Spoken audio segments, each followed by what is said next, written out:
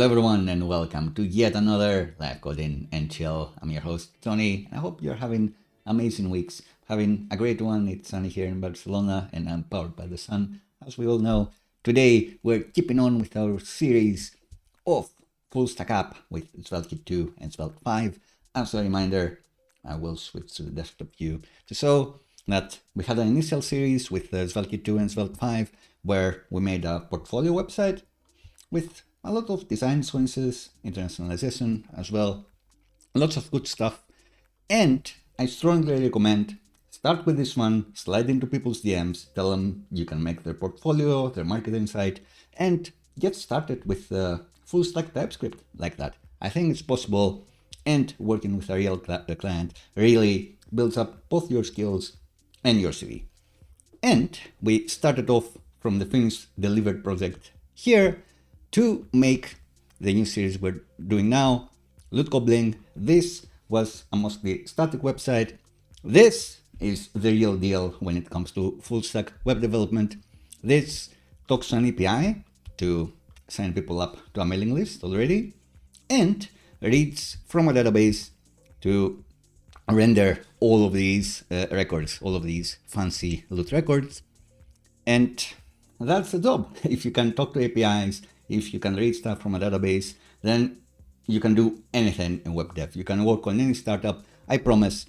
It's hard to test for that, and usually the interview questions are going to be what's a callback or something like pub trivia that doesn't really affect your day-to-day. In reality, if you can work with APIs, if you can interface with them, if you can interface with databases, that's the job. Everything else figure outable, and we'll keep extending the things we can do.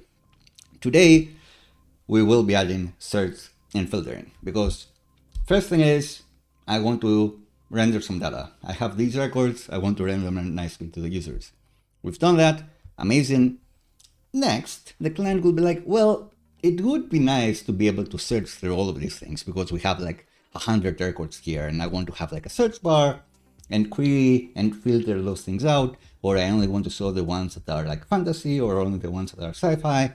That's a very common feature creep, and the best thing is, besides the practicality of it, is that it's a great way to learn a bit more about the SvelteKit, about how to do these things with server-side logic that's more performant as well, by having the state be in the URL.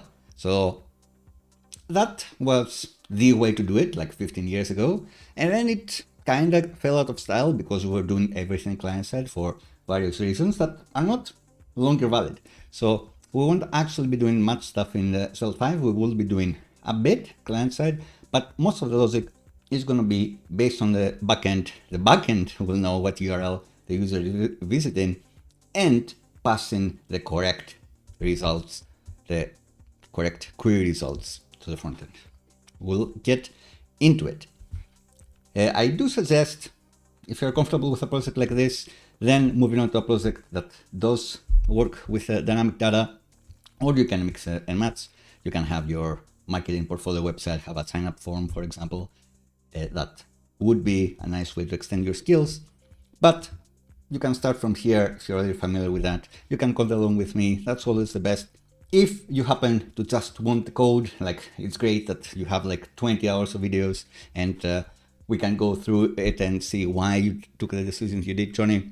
If you're saying that, but you don't actually want to code along for all of the 20 hours plus, you can actually get Johnnify Premium access to all my private repositories and do anything you want with them. So you can also see it as a way to like Patreon style support this show and encourage me to do even more.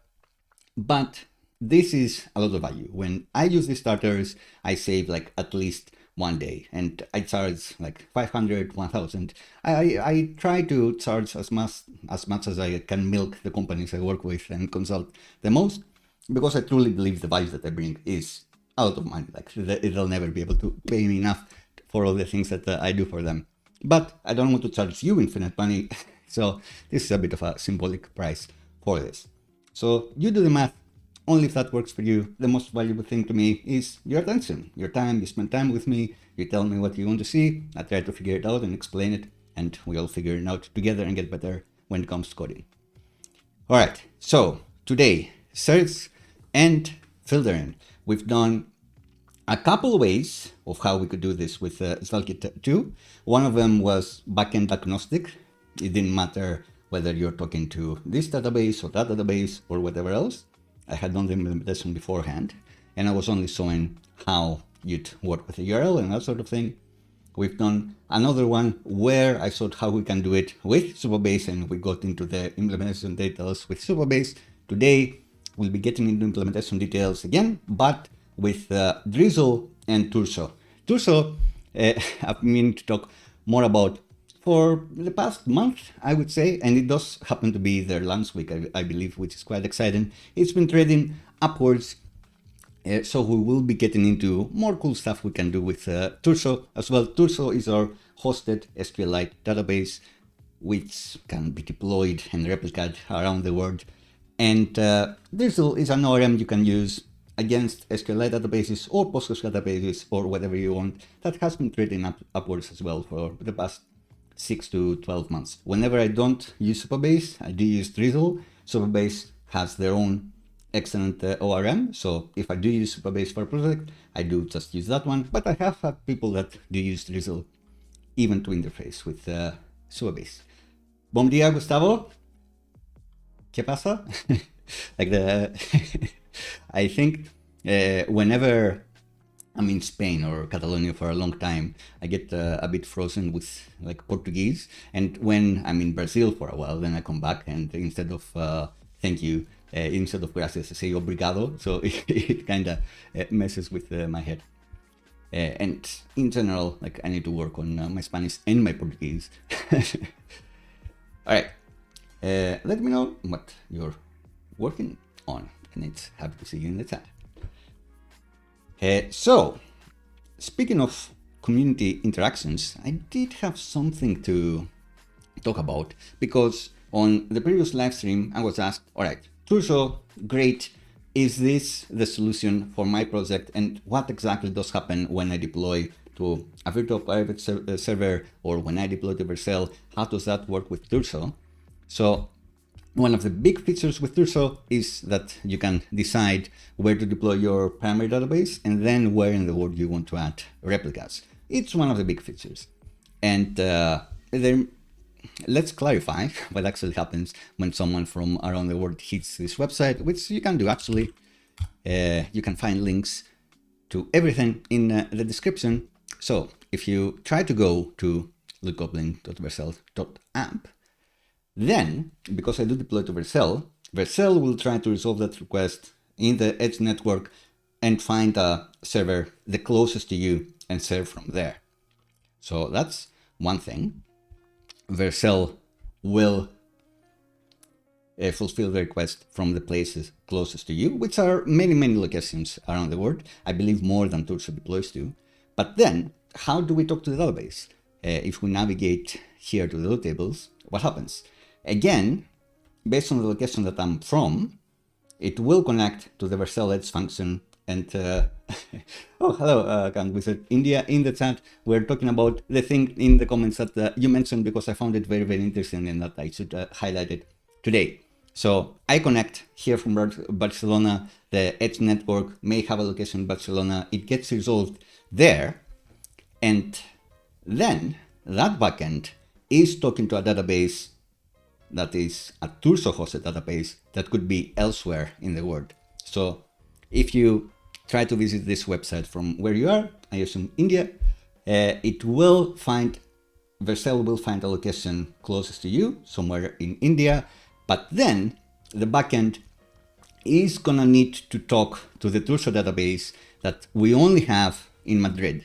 So in theory, the request, even though it's backend to backend, it will have larger latency than the one needed for me. Because for me, the request goes to the Vercel edge function that's maybe in Barcelona, maybe in Madrid, and that one just does a trip to Madrid to talk to the database and then get all of these loot table results. But for you, it will go from where you are to close to India and then all the way halfway around the world to here Madrid. Well, maybe a quarter of the way around the world, which is not ideal. And one of the ways to resolve this, if you are deploying with to Vercel and deploying to the edge, which I know you're not, but maybe some other people are, and I am for sure. And that's something actually that with Johnnify Premium I have found. And that's how the real user experience of the Johnnify Premium is like 100 at the moment.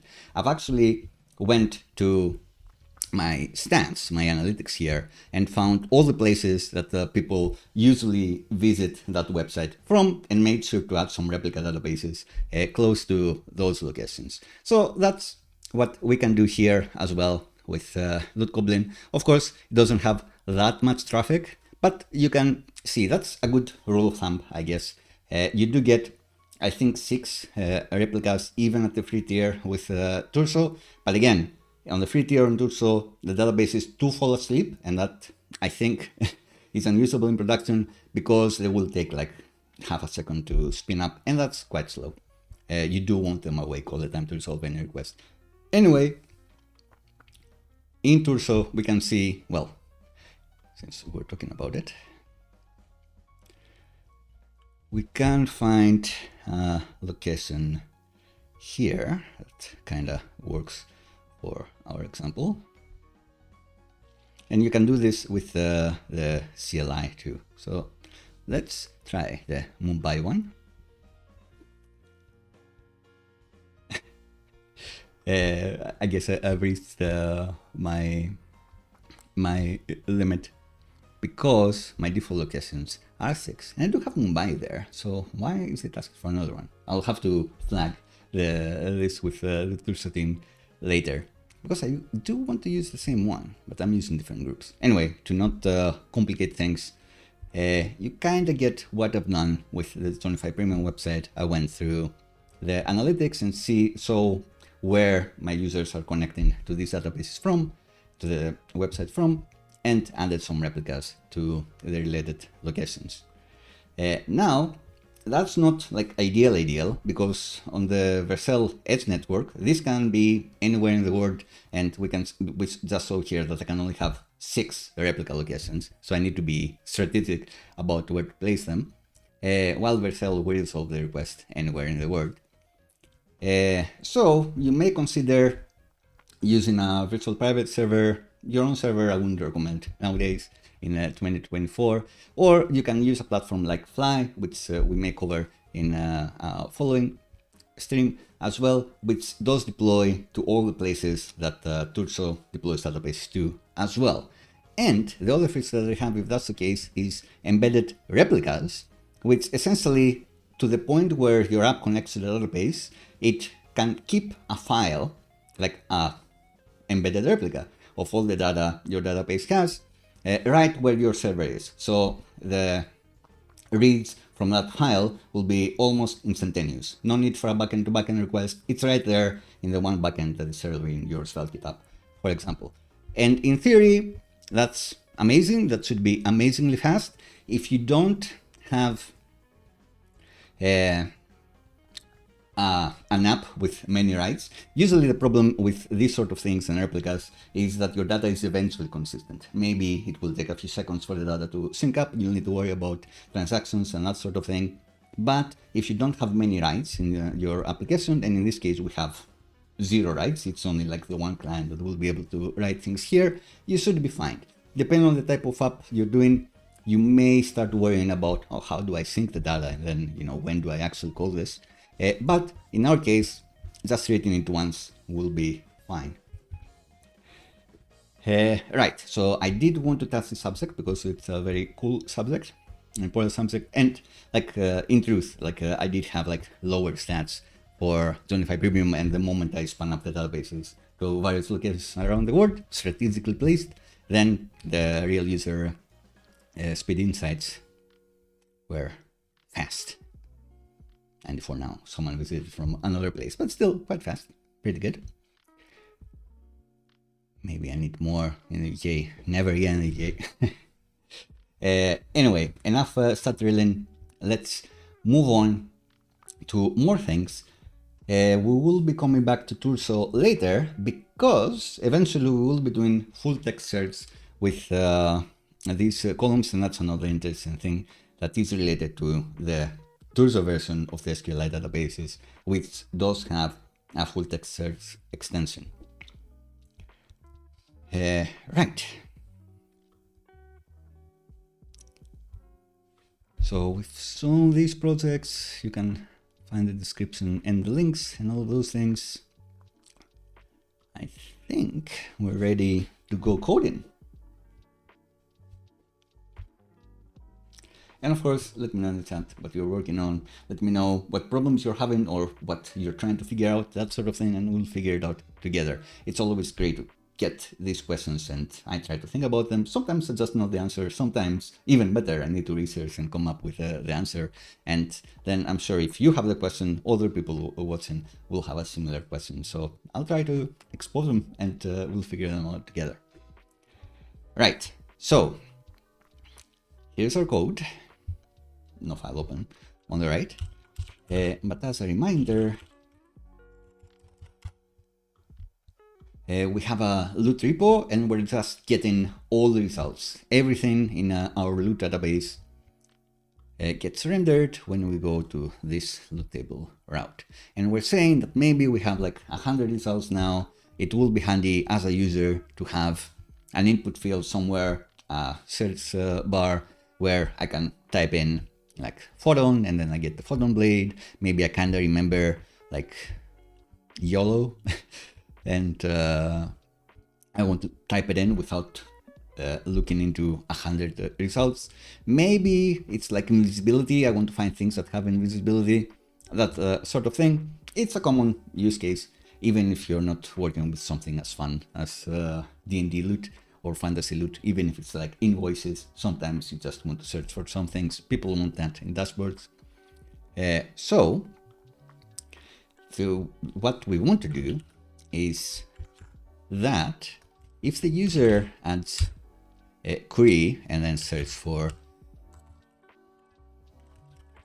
should have a better word, let's say query light, then I should only see results that match this light query.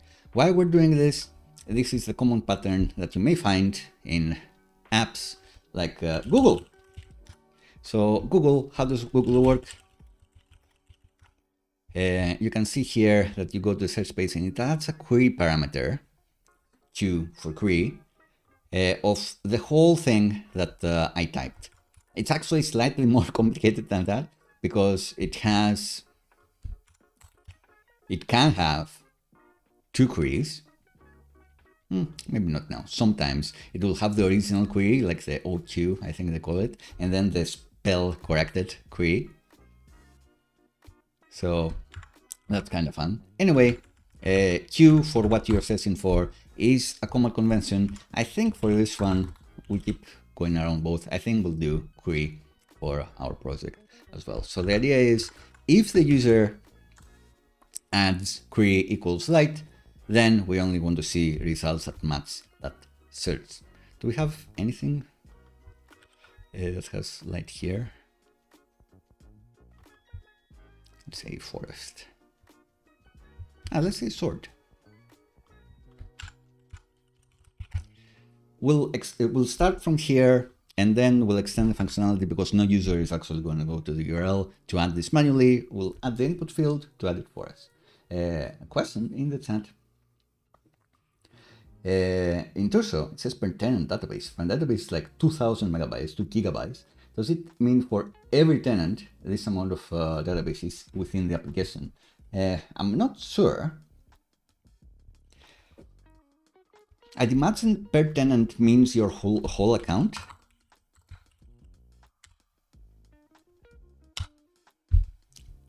I'll try to see what type of stats I have, for example. Plan usage, 0%. So I think this is the number to worry about. Hello, you in the chat as well. And hello, Abdelkader Kabir. You're welcome. It's my pleasure to do these streams and share more. So this is across the account. So no matter if I have 500 databases, not 10K databases, which is their ridiculous limit. But I am on a paid tier. Like I think it's 500 databases if you're not paying. and 5 gigabytes in your case. This is regardless how many applications you're deploying them from. It's the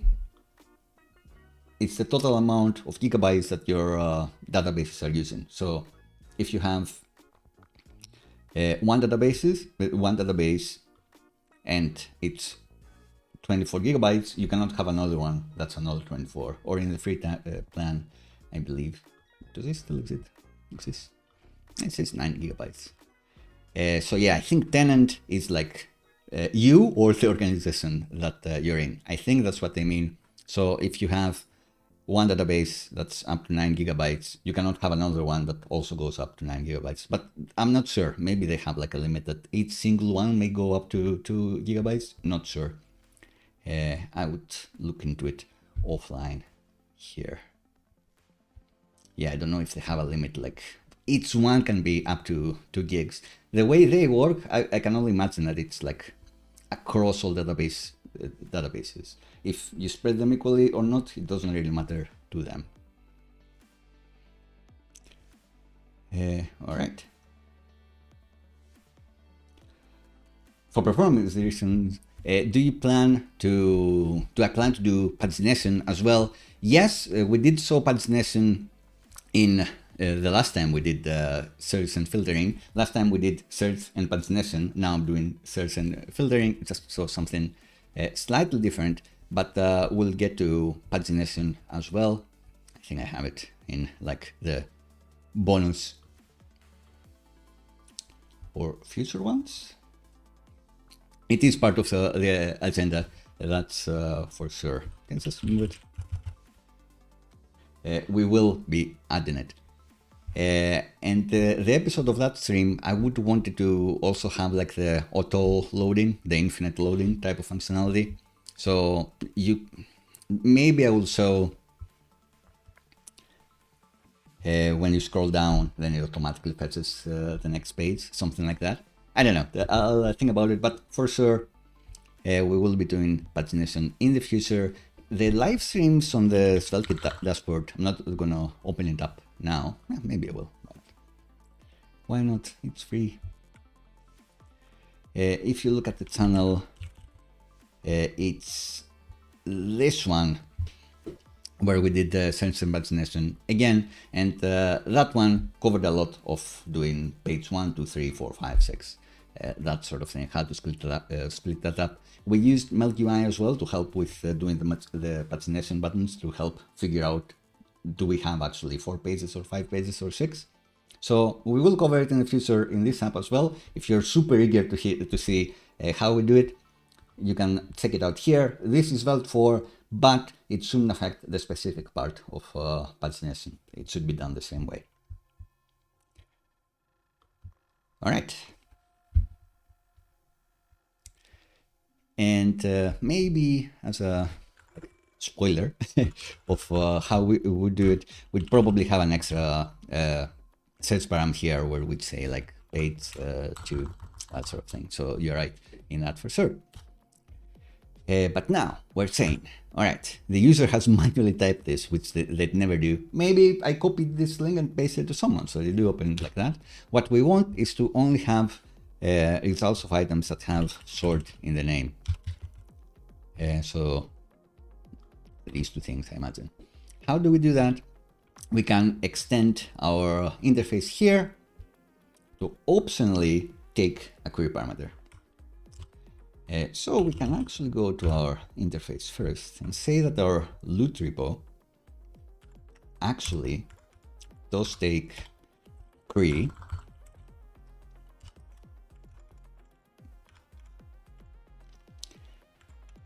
should it always be a string? Maybe, maybe not.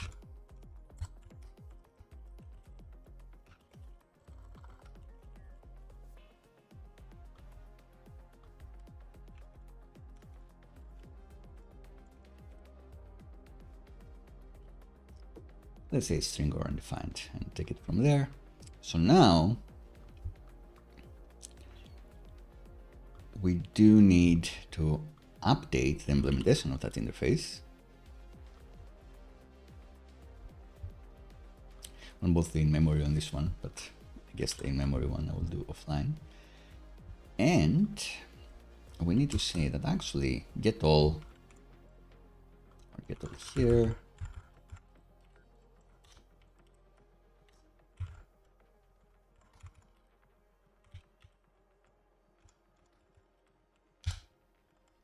Also takes a query and then does something with that query.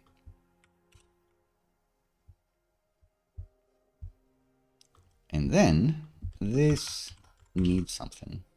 Now an empty object potentially.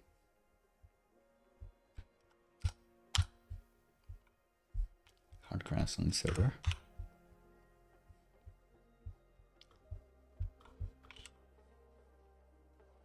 Right, so now it's happy. This expects us to give it a query potentially. So how do we get that query from the search params? I do have links to related SvelteKit docs as well. So SvelteKit in their load methods, they do provide us with the URL.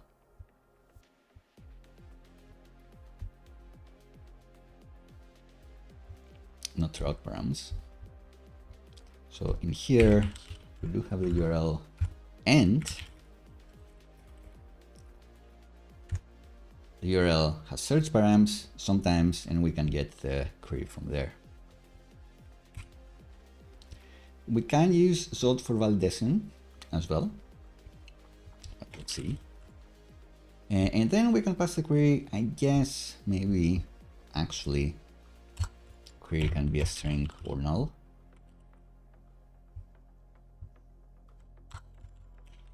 Now that I think about it. And we can even export loot filters, which has the query that's a string or null, and just keep using that one.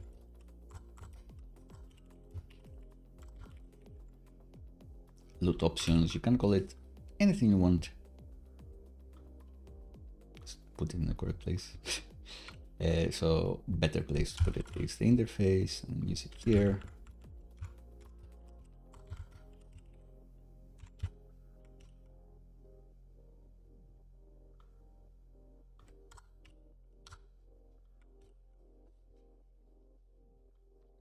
So now we do pass it here, and we just need to use it. And the way we use it with Drizzle, we'll use it with an I-like, so we won't have we don't need a complete match. We will have anything that matches what we put inside this. So with Drizzle, we need to bring in the I-like from Drizzle ORM and put it in our where clause.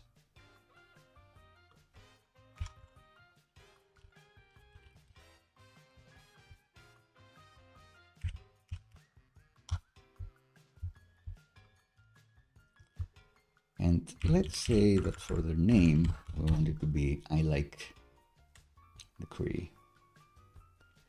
And this is the loot table name column.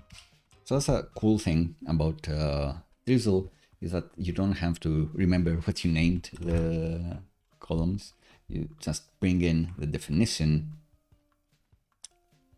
from Drizzle, and then it remembers for you what you've done.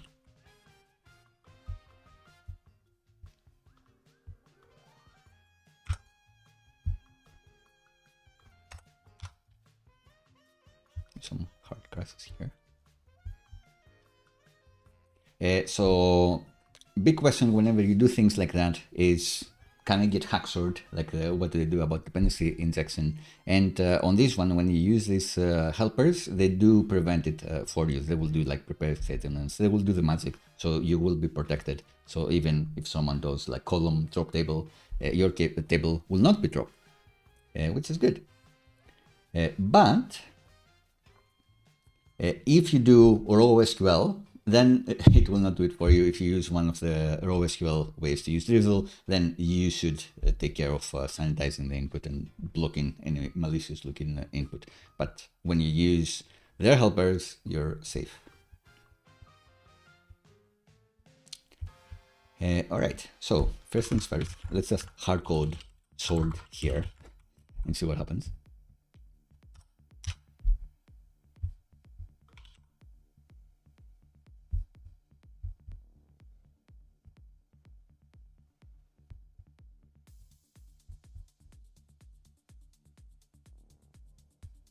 Doesn't like that. I like.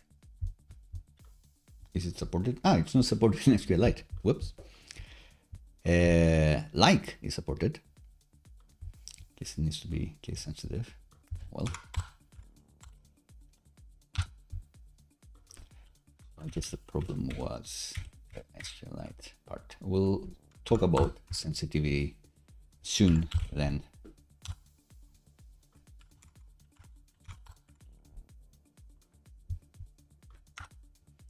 And I don't know why these are hard crashing the server. All right, so even though it claims that like is case sensitive in SQLite, they're not. So we do get the long sort and the sort of shadows here.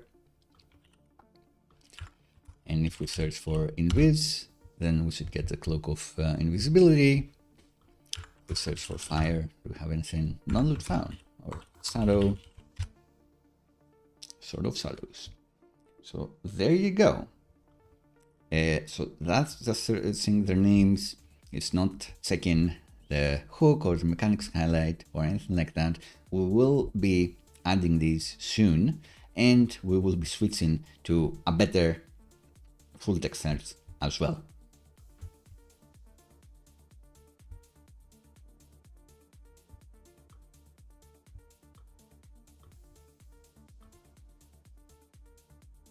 I think the problem is that this is like promise, and that's why it hard crashes. I think.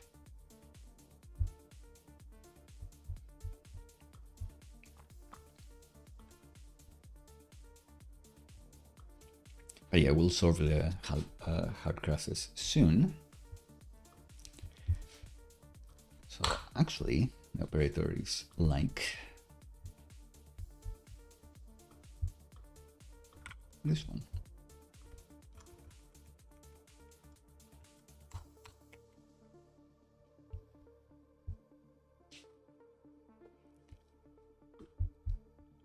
And to recap, all right, when the user knows that if they put a search parameter of query in the URL, they are able to search. But that's unusable. No one's going to do that. If you copy paste a link, then they'll open it like that. Okay, so that's like one use case, but you want the user to be able to affect the search and search for something else. How do we do that? We do it with a vanilla form.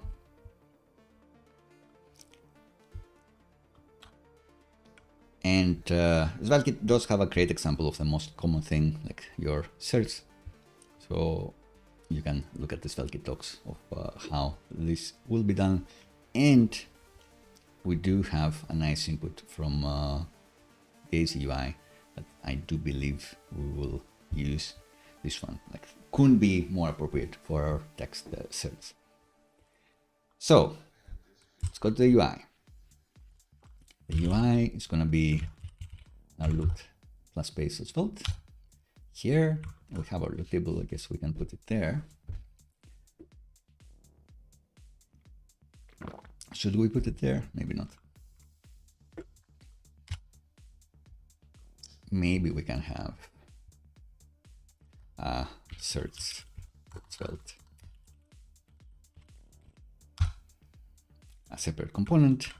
And this one, we can use the new HTML element search, which is only semantic. It doesn't do anything magic for you. It's only for semantics.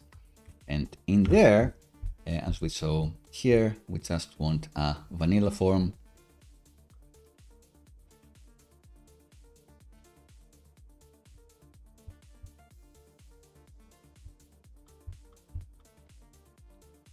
Yeah, loot tables for a table. This search is a different thing. So all we want is the form here. We don't need the action because we won't be like, I think by default it will go to the page that we're on. So we don't need to specify that you need to get to the search page. This is something you would be doing if you had something like this, I guess. I guess this works kind of different, different sort of search.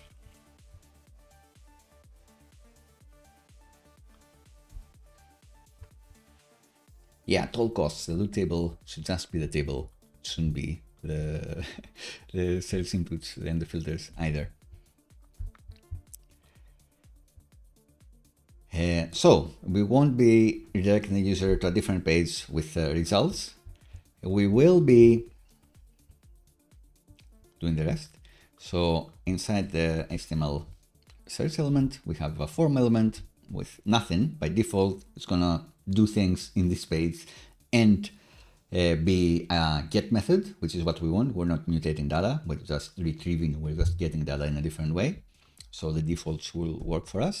And in here, all we need is an input. That's all we need. And I will use the Daisy UI input here. This one.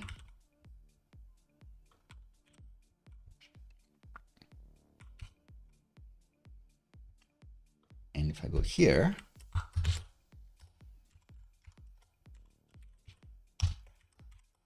we have another search in the app, we should call it loot search.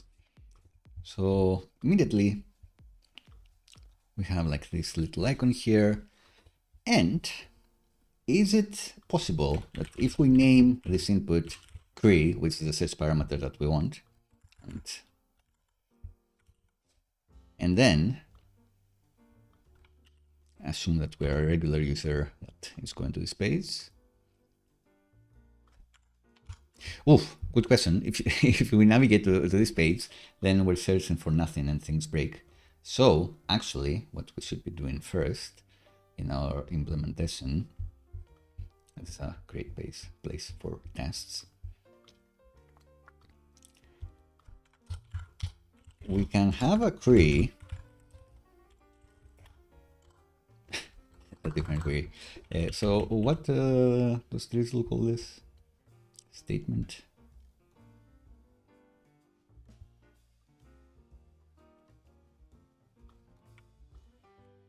What's this return?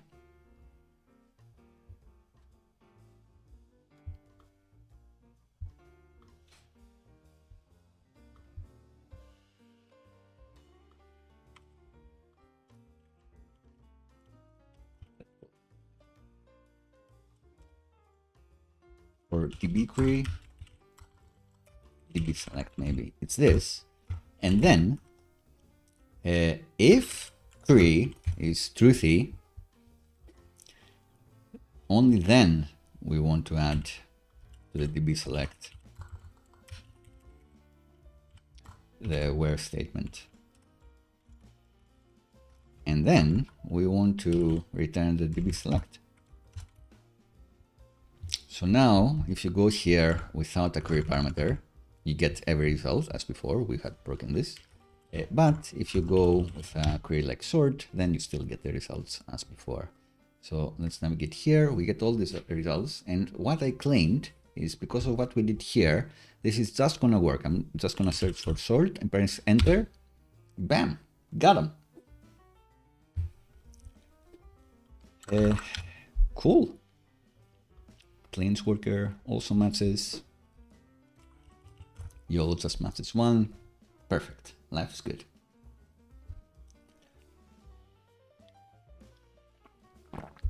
We will be working with a Vue.js instance as well. If we are on the same page, we don't want to animate the table again coming in.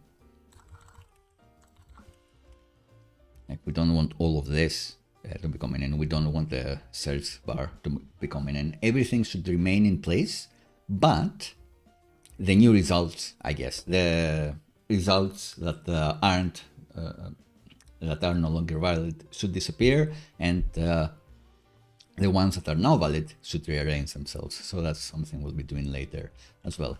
But Not bad, like for a 40-minute preamble or whatever, for a lot of rambling I did in the beginning. The actual implementation, like some basic certs, pretty good. Not bad. Before we move on, I will change this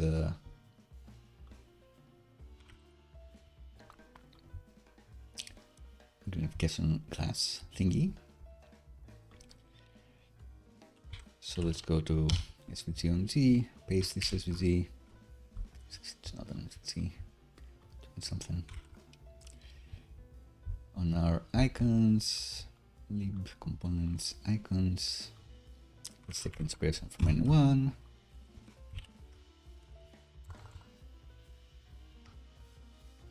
Search icon.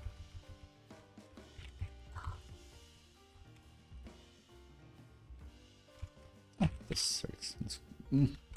Magnifying glass. Let's call it magnifying glass. And the SVG is gonna be this.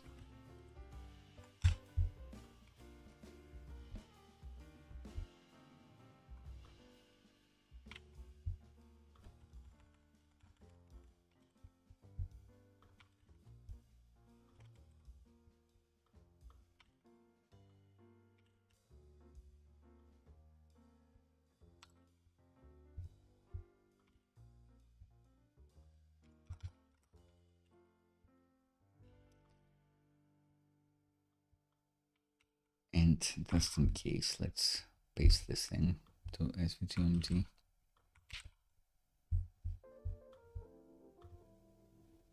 What doesn't like this path?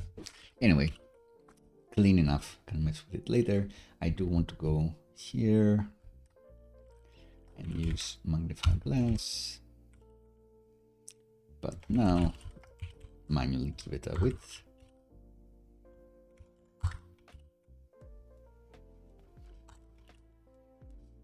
Not too shabby. All right. We could make this a submit button as well, I guess, because people may tap it. Can we do that?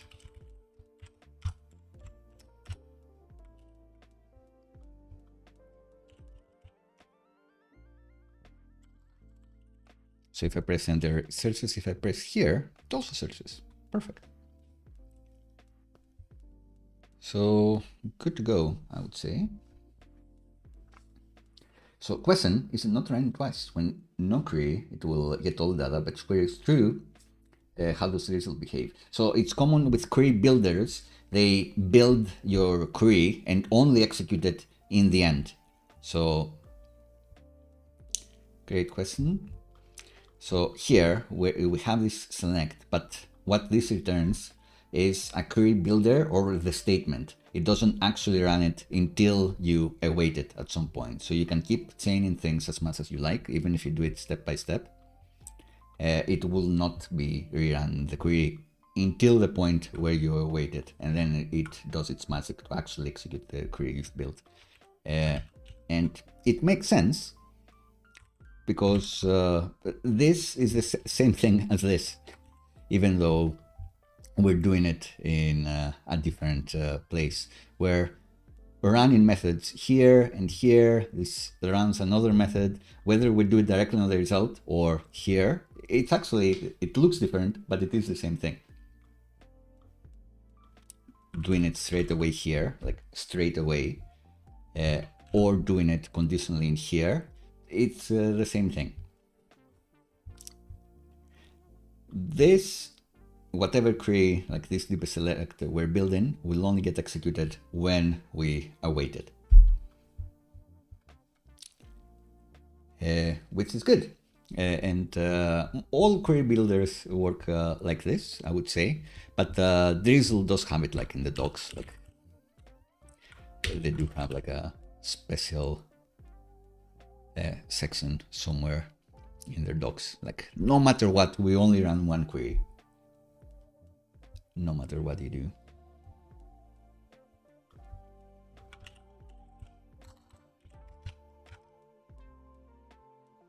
Right, here you go. Relational queries always generate exactly one SQL statement.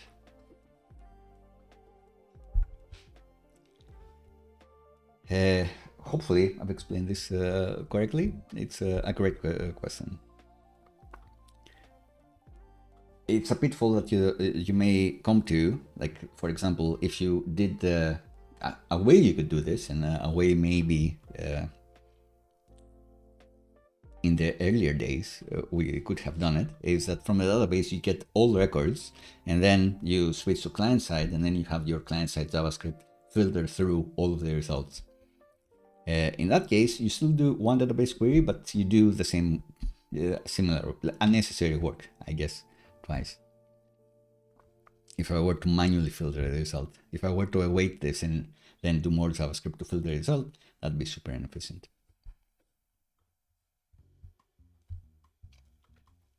All right, so hopefully I explained this. And oh, hello! You've converted to Johnnify Premium. I hope you find it useful. Check out the GitHub. It should be automatically linked for you. You should be in the exclusive GitHub organization. Great to have you. And let me know how useful you find it, what you'd like to see more, what type of repos you'd like to see more there. And thank you very, very much. I appreciate you.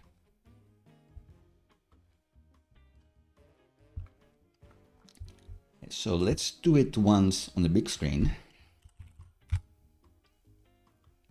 as well.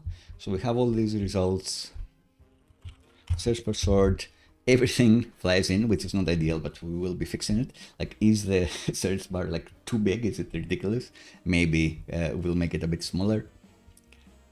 But this is the basis of it. The next thing we want to do is that very often we will want the search to run as the user types. Now with the view transitions, this is going to be unusable, thinking about it, but we'll make the, should we do the view transitions first? I think we should figure it out. So every time I search, like everything goes in and out, and that's not ideal. Which means that we want all of this to only fly in when we go from this page to that page. I think that would be good.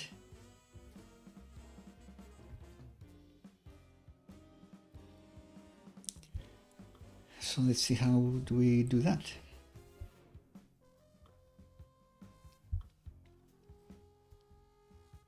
Let me update the agenda so I don't forget.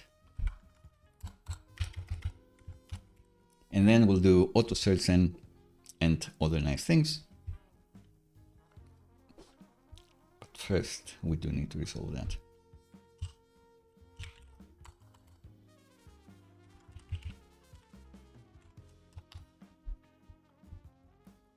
So this whole thing can have its own view transition.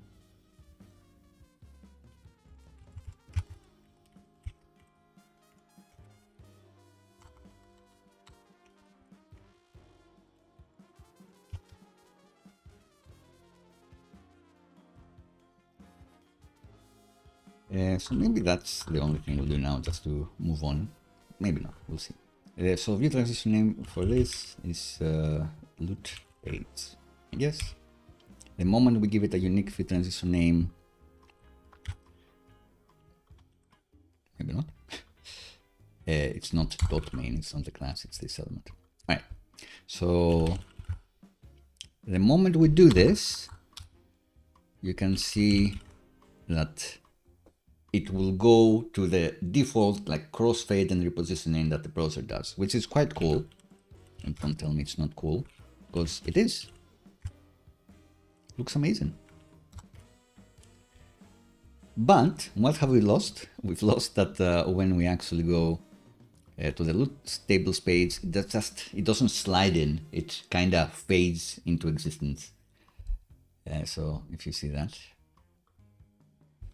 we'll go to the big screen to show it too.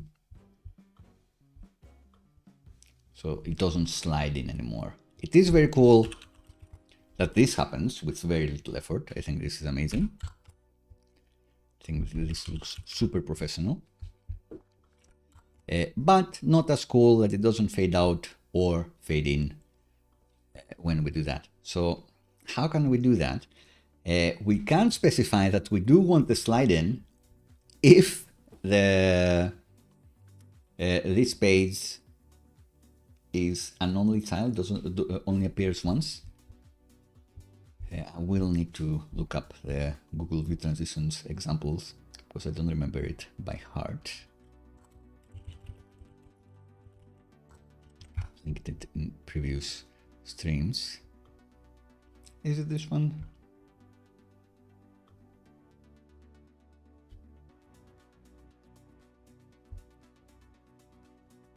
Great. So they have a sidebar example. And I think if we do something like this, where we check whether this thing is an only child, that's when it will apply our custom transition.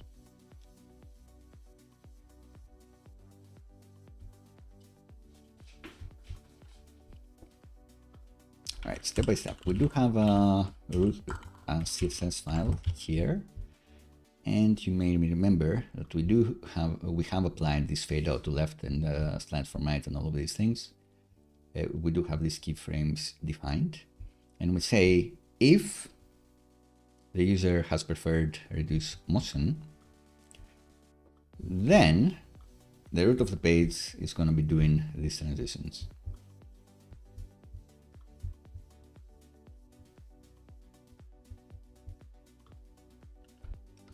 So let's check again.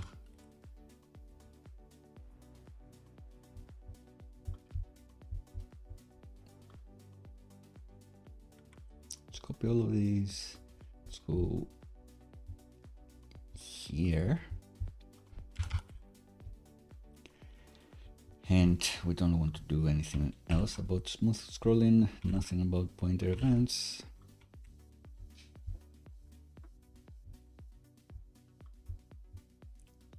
And we want to be applying,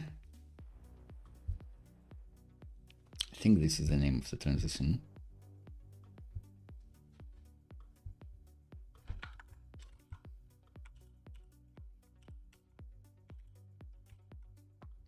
So first, let's see if I've set this up correctly. I have. All right, so this is back, but also the sliding is back. In this case, we only want these to happen if they are only children.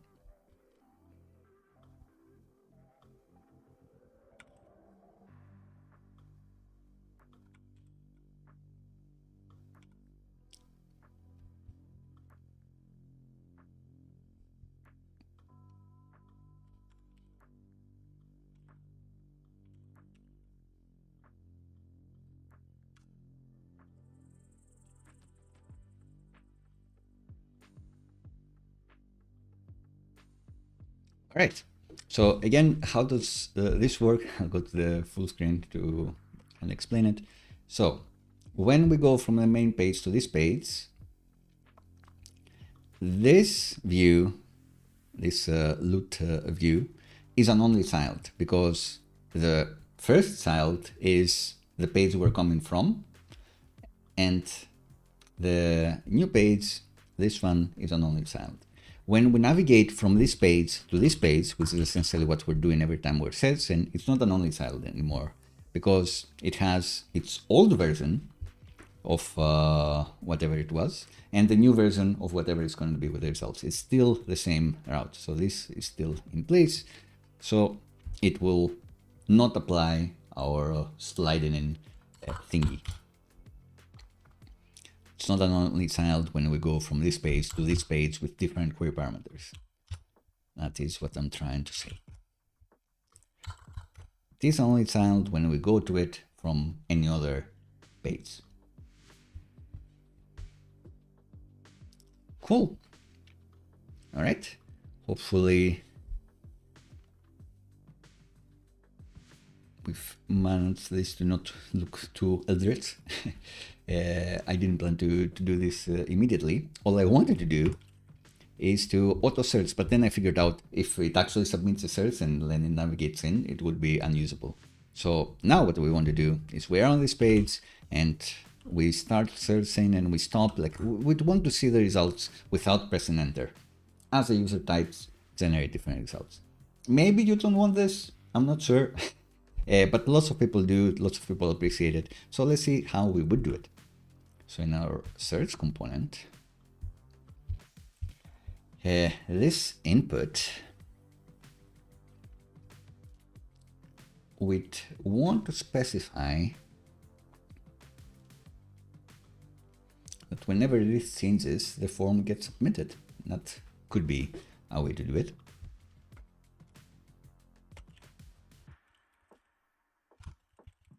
So whenever we input stuff, and in Svelte 5, you just do on input without the column, actually.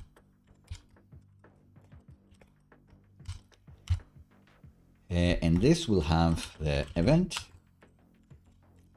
and the event will have a current target. With will have a form, because it's an input inside a form. And on that form, we want to request submit, not submit. In order to have this work well with JavaScript, we need to request submit at the next possible time. If we just do submit, then it's going to happen immediately and SvelteKit will not be able to do its client-side navigation magic. So you need to request submit. If this is inside a form, which we know that it will always be the case, but you can have a little sanity check here. So let's see.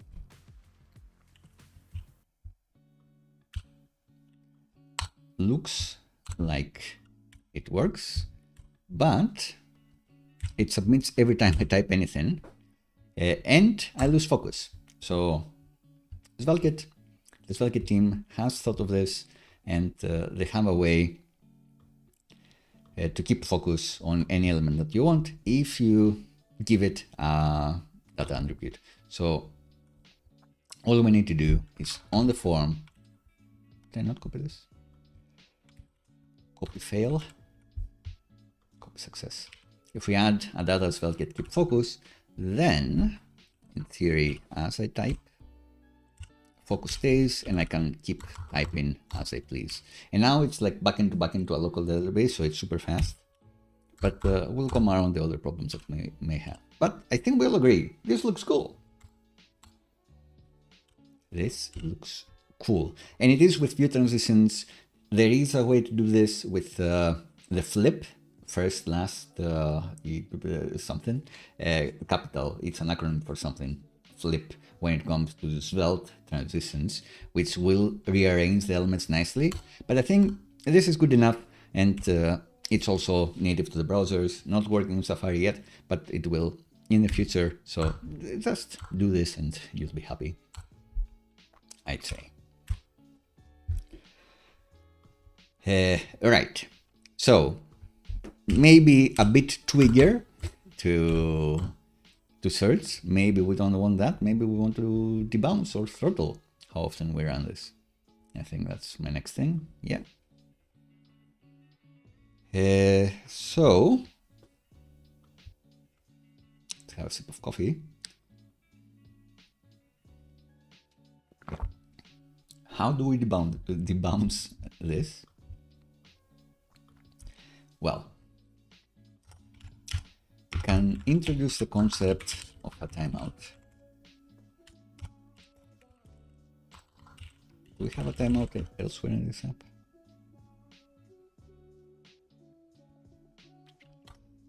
Looks like we do.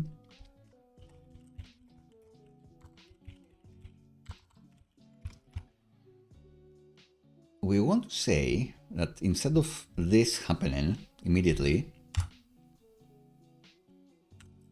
we want a to clear a timeout if it exists. But then we want to set a timeout for this to happen later, like 300 milliseconds, whenever you want this to happen. This thinks that it's a Node.js timeout, which is not true. can say as number. This will only run on the browser, so this will always be just a number on the browser. Timeouts are numbers. When you run on Node, it's a different thing. Some people would just say this is a Node.js timeout, but it's not that correct. So I'm doing this type, this enforced typing. Like first you need to convert it to a known and then say it's a number. And if you say you actually think you know better, you do this. Usually, whenever I think I know better than TypeScript now in 2024, I'm wrong. But in this case, I think I'm right. If you know a different way to do it, please let me know. Anyway, in 300 milliseconds, we want this to happen.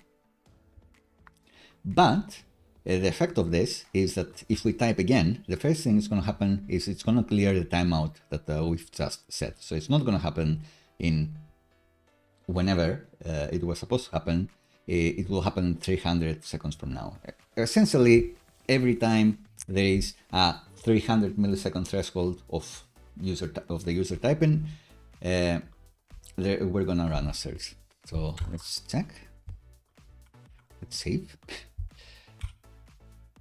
So you can see if I keep typing and deleting, it's not gonna happen. But the moment I rest up for a bit, it works. Great.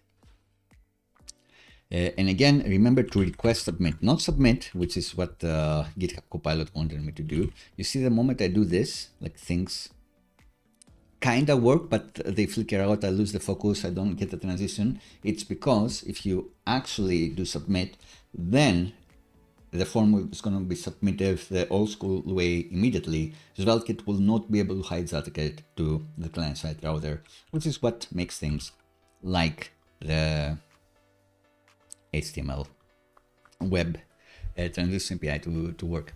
View transition API. Right, there is something that we've forgotten. So let's say I'm looking for sword. I paste it to my friend. It's like, oh, this is like the sword loot we should get. They get this. They paste the URL in, and they do see these results, but there is something missing there. So this input should start from the query parameter if it exists. And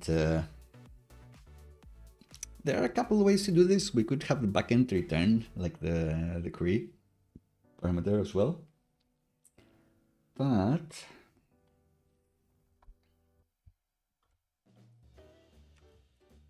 we can just say the value. We can use the page store.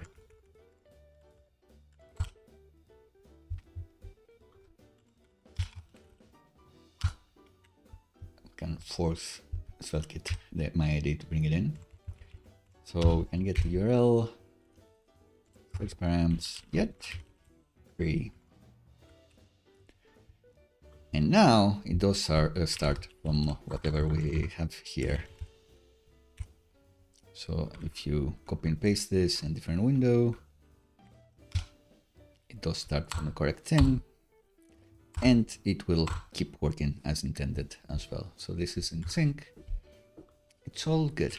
It's all coming up, Milhouse. Definitely cool, I agree.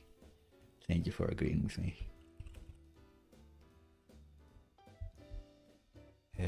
Right. So if you want to use queue instead of query and be cool like Google, good enough for Google, maybe good enough for you, do that. Just remember that this needs to be in sync with what you're doing in your page server.ts. So you're using the same search param. I do think queue for query is like common enough that you can get away with it. Like there is a limit to how long a URL can get, and you save like 4 characters if you use queue over query. So, you know, performance optimization. So consider that one as well. I do like being explicit, especially for these informative videos, and then it's your choice what you're gonna do. So we debounce this. This has the effect, now we're talking to local database. If we were talking to Turso, then we wouldn't be loading and spinning as often. We would be only doing the requests every 300 milliseconds or whatever you want your threshold to be. And it will be cheaper for us, so it's all better. Next thing, which I don't think we've explicitly shown last time, we want to reestablish our learnings and do the same trick, but now I only want fantasy results. So your longsword is a fantasy item. This is also a fantasy item, but it's incorrectly classified because I forgot to lowercase these. Oh well. Let's do it again.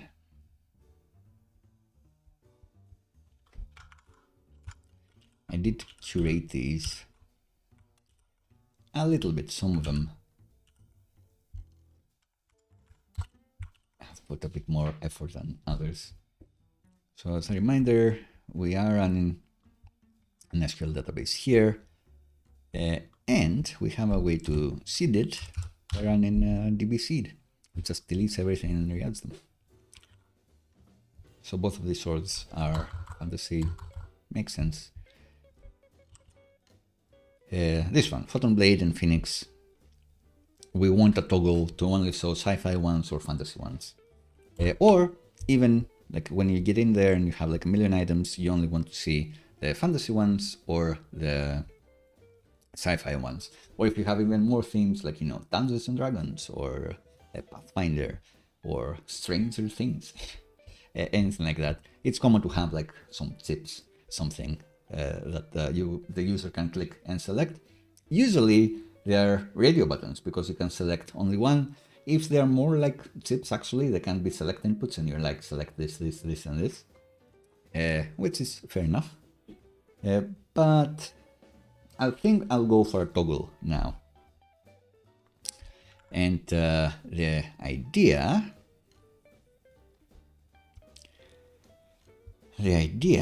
is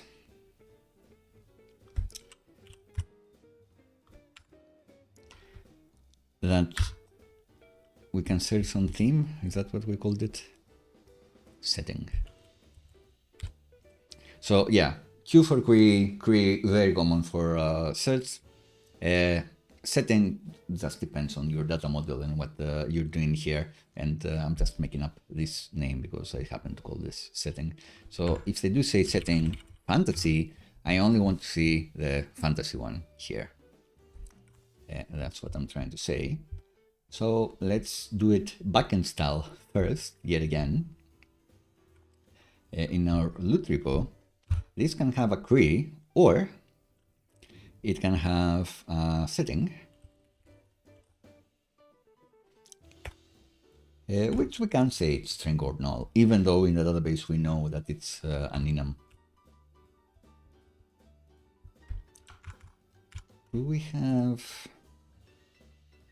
We do have access to that enum, I think. Let's see. In our schema, we have the select loop type, which should have the setting here. So maybe you can use that one actually, if you want. Although then on the interface you use something from one of the implementations. I guess this array, we should have it somewhere.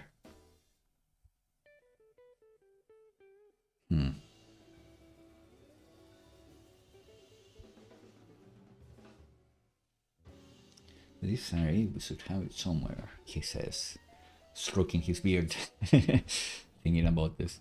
So in the interface, should we have like themes, fantasy, sci-fi as settings? And then in here, can we use this?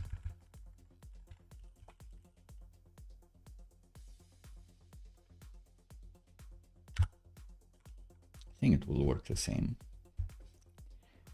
But then we can also have a type guard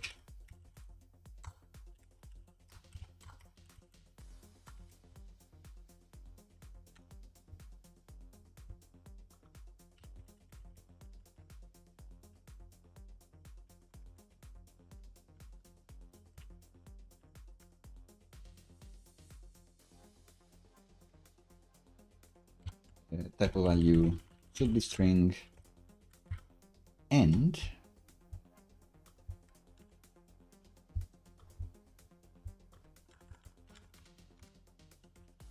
oops, sorry, value is setting. So I guess we can extract this.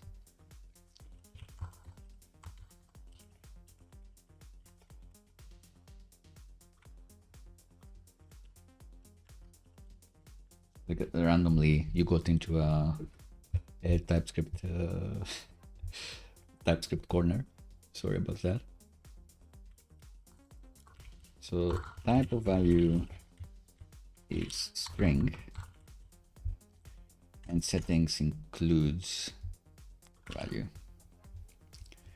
So we can use that anywhere that we want. Why am I doing all this? I'm doing all of this because I actually want to type the loot filters here. And I do actually want to type this to be like setting.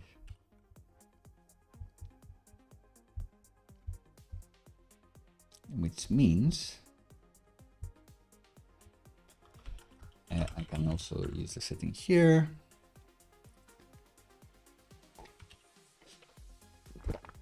And then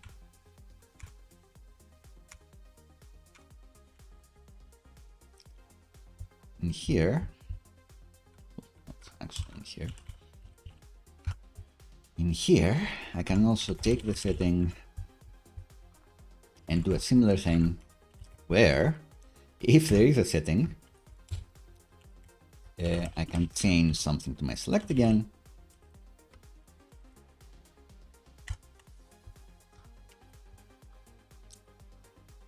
In the setting column, the loot has a setting column, is the value the one I was given here. So back to my page of server, I need to pass this along, and we'll do it in a similar way. But we can validate this, because if we pass it along here, then this will be upset, because this is going to be like, this can be any string. It's not the one we want.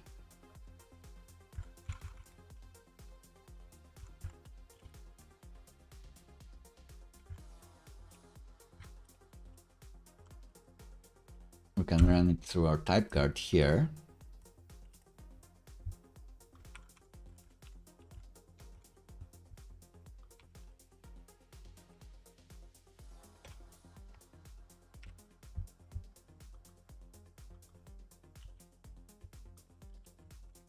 So use it, or else it's gonna be null.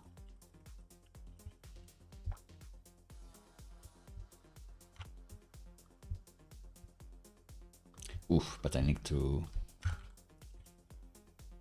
actually extract this because TypeScript is not quite clever enough.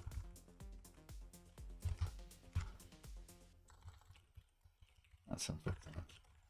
So I need to say search bar settings is this, and then I can just validate here.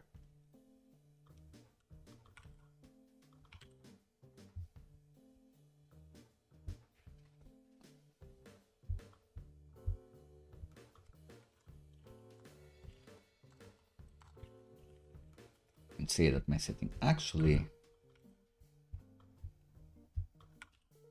well, I thought this would work, but I guess it doesn't. This should be string or null. See, this should be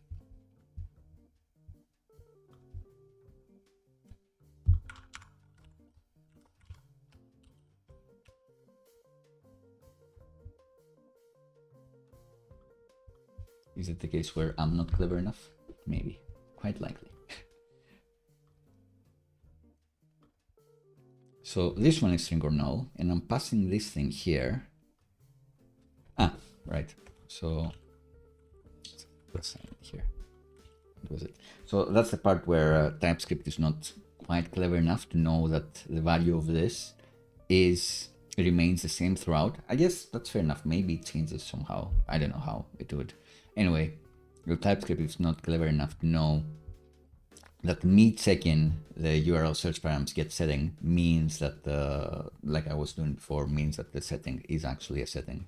I need to extract this from here, so we only call this method once. So this is the thing that's string or null. And then when we pass it through the type guard, it knows that this thing, well, if that's correct, this is definitely a setting. Or else we just make it null, which is acceptable. But then this means that this will either be a valid setting or null. If you have to call this method multiple times, then TypeScript gets lost. Maybe because in theory you call it once and it's one thing, second time it's another thing. I guess in JavaScript in general, you can have a side effect that makes that happen. You call a method twice and you get different results.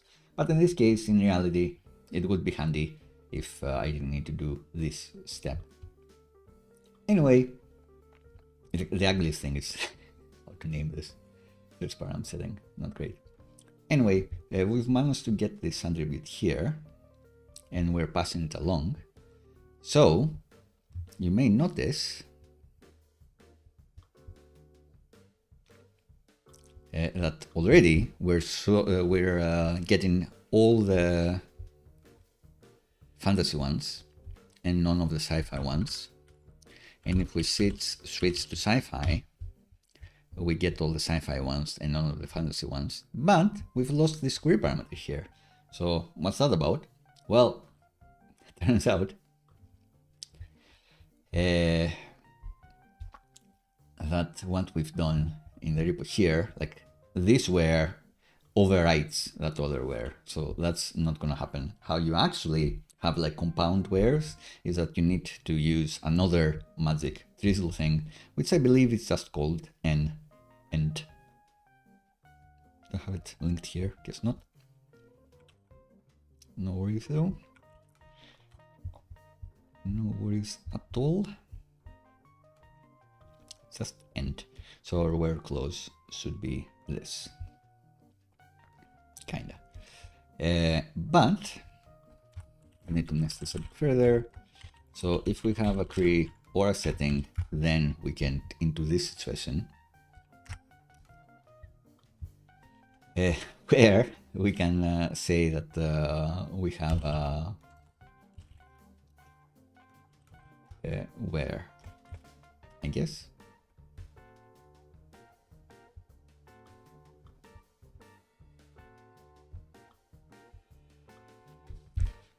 Is that how it would work? I'm not sure.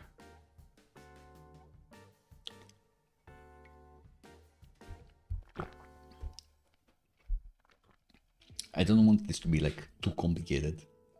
I would love to change this again, but maybe it's not possible. I can spread them. So this is an empty array. This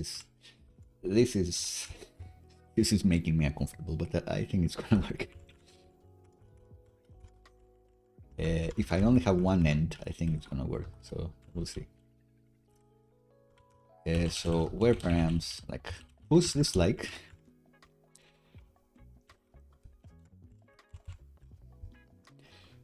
Push this equality check. And then in the end, spread all the where params here.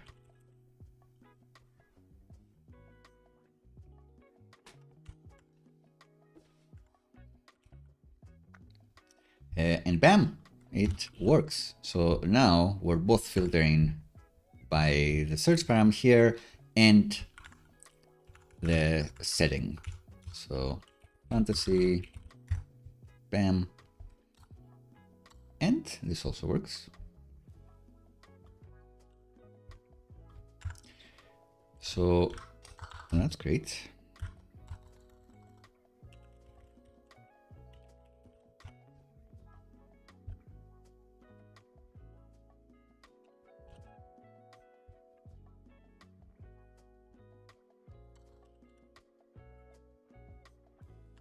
All right, cool.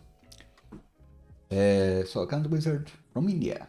You saw that there is a Turso Discord, and yeah, I have not submitted any tutorials just yet. You're saying it's a good idea to reach out sometime, for sure. Like I should be doing a lot of community reach outs. I do my best to do community management with my own community, like respond to the comments, research the comments, and manage the Discord as well. But I should definitely be doing more with other communities and reaching out some people. The great thing with Turso is that they have their lunch week literally this week, so maybe I should have done something with them. On the other hand, I never want to do like, you know, affiliated content because I always want to come here with you guys and be able to tell you, well, you know, I don't really like this, I don't really like that. This is a very cool feature that I'm using because of this. I want to be objective, I guess is what I'm trying to say. But of course, just sharing the content, I think that's a great idea. I should do it. Thank you. Right. So, what we've managed is to apply the setting filter, and if you don't use a valid one here, it will just get ignored. But if you do, then you're only going to see those. All right, that's great. But again, no user is going to go to the URL to add this for you. We want a handy thing for them to click. So let's do that. Let's do that. It's going to be Daisy UI. I think I have a link. And I think I want to use this or something like this. I said before that it could be like a chip or a toggle or something like that. Let me know what you think is nicer, but I will use this one for now.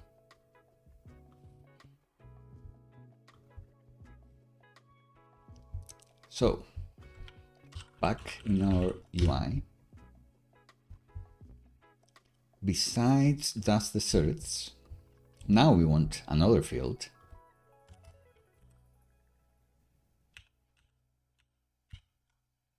Maybe before? Unclear.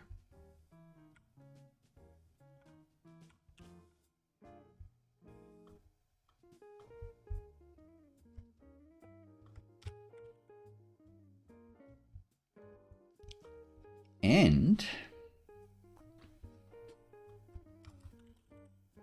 maybe put them inside a little section.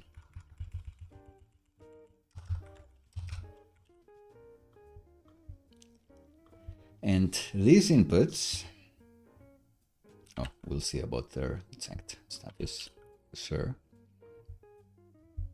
They should have a name, but their name should be the same, and it should be setting.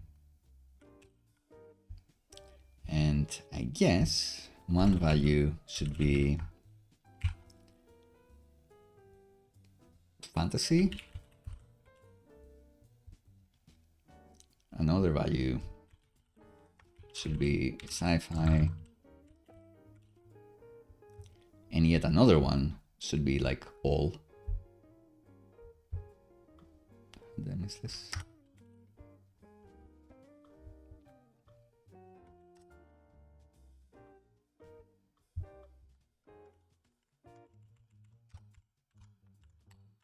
Thanks should be all. But in reality, the value should be nothing. I think that would be easiest. All right, so we can design this a bit better later.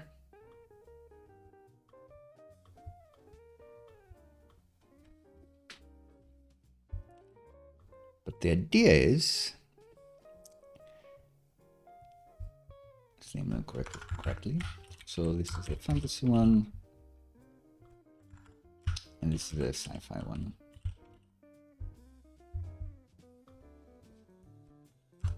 Maybe this has like just a div with settings.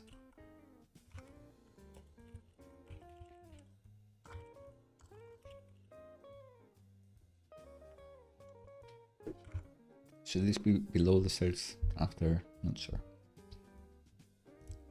But for now, let's see, if we go to the sci-fi and submit, you see that we just the sci-fi once, because indeed in the URL, we do apply this. If we go here and we submit, we do see these ones. If we do go to all, we do see all results once again. So that's good. And while we're in sci-fi, then we can still search for something. And it will respect what we've selected before. But when we refresh back, then no look table, no radio is going to be checked. So that's unfortunate. So should we check like this? Maybe we have a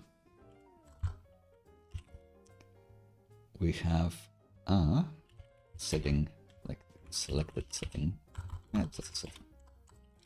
And it's gonna be derived from the page search params, page URL, search params, get setting.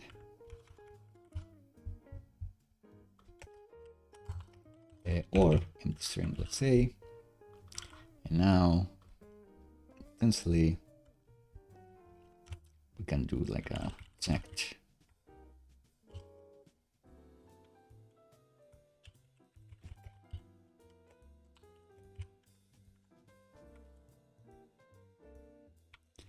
Like this.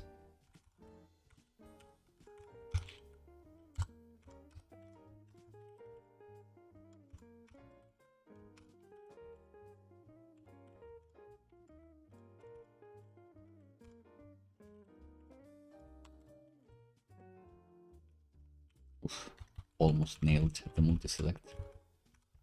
Not quite. All right, so now it works and it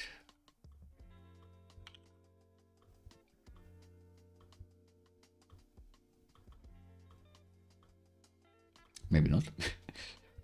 So are we losing the value of the dynamic value of the check because of the derived one? We'll figure it out. Which font and theme am I using? Hello, Virat, in the chat. I believe this is Dracula, and the font is Firecode, the best font, because it has the ligatures, and the ligatures are awesome. Especially love these, amazing.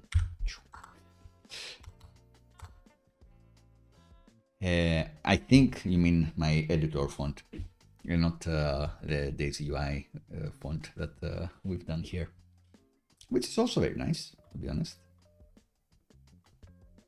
So let me know, do you mean this one? Let me know. All right, so I have a feeling we shouldn't be doing this with this check.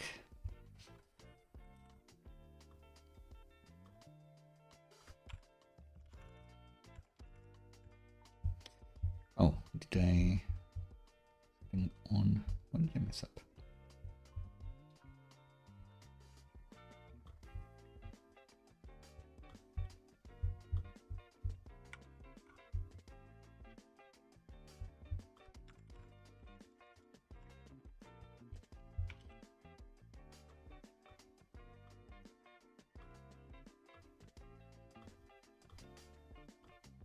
It just works.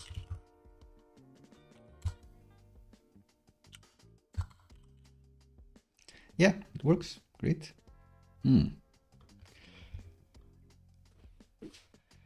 It works perfectly. What we need is for this to also auto submit when the user clicks, because I think that's what they'd be expecting. And we would do it the same way, but without a timeout.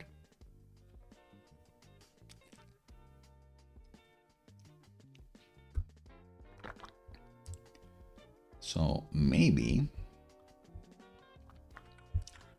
we want setting change. Is that the real thing? Maybe.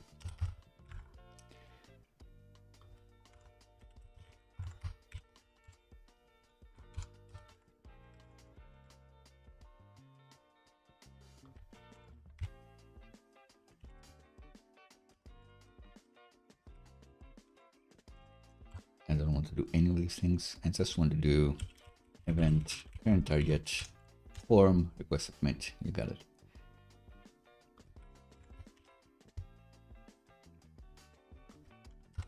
I guess that's why they wanted me to do this. Can I type this further? Can I say HTML input event? Something with SvelteKit? Not sure. Anyway, if I do it here, like inline, will it type it in better? No.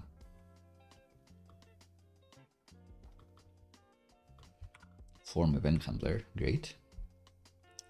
And the event target, that's going to be the input. All right. So this actually form event handler from Svelte, great. The HTML input element. Awesome.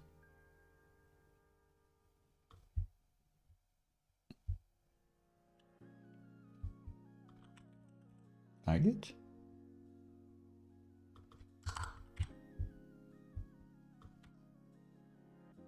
Oh, typed the wrong thing. This handler should be typed like this. Great.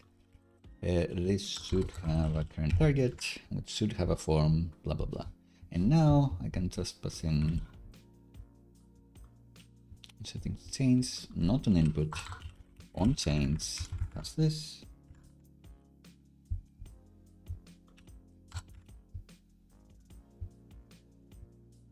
Great, and pass it in on everyone. Copy and paste in, sometimes tricky. So now I'm hoping when I'm clicking, just fantasy stuff, just sci-fi stuff, and it still works and great. Great. Let's see how ridiculous it looks on the big screen.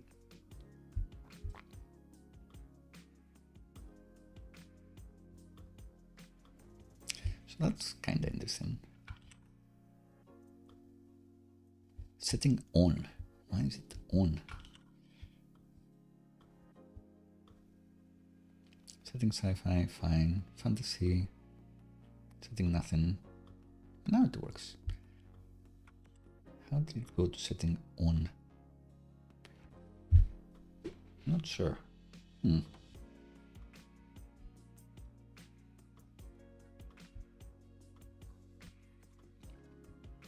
Anyway, seems to be working. Right, so that's very interesting. If I land into this page and it's just click here, and all of these have a different value. Don't get that.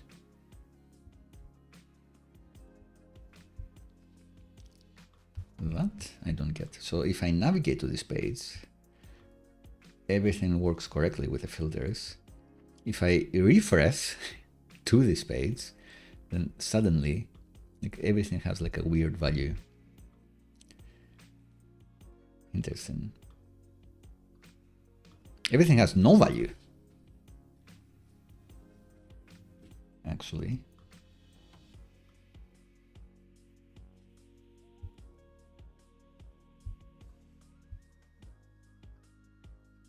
If I navigate straight to this page, these things don't have a value. It doesn't make sense.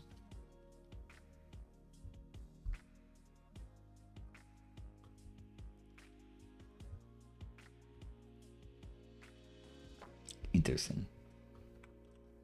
So yeah, when I do this, this doesn't work. When I navigate back, it's the client-side router, it does work.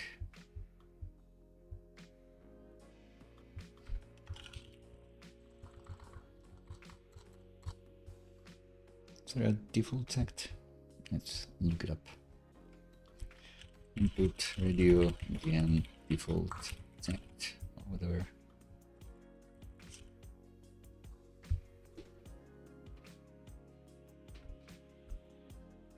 Ah, this should be in a field set, of course.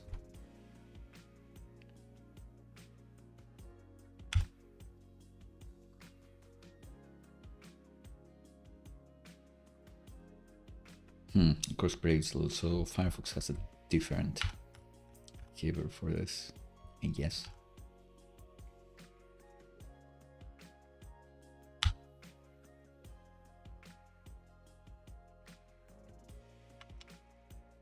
Does that play a part? Maybe. Does putting in a field set change anything? Probably not. But it should be field set and legend. That is correct.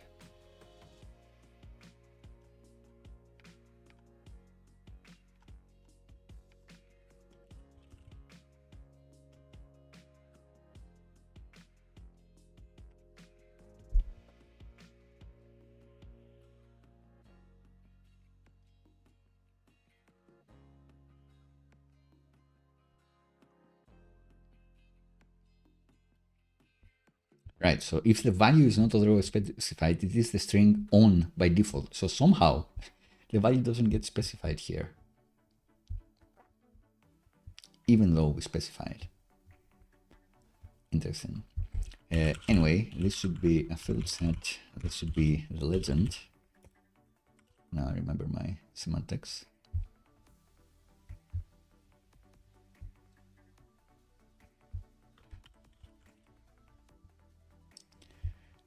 But that shouldn't affect anything.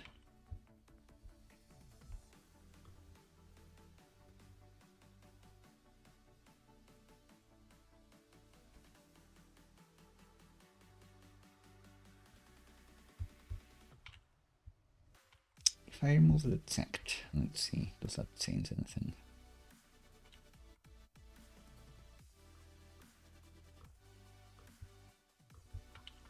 So yeah, if I don't do the text attribute, then it doesn't flip out. It's fine. So that's our problem. I can't untoggle it, unfortunately. I was thinking that maybe how do we start with the default one?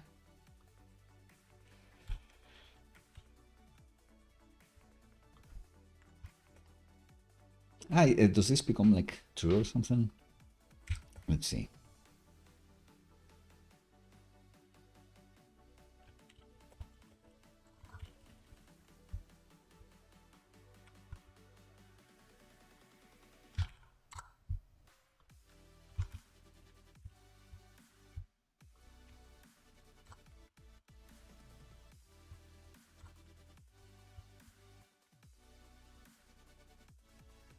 Yeah, it doesn't quite work. So the value doesn't seem to behave. Do I need to bind this? Probably not. I guess not. Yeah, I will need to figure this out offline, sadly. It works like this, so that's pretty good.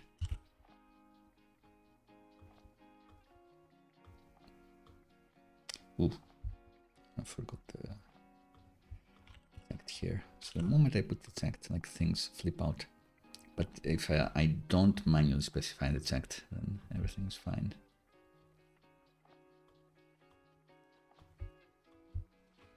Oh well. We'll figure it out. But I want this to look slightly nicer. So how would we do it?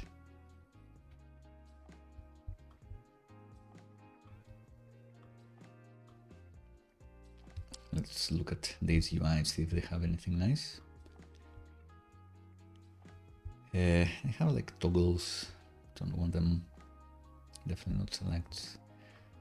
Checkboxes, maybe.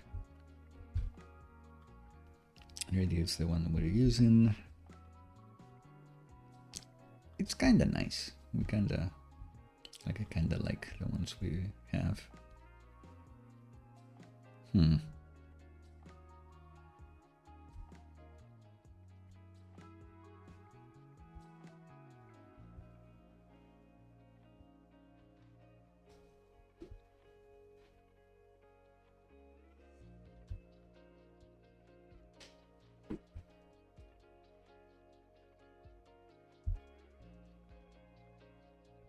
It's not a stat that I'm thinking what it could be. Like a tip, you know? Tag. Badge. Maybe kind of like a badge.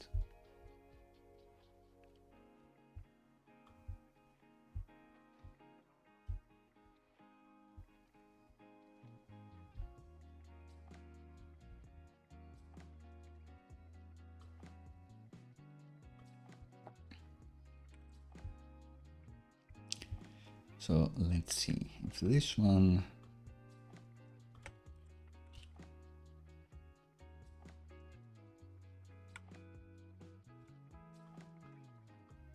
Not too bad, to be honest.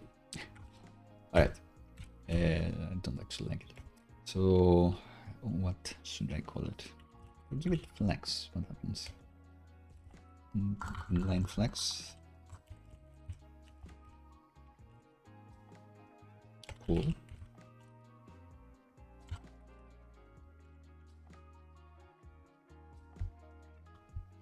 It has the label.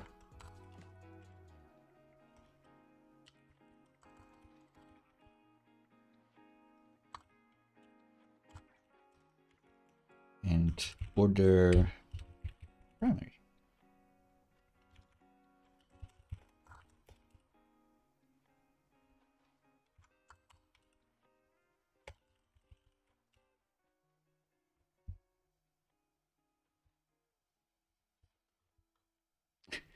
Does that look nice at all? Not sure. What's the color of this border? Is it like border beige 100 or something?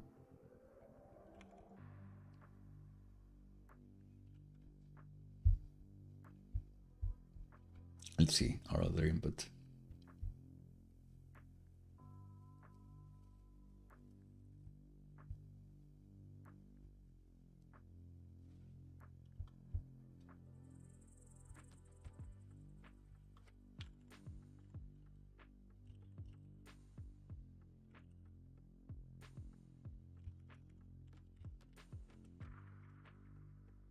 Right, I'm getting too lost in the UI corner. I want these to be like in line and stuff, but a bit much. I'll try to finish up kinda quickly and see what happens.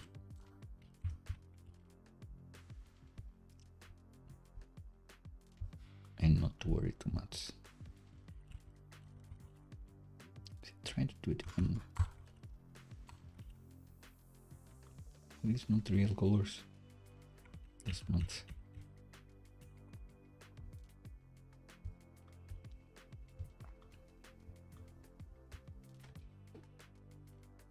Should these be snippets?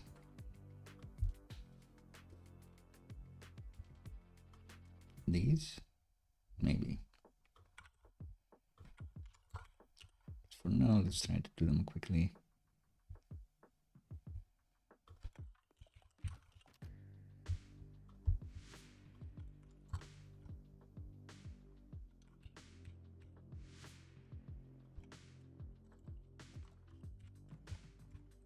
This is a decent case for snippets for sure, because I can't be bothered to create different components for these chips.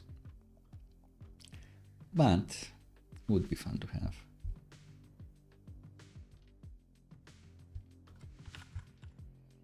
But don't give these anything. How does it look like this? Yeah, that's fine. Yeah, so let's look at these UI colors quickly.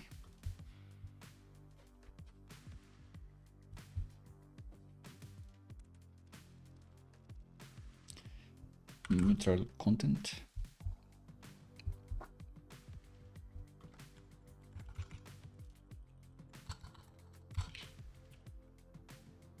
All right, now we're cooking again. Now we're cooking.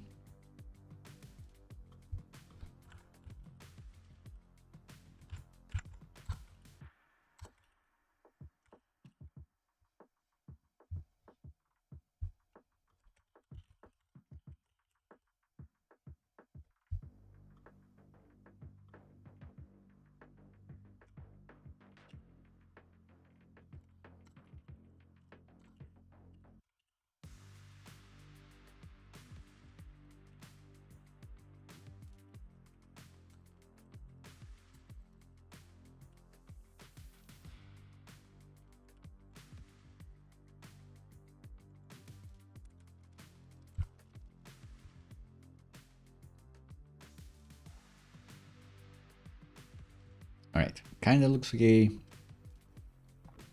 Maybe too intense.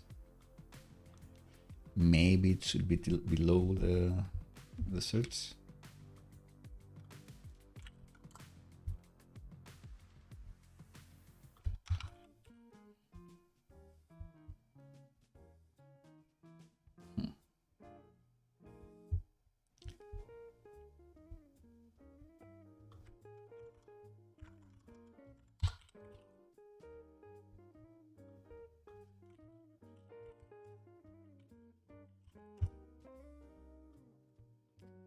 All right, I'll take it. Doesn't look too bad. We've done the toggling here. This could be a sidebar as well, now that I think about it. Yeah, this is a perfect case for an aside on a bigger screen. But maybe not, because this is a big table, so not sure. Maybe this sort of like sits at the top UI is good enough. PX inline may make this better.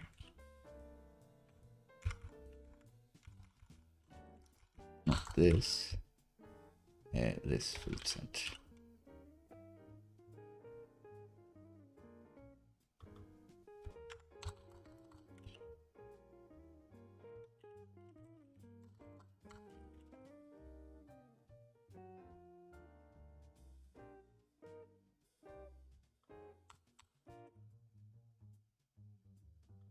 Maybe not. Squeezed too much. It does feel correct, it's that this is like too rounded.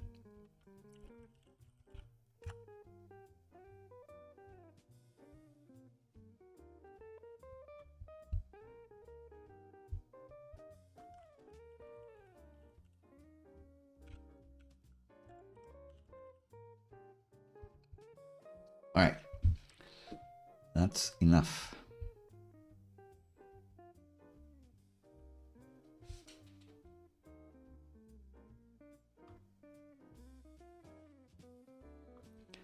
That's enough with the UI, that's enough with the toggles. Let's move on to other things.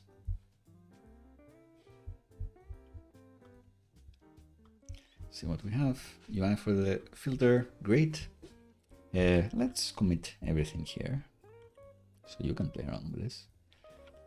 Any cheeky console logs left? No? Great. So we've added this magnifying glass icon. I've extracted the enum of possible settings into the repo, the build repo, which is quite fun. I've fixed some typos in the loot. We've done some stuff in the repo interface, as we said, and most importantly, we've done all of these things with the query params. We could be using Jot for validation as well, but I think that's a bit simpler, and it's not like post request or form submission, so maybe that's fine. And that's adding the search component that we created outside of our loot table, and this is the whole search thing. And let's add that to do, so we'll remember to come back to it.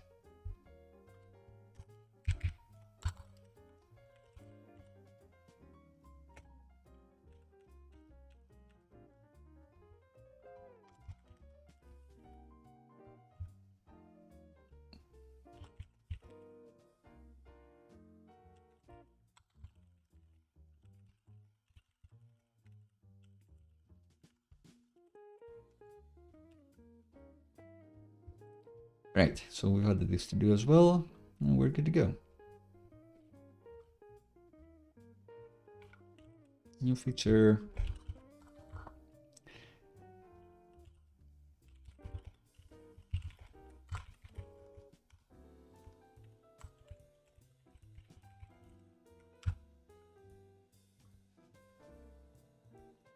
All right. Are we setting any shadows anywhere? No. So people may be coming here and may be doing common things like toggling just the fantasy, just the sci-fi ones. They may have common queries and all those sorts of things. And to improve performance, especially since we are like auto typing, I'll switch to the big screen again. We have it here. Let's look at the network requests. So I type, I get a phrase request from the database. I type again, phrase request, again, phrase request. I type the same thing. I keep getting the same request if I keep toggling like between this and this. And even if I keep toggling from like fantasy to sci-fi, fantasy to sci-fi, not ideal. Especially since we'll be querying a real database. That's kind of bad for performance, user-wise, and for our pockets. An easy way to resolve this is adding some cache headers to the requests. Famously, one of the two most difficult things in engineering is custom validation. One is naming things, two is custom validation, and three is off by one errors. So take this with a grain of salt, but if you have a small custom interval, like, 1 minute, then you should be safe. Even if you mess up, you'll do another release, and by the time the release deployed, the caches will be done and validated anyway. Even if it's 5 minutes, it's not the end of the world. The problem with custom validation is when you're playing with like days and that sort of thing. So long as you don't make your cascaders too long, even if you make a mistake, you should be fine, but be careful with those things. So what do we want to do? We want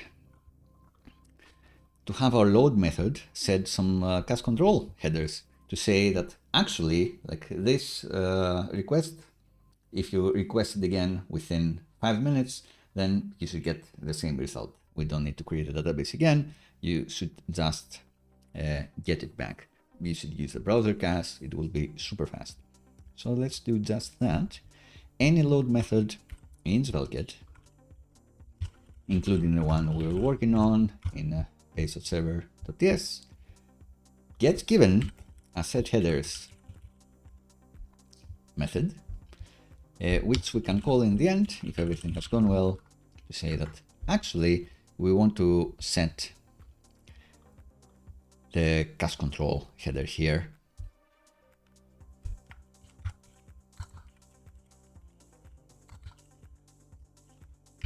And I guess they're doing a common one. This, when it's public data, so if I request this page and you request the page, then we all see the same loot.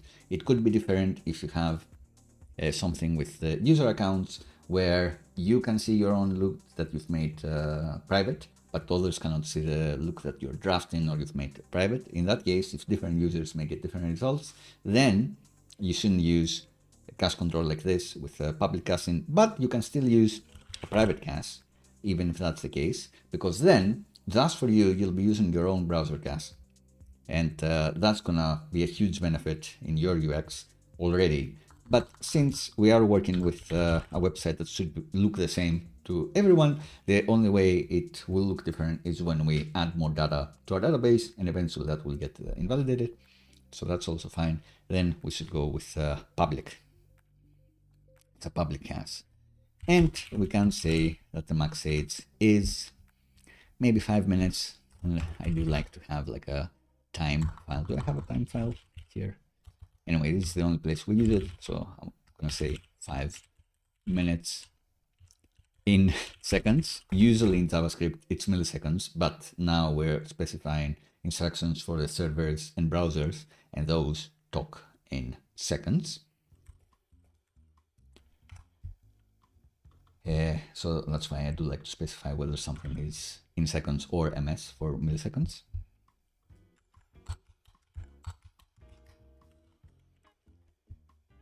And then that's it. Cache control should be this. And this in theory is like case insensitive. So even if you do this, it should work the same. In new SvelteKit, I don't think you should be using this headers constructor because they're doing their own magic. You should just be passing in an object like this.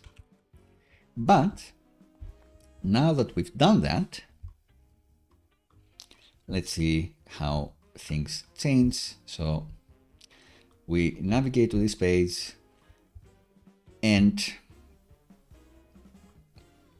already when we try to fetch this place, we do get cast data back, 3 or 4. And I search for fantasy and I get a new result. I search for sci-fi and I get a new result. But I search for fantasy again, and that shouldn't be invalidated. Yeah, we are hitting the cast here. So you can see that even though we're hitting the local database here, we do see some improvement. So from 23 milliseconds, we go to 0 or 1 because we're just reading from the local file. So yeah, that's good. Depending on where you're deploying your SvelteKit app, using headers like this may have your deployment solution also try to be clever and cast the content. So even if a user hasn't visited your page, then your deployment solution may see, oh, they passed out public cache headers, so I can use the same request to fulfill the request of this other user, and then you get that. But for sure, what your users will experience as they play with your search is that the first results are gonna hit the server and get the request, the actual up-to-date results that they want. But as they keep typing around for the same things, they're gonna hit the browser cache and they're gonna be instant. So in reality, I'd expect this to be like 300 milliseconds or something when we get the first results, 200 milliseconds, something like that. And then it's gonna be instant, which is very helpful when people usually do keep searching for the same things that they've searched before. And 5 minutes is not that aggressive. If you're feeling a bit not confident on the things you release, even 5 minutes, like it's longer than a deployment will get to set up. But put in 1 minute, even 1 minute is gonna help. It's gonna improve performance. It's gonna make the user experience better, people that use this, and it's gonna protect you a little bit from hitting your own servers and databases all the time unnecessarily. Like 1 minute, nobody wants up to the minute results when it comes to applications like this. But it's a big subject when you do get to applications where you do want to play with milliseconds. It happens. Like in the finance industry, you may need something like this, or some PMs, product owners and stuff will tell you that you need it. In reality, maybe not. Maybe if you work in like the house listings, might get, does it really matter if it's going to appear 1 minute later after the agent has submitted the button? Like if they were to go for a little coffee break for like 5 minutes and then they say upload the listen, does it really matter? Not really. The house is going to go on sale the same. Anyway, I'm rambling. But don't be too afraid of caching and headers like this. This is a huge performance improvement for both the real user and you paying for the infrastructure. So I think that's it for the cache control segment. Ooh, and then we have the fun testing bit. I thought we would be, so eventually we want to get into full text search and better text search. We saw how the end helper method works just previously.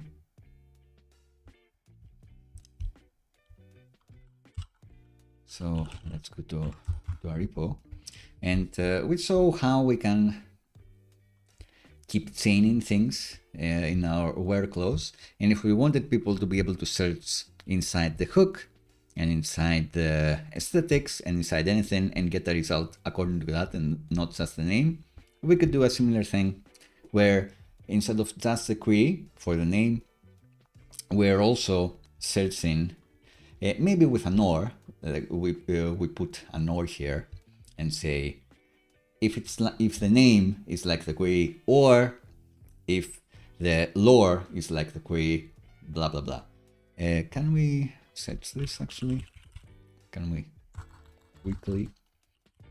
Yeah, so stealth, nothing in stealth here.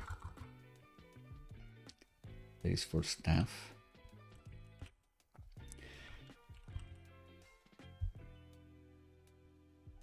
So maybe we want the result from the lore, and we could do this by using the OR helper from Drizzle.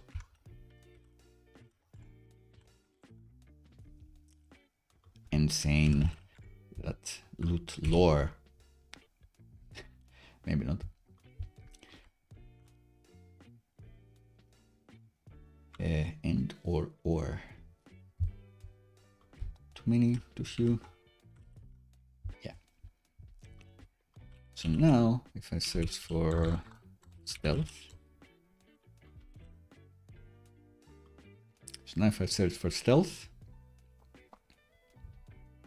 because this lore has stealth in there, it matches even though the name column doesn't have stealth in the name. That's how you could have your query search across different columns in your database. But a more performant solution to do something like this is using full text search, and SQLite has an adapter for this that Turso supports. So we will be playing with that later. But if you were to have this live in a big product that people are using, it may be more confident switching to a different search algorithm and different sorts of clever logic on your backend if you had tests, if you had meaningful tests and you had confidence in your tests. And that's why this is the point where we'll be discussing tests. That's why I've put it in the agenda here to kind of finish up with that and then maybe see if we can do the full text search. So how would we test this? There are a few ways to test them. To test this, a couple of them good. We can use very fast v-test test to check our specific implementation against the DB loot repo. And in there, if you're doing fast v-test test, you can check the whole spec. You can have things where you seed the database with, you spin up a local database, first up, you seed it with very specific results, and then you explicitly say, if I search for this, then I should get 3 results, there should be these. And you can work with your product owner or a user researcher or whatever to ask them, how would you search this, observe how they use the search, and then see that, all right, when they search for this, actually the result should have been this and this. And then you figure out that, oh, actually, I should have just been looking into these 5 tables, or I should have been accounting with spelling mistakes somehow. In any case, all those scenarios where you should have corrected this spelling mistake, or you should be looking into this column, you can reflect them in your v-test, like edge or spec cases. That's one way to do it. That comes with its own problems. We haven't shown how to spin up a local database and have v-test work against that yet, but it's resolvable. We can do that later. Another way to kind of have like some peace of mind, instead of thoroughly testing just the specific implementation of how you talk to your database, you can do playwright tests, browser tests, and as a real user, you'd be giving instructions to playwright to say, I go into this column, and then I expect that I'll be seeing these 3 results. I press this radio, I check this radio, and then I expect I'll be seeing these 5 results. Again, this would have to be against a local database, which we have shown how to do it in our playwright MSW function. And oh, we haven't. I have just researched it offline. But we have shown how we have a playwright function, playwright GitHub action that runs against a real deployment. Great. But another one that uses MSW mock service worker to intercept requests to resend, which is the API that we use to capture user emails, and not actually hit resend, but actually hit our own in-memory solution. So kind of similarly, instead of hitting the Turso database, we would want these tests to be hitting a local database, which we have explicitly seeded. And therefore, we know that if you search for light, then you should have specifically these 3 results. If you search for fantasy, you should have like 15 results, whatever your specs could be. In this one, because Playwright, any browser test is going to be much, much slower than VTest, you can't go too aggressive with how many scenarios you're going to be testing, but you have the maximum confidence that things are still working, interactable by real users, semantics, and that sort of thing. There is the other scenario where you can test in production, which I often advocate for, but when it plays with dynamic data that's publicly available, that's really hard to do correctly, because you wouldn't want your tests to fail every time you add more loot to your database, especially if your client can dynamically add it through an admin interface that maybe you're creating later, maybe could be creating later in the series. Every time they add a new item, then your tests would break, and that doesn't make sense because you didn't do a code deployment. Your code is still fine, it's just your tests were bad at that point. If you have user accounts, then you can do more actual deployment tests, that sort of thing, because you can create, for example, a new playwright test user and then have them create different loot and then have them play with the search input. But that's a whole discussion as well, because then do you have tests that kind of depend on each other? Do you have like leaky tests that these tests need to pass first, they need to create a new user, then they need to create these items, then they need to play with like the interface? Yes, that's a problem, but you could be isolating the tests and just programmatically create the user and seed items related to that user. But if you don't have specific results for a specific user, then you cannot test your search functionality like that. So for those reasons, we will be trying to do the playwright tests against the local database and see how it happens. As it happens, we do have a local database running for all of this. So let's just do the real user test that we have here. And we could even use the Playwright VS Code plugin to capture the test if we were super brave, but I'm not going to do that. What I am going to do is take inspiration maybe from the mailing list.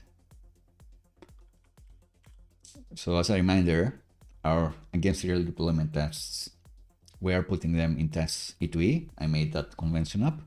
And tests MSW, these are the local tests, which maybe I should name them local now that we won't be using MSW for this. It's just that we'll be talking against a local database. Anyway,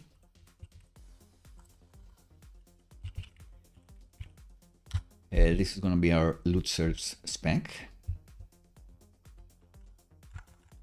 And I think it would be good with testing the search, the settings, like the specific filters, like the text search, the filters, and then both together, and that should be fine.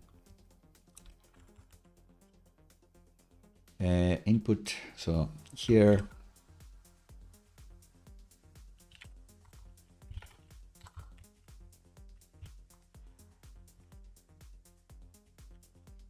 so here you could say like by expected or by name.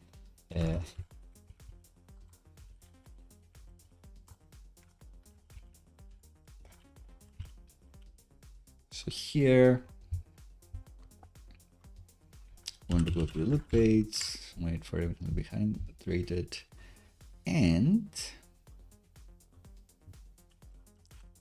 then should input, like this should have a label for like search, like that doesn't exist. So that's gonna fill in.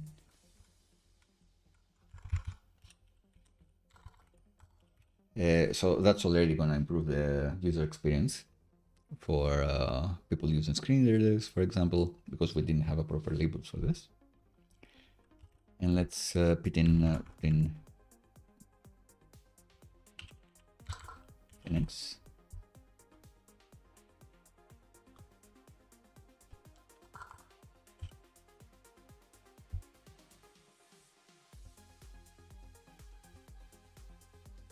Don't lead, no longer Matson. Person. We'll figure it out. So if I put in Phoenix, then is this insensitive?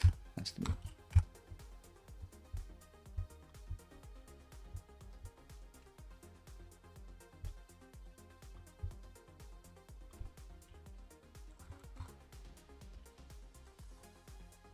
Is enter a real thing?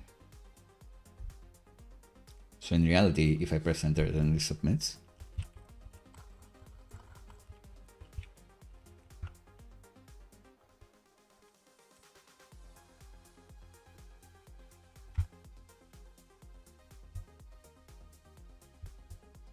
So I can just say press enter. Doesn't seem like it's a real thing.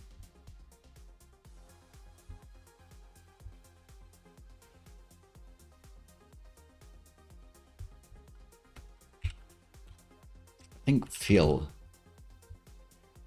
the fill thing, it doesn't press enter in the end.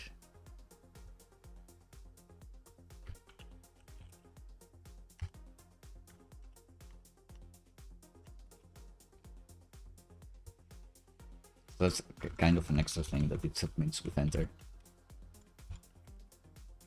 So let's see if that also works.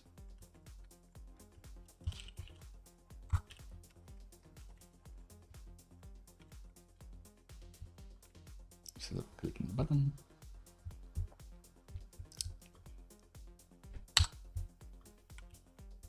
And maybe, like, we could be checking that in the beginning there are like 1 million results as well. Because how do we know how many results we're starting with? That's a bit of a sanity check as well. So length count.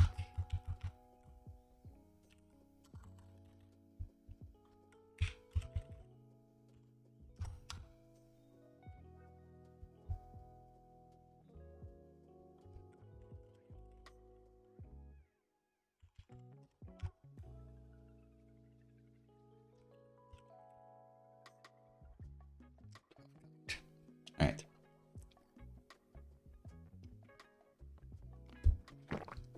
So how do I find the rows?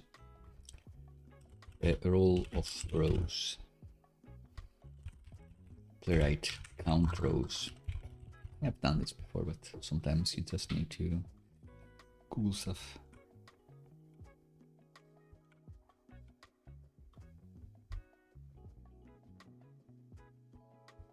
Ugh. Can we use a better locator?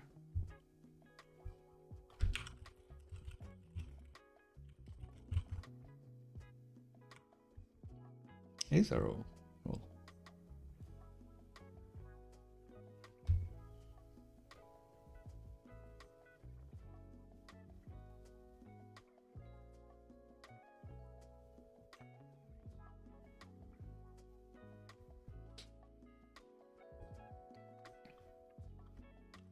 So let's start here.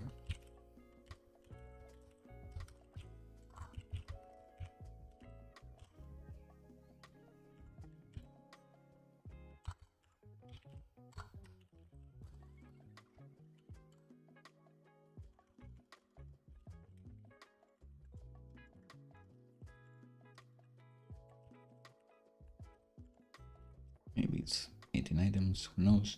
Let's run this and see how far we get.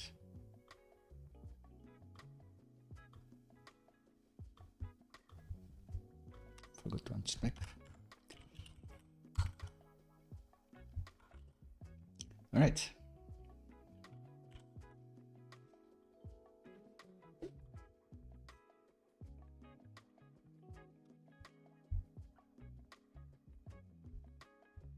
Oh, we're close.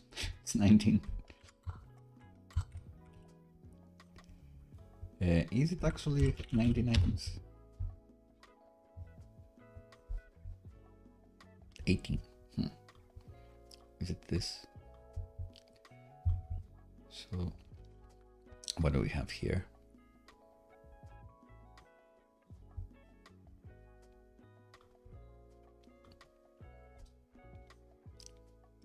I wonder if I should get into the table body.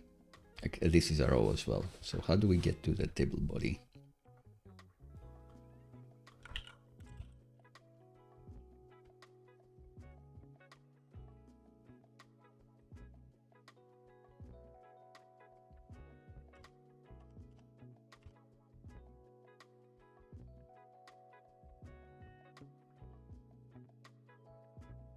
Maybe it's fine.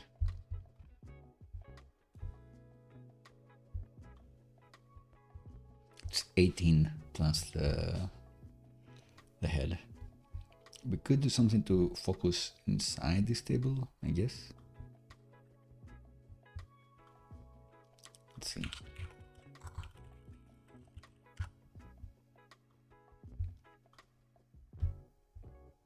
There you go. Row group, great.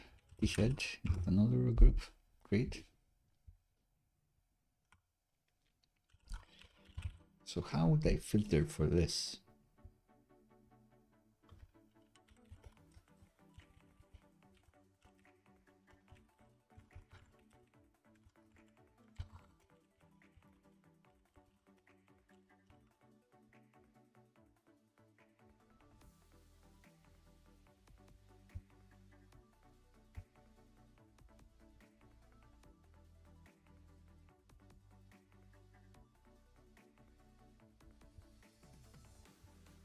Figuring stuff out on the fly here.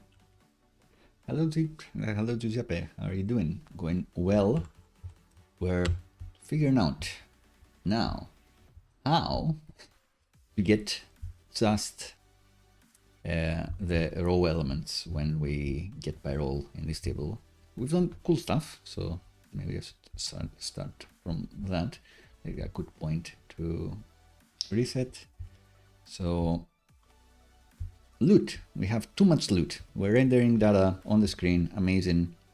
But we're rendering too much, so we want to search it. Automatic search, it's happening. And filtering by tags like this, great, works, awesome. But the question is, how do we test it? And we have Playwright getting all of the rows that we have, but it's also counting like this head row, like as a result row. So I'm trying to figure out how I get just to the t-head first. I guess I can get it by selector, but not ideal. So my question is, if I search for row group, will it have two indeed? And the answer is yes. But then how do I just filter the results?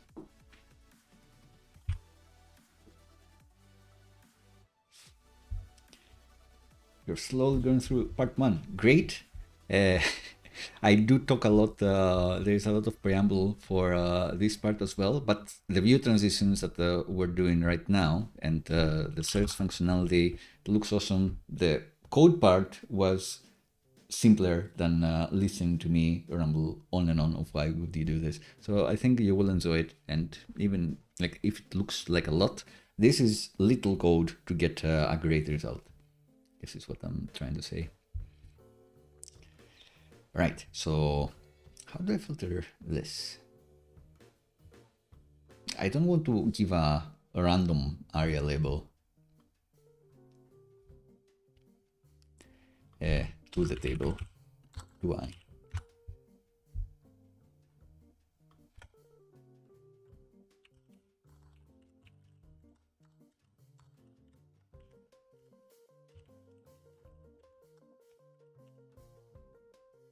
Maybe I do.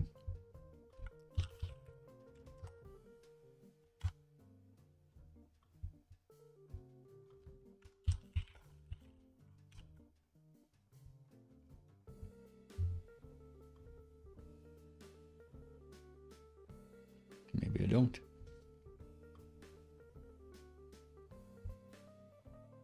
Oh, it is. All right, so we do find the one. And we can say that the results row is this. Great. And then within the results row, we want to get each individual row. And we expect that to have count of 18. That's what we wanted. Just needs a few more parentheses here. Great. And then we want to search for Phoenix and press enter. And then we don't want this. We expect to only have one result.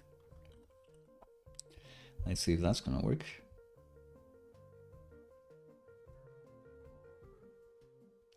So it's failing because this is not labeled nicely, because we didn't prioritize accessibility and we should be ashamed of ourselves. But we shouldn't, because we're also awesome, and this was all done to give us a teachable learning opportunity, and we're going to improve and we're going to do better. So this thing that looks so cool is actually not that accessible. So let's actually give it a label. And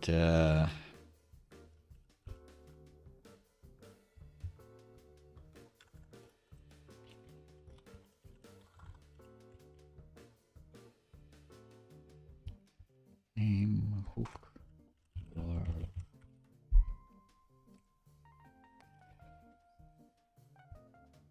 and here we could have a big span. It says search.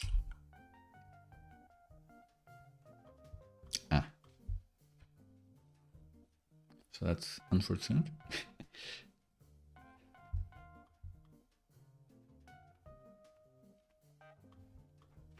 Do I actually like this design? Maybe.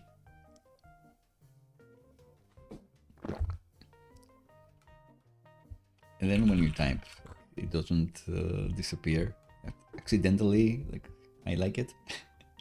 Low-key nice. Not sure. Let me know.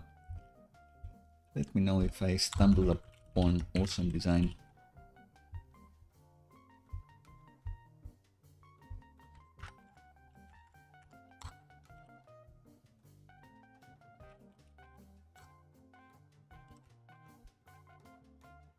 All right, so enough fun with that. I keep getting into the rabbit holes. Bam, tested.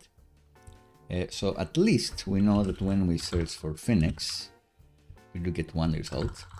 And then my question is, does Playwright, if I tell it to fill something, will it add to what it was before? I think the answer is yes. So we'll see.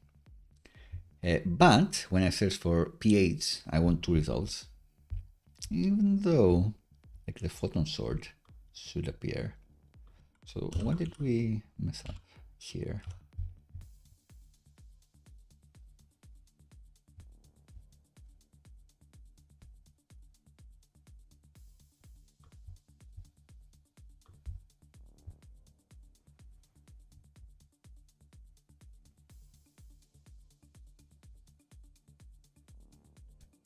Potentially nothing.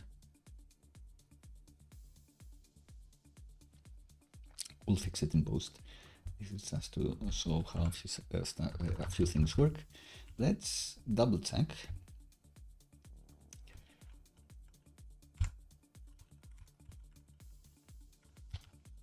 Change our search again. I guess we could even double check the auto submission functionality. So even if we don't press enter, this should work. Which is pretty cool.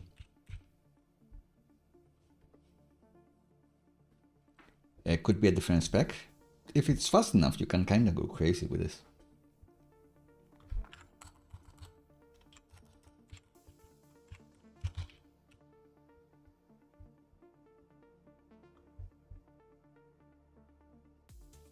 Right, so we expected this to have 2 results actually.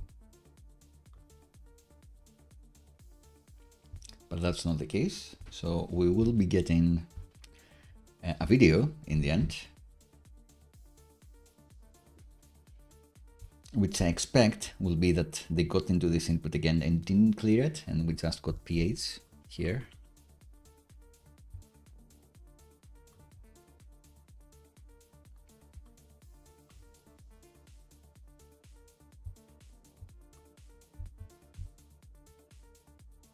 Oh, actually works. So I suspect nothing, because if we did have Phoenix here, we get 1 result. If we did this, it doesn't. So I guess playwright, when they focus back in, it just works. Cool. So we may be double testing this, but if it's important for you, you can do it. Search input auto submits.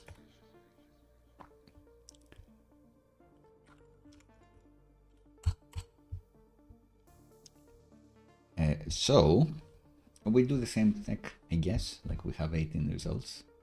Maybe we don't need to wait for this. We don't care how much we have to start with. But if we search for Eldritch stuff this time and don't press enter, still we expect at some point to only have 1 result. So let's test again. And this one, please. Nice. So that's something you can't really do with VTest. It's best to do it with something like Playwright. I guess with VTest, you can do fake timers as well and have it run faster, but it feels like something you should be testing with a real browser. So Playwright gets in here, fills this up, and the moment they only get 1 result, it succeeds. It passes this assertion and assumes you've done it correctly. They say never trust a test you haven't seen fail. So let's see what happens if we remove our auto submit functionality. Or are we just making stuff up here? So if I don't add this handler, as a reminder, and I get in here and I do search for Eldritch staff, no matter how long I wait, no results. I need to press enter and spell Eldritch stuff correctly. Oof, how did that not work? Kind of crazy, to be honest. Is it the space?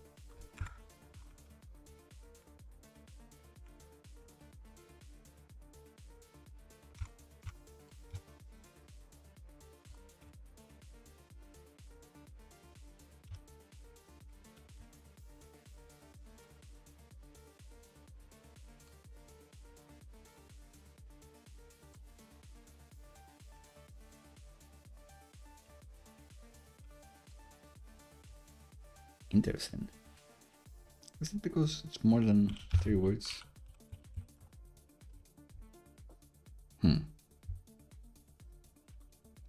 Does it work the same with the own input?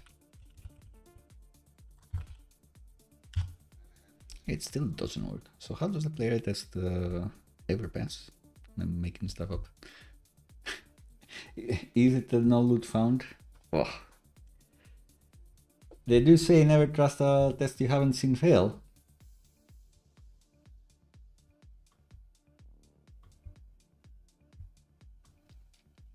So this counts as a row. I can only imagine, yeah, because we do put it inside a row with a great call span. Oh, Johnny, you messed it up. Let's have it work with this. So I expect somehow Phoenix just works.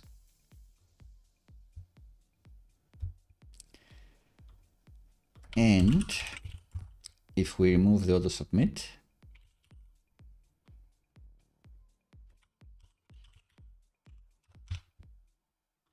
then I'd expect this to fail. So auto submit functionality does do something great. So we stay like this because we never press enter. This test where we do press enter still passes. It's this one that checks the auto submit functionality,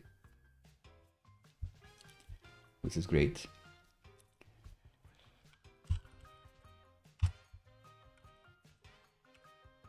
Now, for some reason, something like Eldritch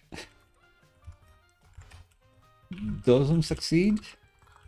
Doesn't look at the name. In the lore field, it does have like the Phoenix keyword here. So it doesn't find it here, but it finds it here. Let's find this happens to appear. It matches both of them. So are we using OR incorrectly? What's our problem? OR.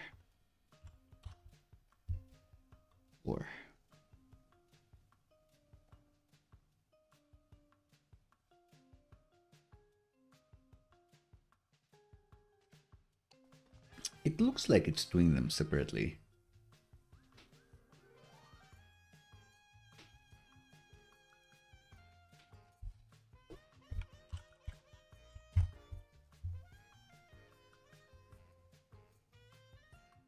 And what's this? What's this thing? Why are these parentheses here?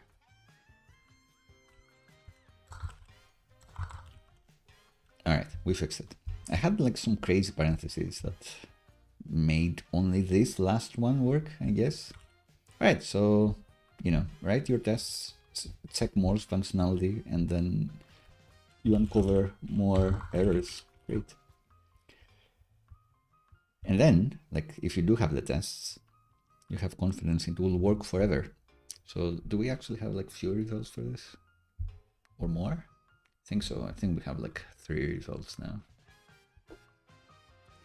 Yeah, because now that we have this working correctly, it's the photon blade, it's the quantum sniper rifle, because here it says phase, and we have the mantle of the phoenix. Great. Cool. So the text search is better, and we have tests for it, even testing the auto submit functionality. We're awesome. Now let's check this. And do we have like any hints on the radio inputs? I think it's just check. And we get them by label, but how does it find the correct one, like the third one? I guess each one has a label, right? Great. And we could have a UI test for the thing that we're gonna do eventually, which is when we visit the page, like all should be checked, actually. Or fantasy, if you were like on fantasy, like this should start checked. So that's a good idea. Like if we start, maybe that's the thing. Maybe that's something we can check here.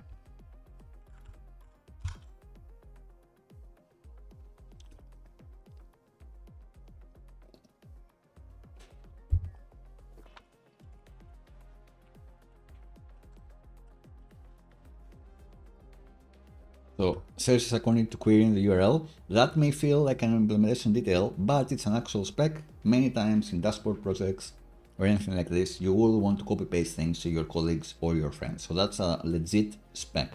Like whether you store the state in the URL or not can be an implementation detail, but because it is so common for people to copy and paste URLs to one another, it is an actual spec. So this is an implementation detail that fulfills a very common scenario. So it does make sense to search for this. Do we have another common one? Maybe one word.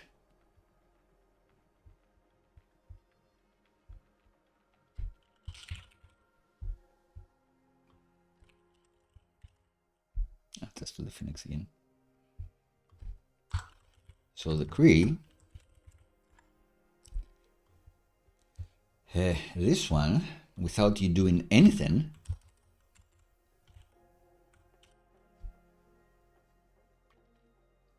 you should have, that's the one. All right. So never trust a test you haven't seen fail. This one, if we weren't adding the value like this, I guess you wouldn't see it, but the results would be the same. So I guess it doesn't matter, just a visual thing. But we do want the results to be the same. That's the biggest thing. So we could actually do like a double check. Yeah, because this does feel wrong if it's not completed there.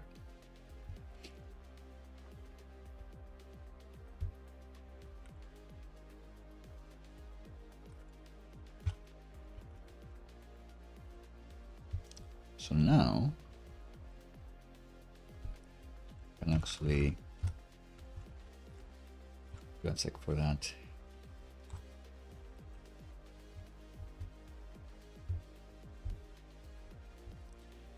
Get our search thingy.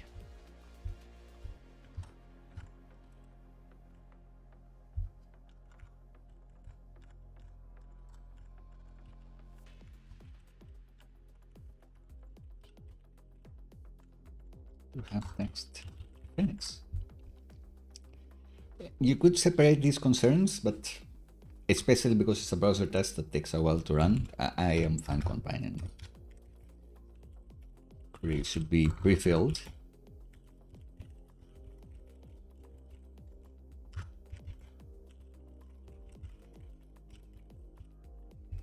So it's testing two things, but especially with browser tests, I'll say again, I am fine testing more of the user journey. So this should succeed. But it doesn't because we removed it.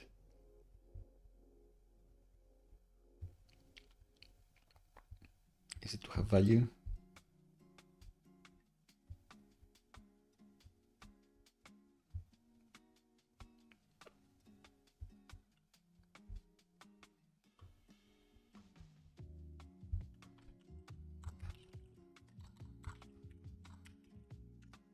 Yeah, it's to have value. Come on. So working a bit backwards because we didn't do PDD today. Thinking about it, if I had a real product owner for this or a client, like we'd have the spec ironed out, so it'd be easier to do PDD. Yeah, but we got there in the end. So test confident development, if not test driven development. Test delivered. Right, so never trust a test you haven't seen fail.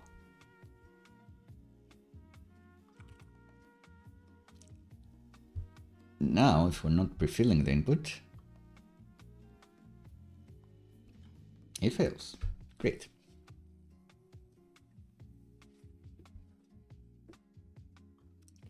And I would say this is kind of important.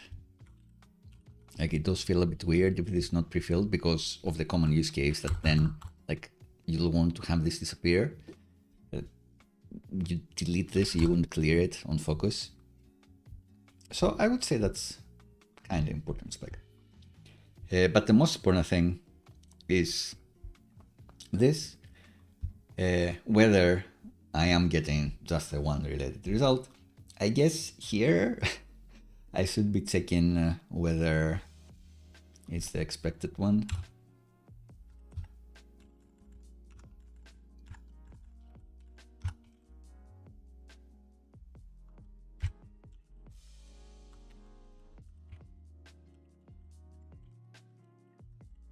It'll be level 3 heading probably.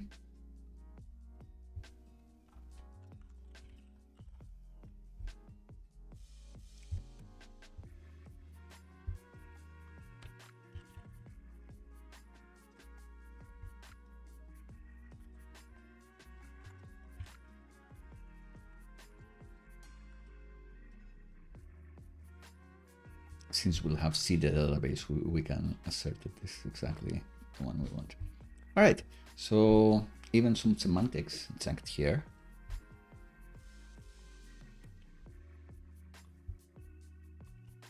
Should we be taking it here? Probably.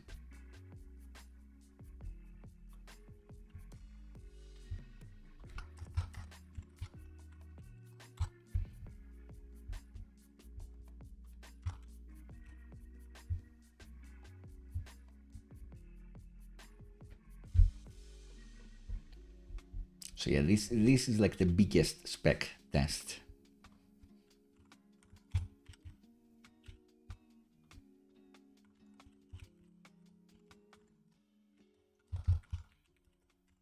So we wait this.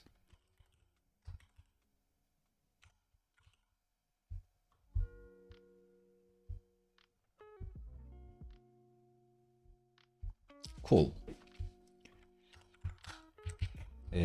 Is actually the correct result.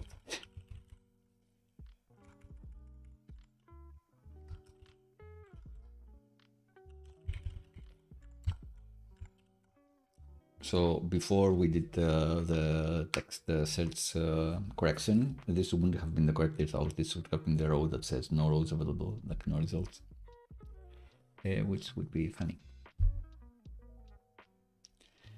This is the biggest like user journey test. I have 18 rows, then I have just the one because explicitly searched, and it's the one that should be the result. Again, we will have a local database that visited, so we are in control, and we do know what the result should be. If someone else, if we had multiple accounts or your client was adding a Phoenix feather, then your test would break. You don't want that, but here we're in control. We are seeing our own data. So I think this is fine. I have opinions on end-to-end integration tests and tests like this. It's not one of the things where I can say silver bullet just for this, but this is what I prefer. I think this will be very fast, will give you a lot of confidence that your stuff work. It's going to be worth the effort. There will be drawbacks, but workable drawbacks. And even the auto submit spec and it starts from the query. You could be doing crazy stuff client side if you're working with React like 5 years ago or jQuery. This ensures that you are following semantics that people expect. I go to this link, I see this result. My friend said me this, I see the same thing. I don't, because that's where a lot of mix-ups can show up. You send a link to one invoice filtered for a company, and then your colleague sees like 5 invoices and gets confused. You don't want that. So this ensures that this works. It just works with the way we've done it with SvelteKit without any Svelte 5 crazy stuff. Speaking of Svelte 5 crazy stuff, we did forget something. We have this time amount and we should be clearing it. So if I start typing and immediately, like it's too fast, like I cannot do it. But if I press here to navigate away, then like I will need to clear the timeout and not actually submit the form that doesn't exist anymore. So we can have an effect. It's on this before in Svelte 5. If this effect returns a method, it will run when the component unmounts. So what we want to happen is to clear the timeout.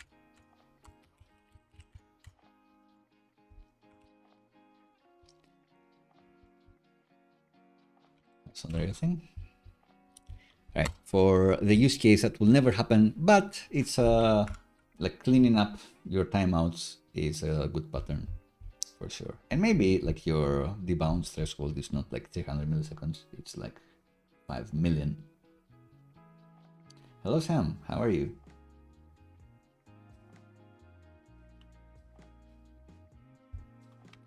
How good is it to check in frequently?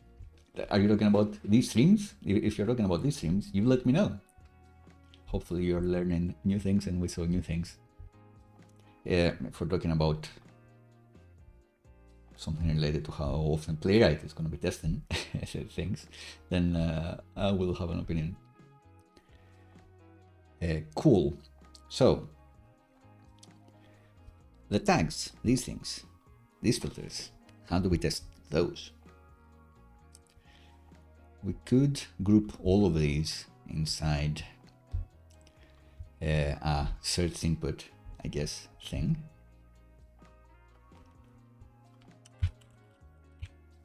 Do they have like a describe?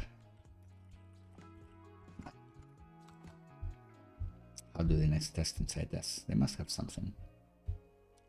Is it like it? It's just with, doesn't matter. Let's say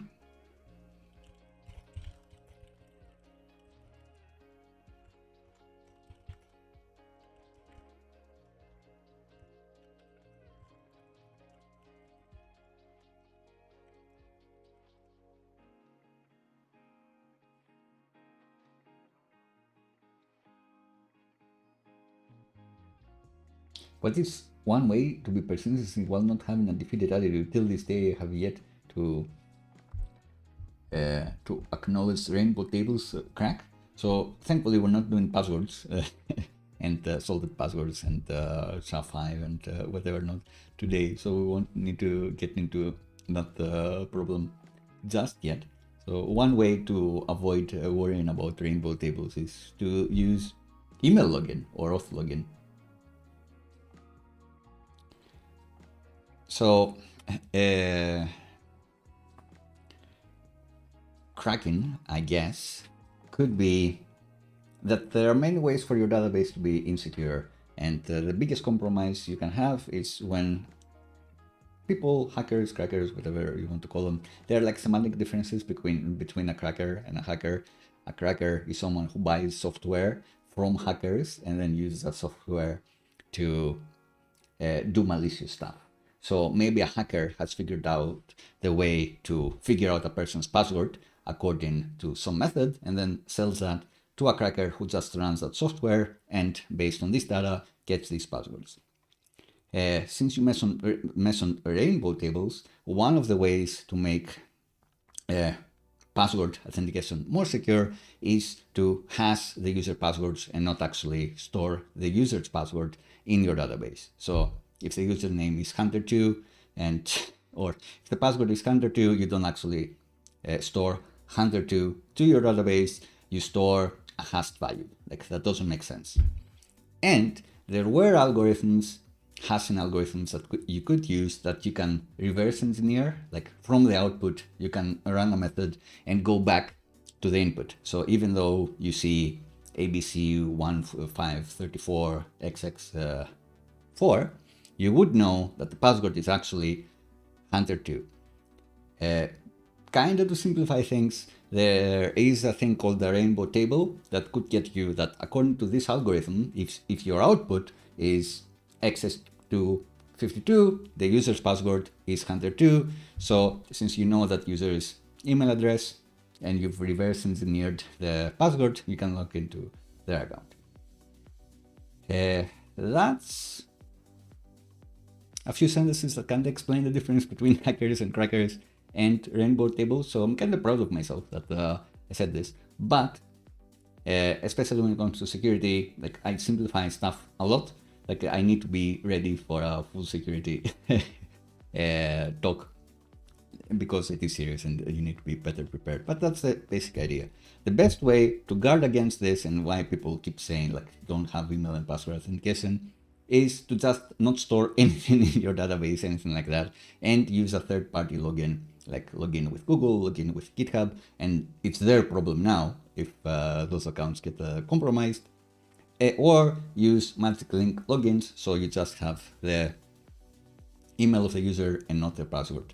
So you are literally unable to leak their password because it's never going to be, you're not storing anything like that in your database. Of course, there are use cases where you just want an email and password authentication solution, but hey, and you can still get compromised if the user's email account gets compromised or GitHub account or Google account or whatever else.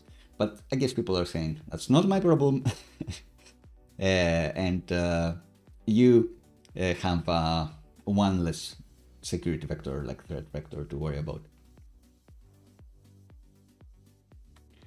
And yeah, I think that's the answer to the question. But let me know if I need to clarify. Like some words change according to the field that you're on or the industry you're in, so it could be a bit off.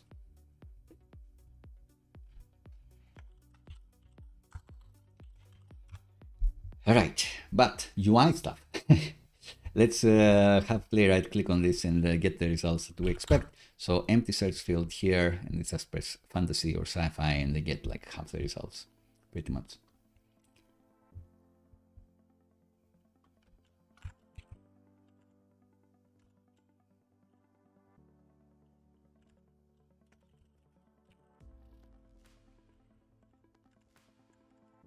And I will make this a journey test as well instead of writing 3 different tests. So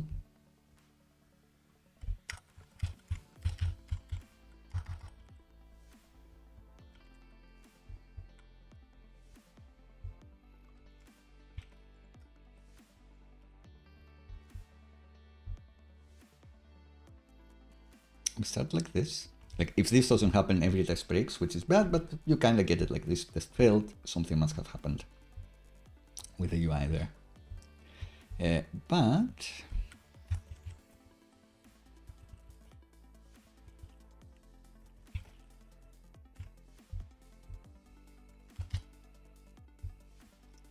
let's try to do this.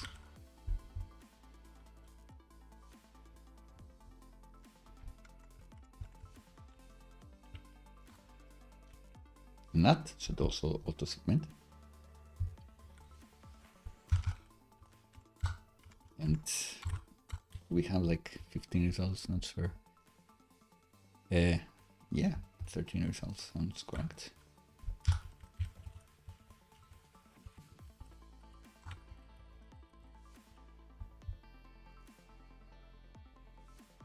Great.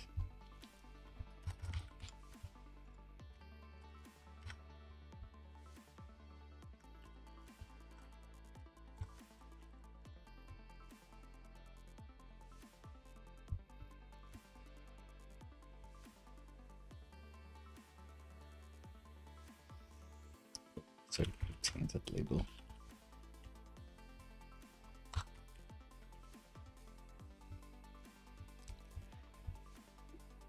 So yeah, and then back to all the results, I guess.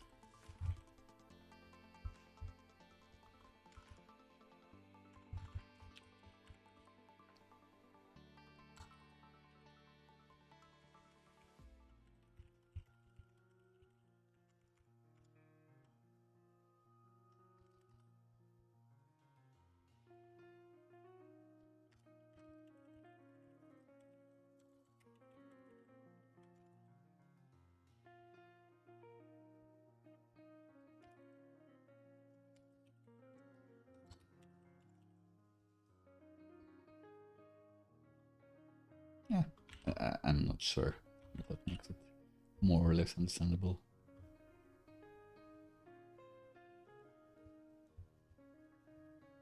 Probably not.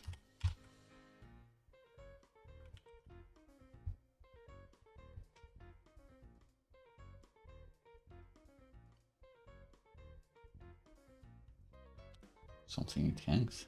Sometimes it hangs. And if it's important to UI, this is where we'd be checking whether one of these starts as checked. While we wait for this to hang. Is there any other gray we can use?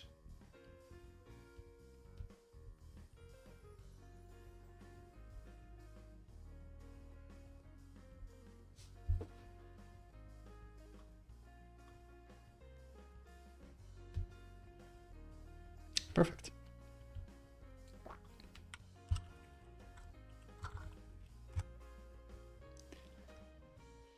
All right, so should we refactor this to use snippets now that we have confidence in the test? I think we have a snippet, example of snippets somewhere else here. Do we not? Surely we do. Yeah, but you define it like this.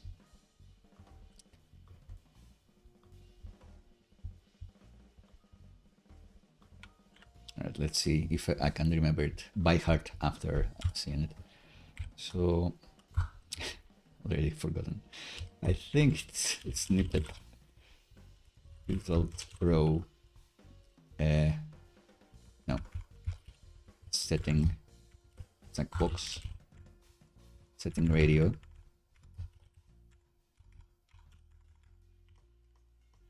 name, text in a name, string, great, and then you end the snippet, and then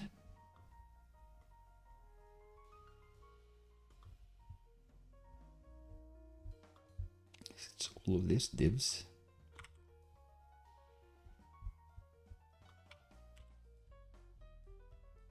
Oh, it's different name and value.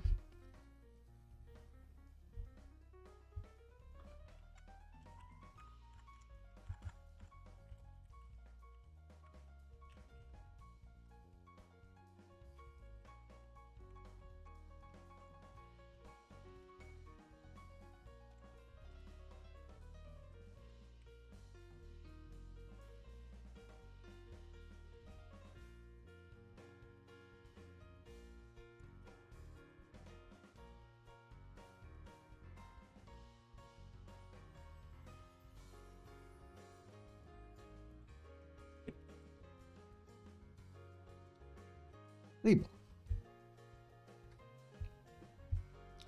Value is value. Great.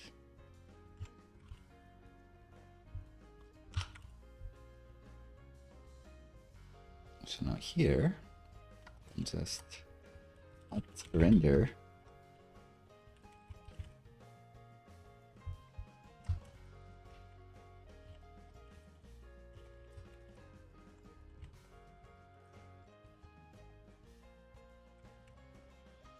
great, so it looks the same. And these, obviously,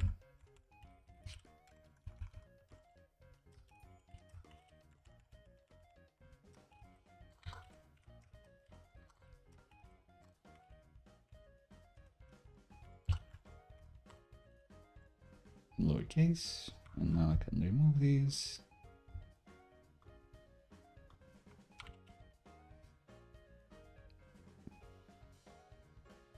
All right, and even though I was clicking around, I should just run the automated tests to prove that my confidence is well founded. Beautiful. Right, so this is the value of snippets, I guess. I can't be bothered to create a different Svelte component just for these tags and have to pass in like this settings change or delete in line, I guess. And it is valuable to just specify the template once, because then I can do like design things like this, I guess, more easily. Yeah, agreed? Agreed. And I don't have to go 3 places to do it. Power of templating without the overhead of creating Svelte component. Cool. So even that we've tested. Absolute legends. And what next? Combined. I guess I can make this part of like the big journey. Like I can make this be like the ultimate user journey. Okay. Maybe not.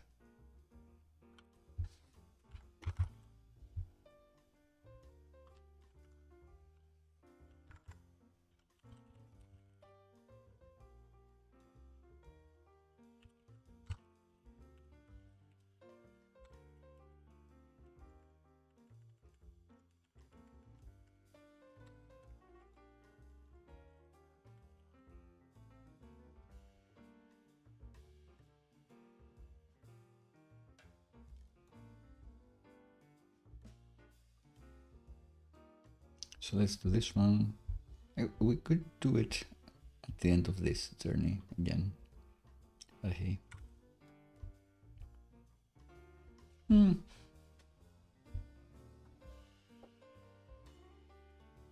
Nah, I'll do a specific one.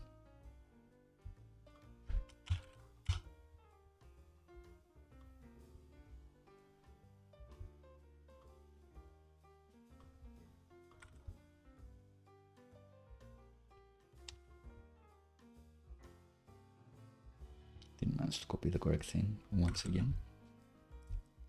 I blame my keyboard sometimes. Oh, just had it in a different place. So yeah, what are we doing? All of this should be lower, not here. Here, 18 rows to start with. Then you get 3. Then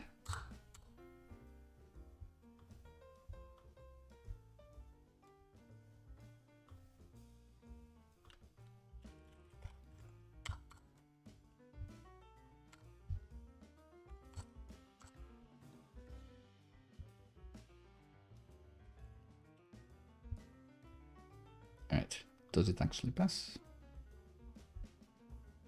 It does. And we can even double check the Phoenix name again.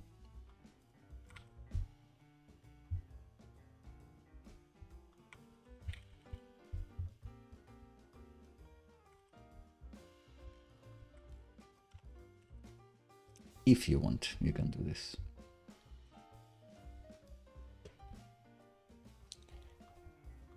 And what Playwright does, if we were recording this, is they start on this page. So they go to this URL and they type in f and press enter, and then fantasy, and then they're left with this. And if this fails, it's very likely that other tests will fail as well, and you will have recorded videos, so you can have a look at one of these tests and be like, oh, like, you know, maybe this step worked, maybe this other step didn't work, that sort of thing. So cool. This is some cool tests we got going here. It'd be a shame if they didn't run anywhere else other than my machine. So what do we do next? It's Playwright Sanity Check. So the problem is that our MSW tests don't have a database running. They don't connect to Turso. They don't connect to anything. But what we want is to connect to a local database. So that's a database that we want to start beforehand. And we could do what we do in real life here and start a database with the Turso CLI. That'd be cool. So let's get that going.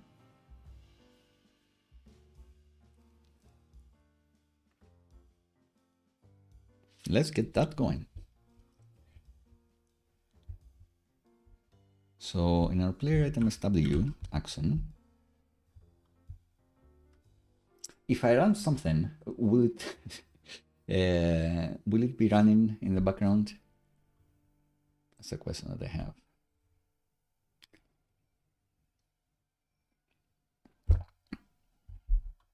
We could also not use the Turso CLI and actually spin up a light database.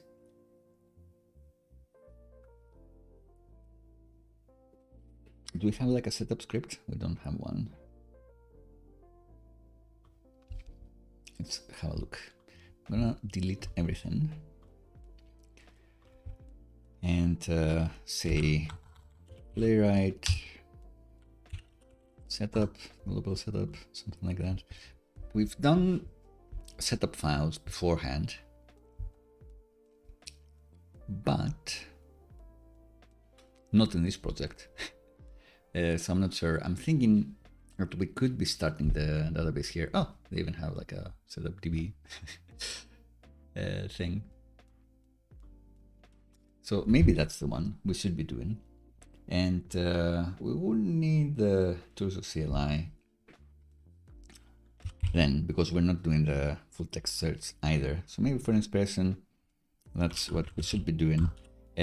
Turso does have a page on local development, and they say a couple of ways you can work with them.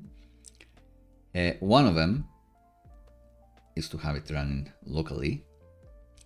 Another one is with the Turso CLI. And the problem with the local one is whether the extensions are gonna be working, which we're gonna be using soon. But we'll see.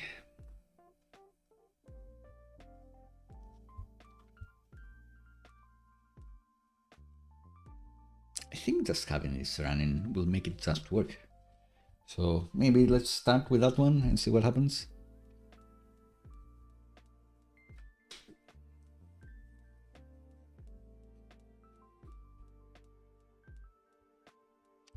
So global setup, projects, Plonk.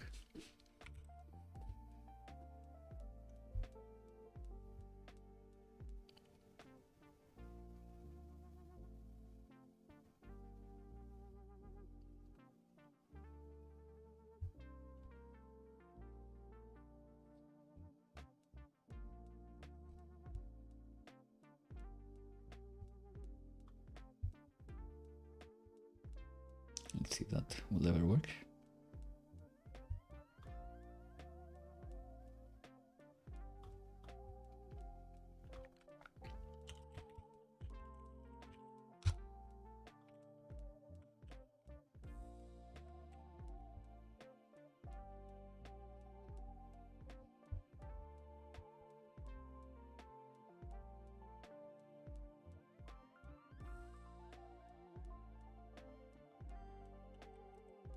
Ooh, and I want to run it here. Ah, makes sense. Kind of makes sense. So in here,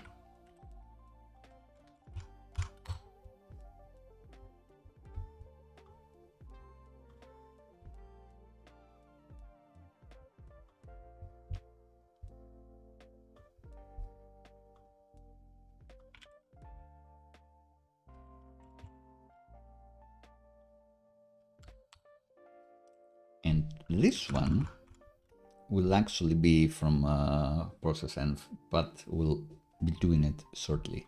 And this client, so does it have like a client close? Yeah, it does.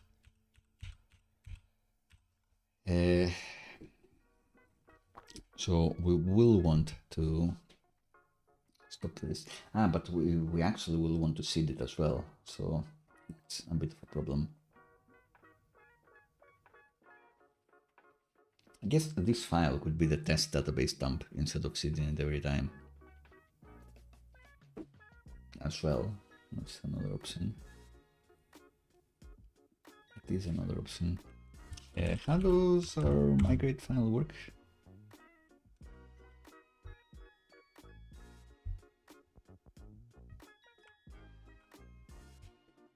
It's this one. In a whole different directory. In the Drizzle directory. Could be using that one. We could be using that one, he says.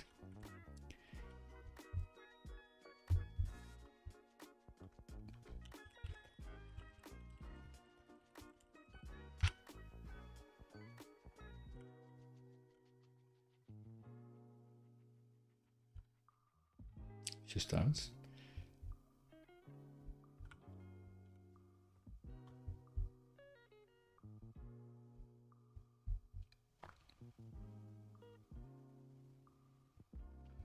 Right, so just like in the terminal, it is saying that if we add the ampersand in the end, it is gonna start the server, and then I guess it's just gonna die.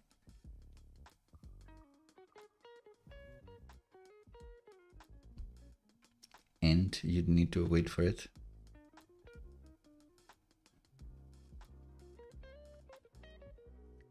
So maybe not ideal.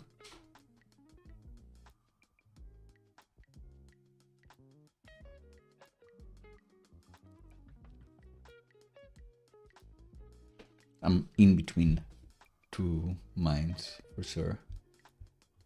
What was my problem with this? Maybe nothing. Ah, that I need to seed it as well. Yeah, that was a problem. So let's do it like that. That feels better. So we have the script database inside Drizzle, which maybe it's fine, I guess.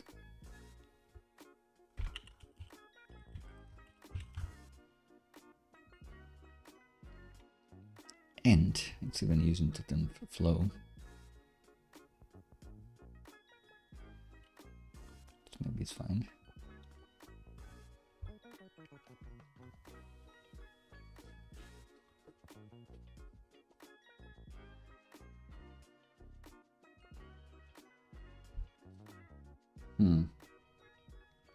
And we do have this file which just runs.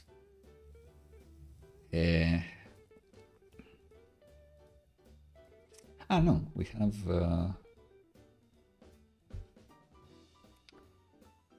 it's not migration, it's this seed file. Yeah, it just runs. So could we export it? Not sure.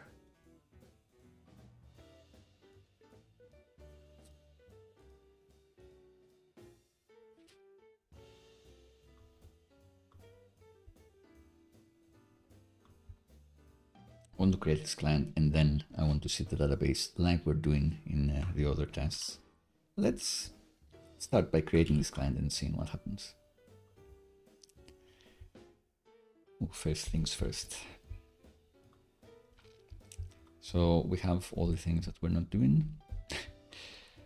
And yeah, I guess we'll just trust it to die.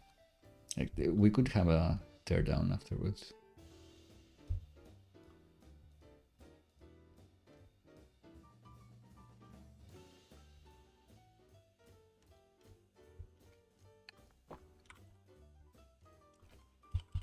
So, there at config, we have projects, we have all of these projects. And we want to say that these regular projects depend on the setup DB test. Spec. Maybe just call it setup. Why not?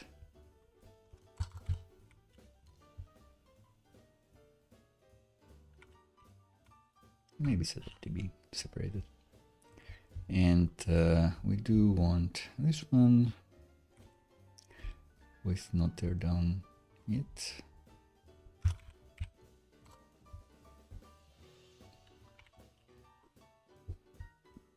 And let's see what happens if we try to run this now. So it creates a database, great. Does that create like a random file somewhere? It feels like we're gonna make it work. It's just a matter of where should we be putting things. So we have like the local database file with nothing, and it's already ignored. Great.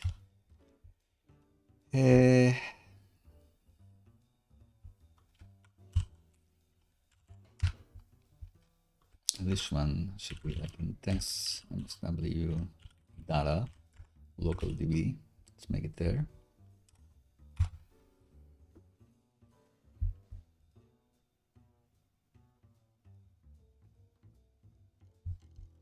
I guess it needs a directory.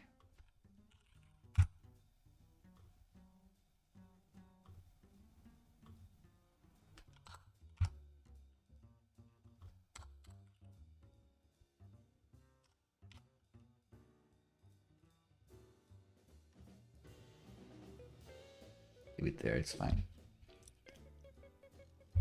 So we are creating the client, promising we just need to migrate stuff. It feels like we should be able to get inspiration from this script db thingy.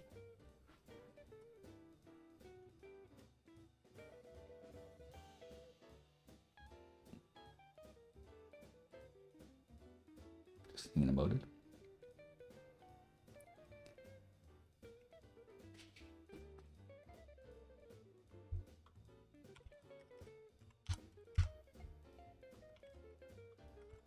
So do the config thing, just if this is not set, then read it, blah, blah, blah. Yeah, so that's kind of dangerous. Do we have a .env to test? We do.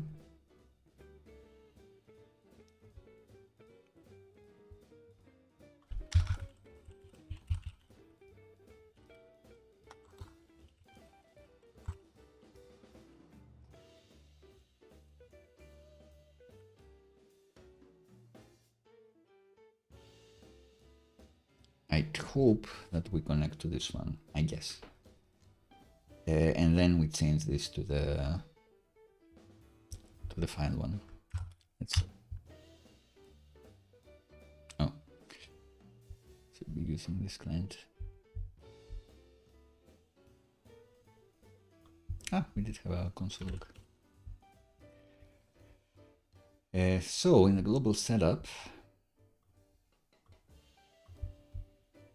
I guess I wanted to import the script client.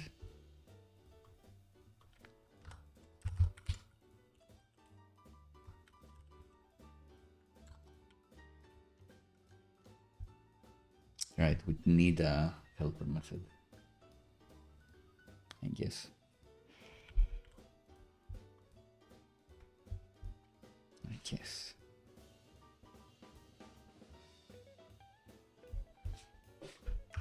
Does the migrate to the seed script still run? It does.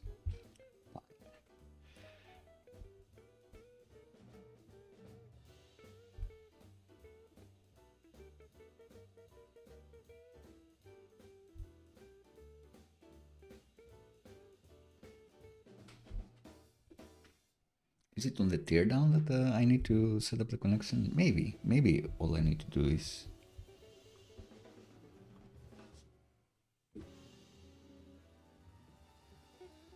do more stuff here. Having the connection is fine. Having the connection is fine, he says.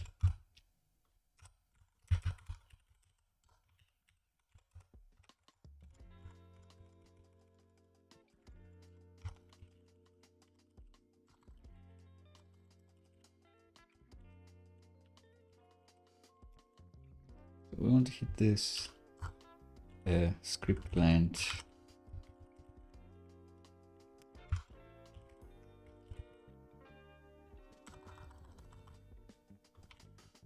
Will it never find it because it's in Drizzle? Probably.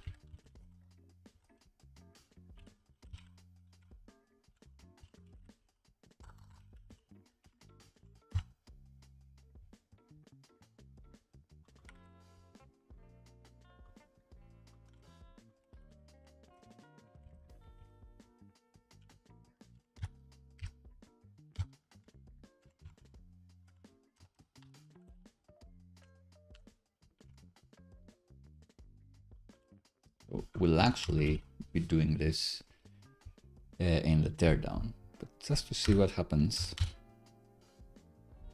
It's connecting to this one, which is great.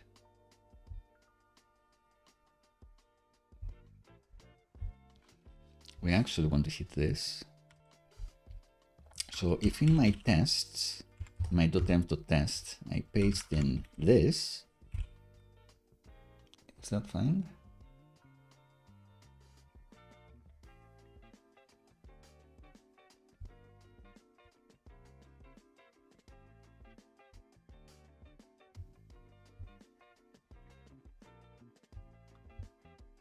Let's try it again.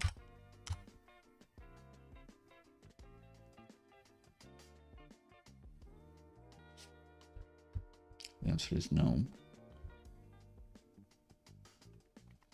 So it's still bringing this in from .env.local, I guess. Ah, but if we are on CI, then this should be CI true, right? Which is a bit different, but not quite. I thought that this would make it load .env.test, but in reality it doesn't. Right.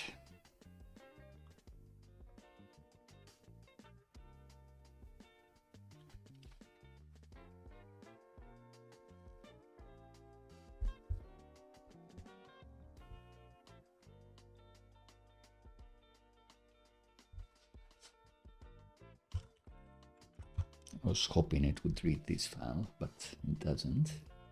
And we don't want that to happen every time.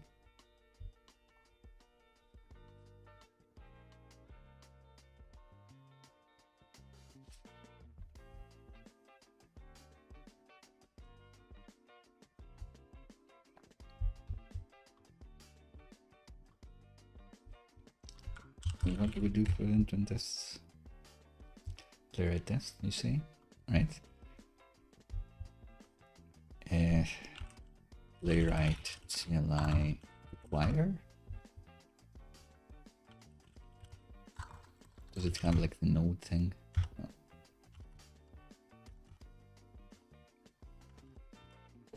I guess not.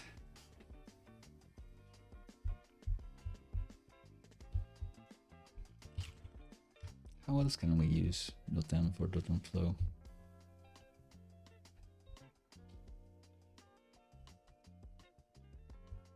Yeah, I'd want it to run like this, but it doesn't quite work.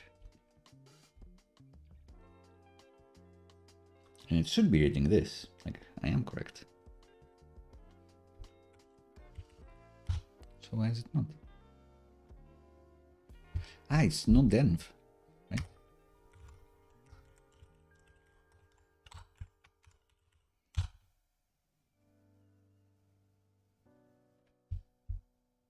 Oh, actually worked. Not env dot test. Is that true in Playwright?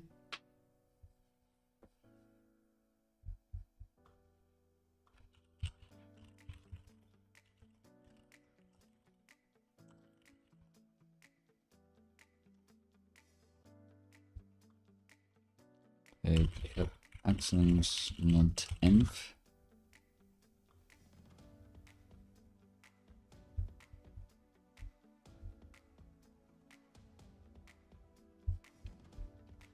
Anyway, we'll get there.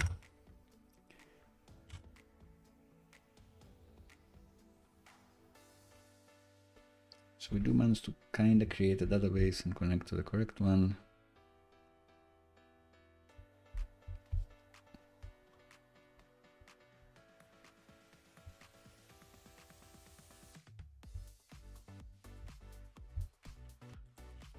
Not work the same if I do not then best test.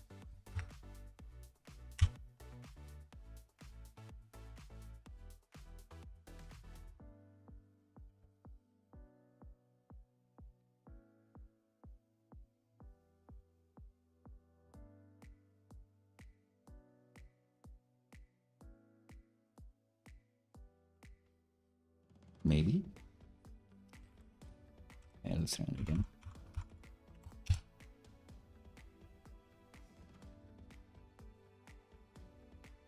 All right. So these are passing because they're still hitting my local server. Now, if I start the server with not them being test, it will start the server, and then I think things will error out. Yes, not.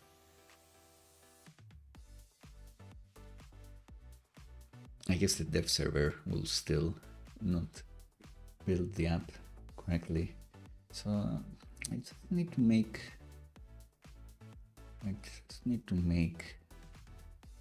the thing. Am I just overthinking this? When will I run this? I will run this in the GitHub action. What's the GitHub action? And this one, and the DB URL, this one should be, like this should be empty. And this one should be the whatever file, blah, blah, blah. Yeah, good. And when I run it locally, it should still hit my local one. It's fine. It's fine. And you shouldn't migrate it every time.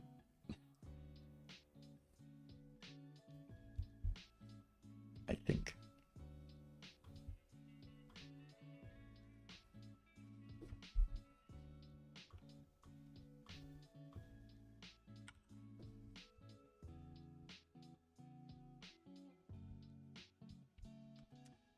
So I'm claiming I want to start this with db URL equals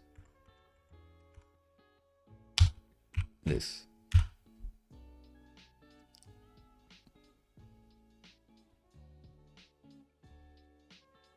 And everything fails, great.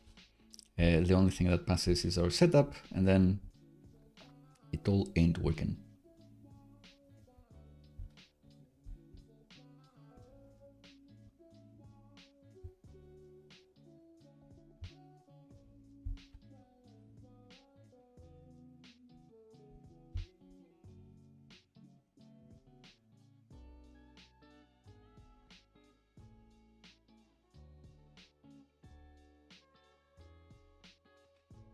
Great. And we try to connect the database, but it doesn't have the migrations, it doesn't have anything. Cool. So what we actually want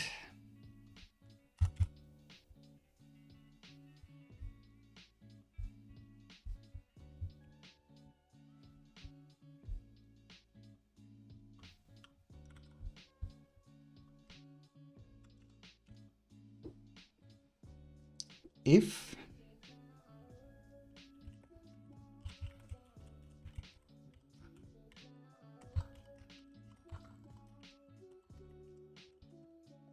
this starts with a file,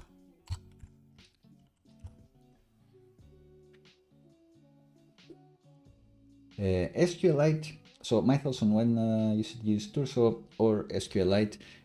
I got this idea because I did some iOS app development, and they use SQLite for the apps that run on iPhones, and they run great. And I'm like, oh, this is actually quite fast. So if you can combine it with sensible places for your replicas or embedded replicas, SQLite does what you want.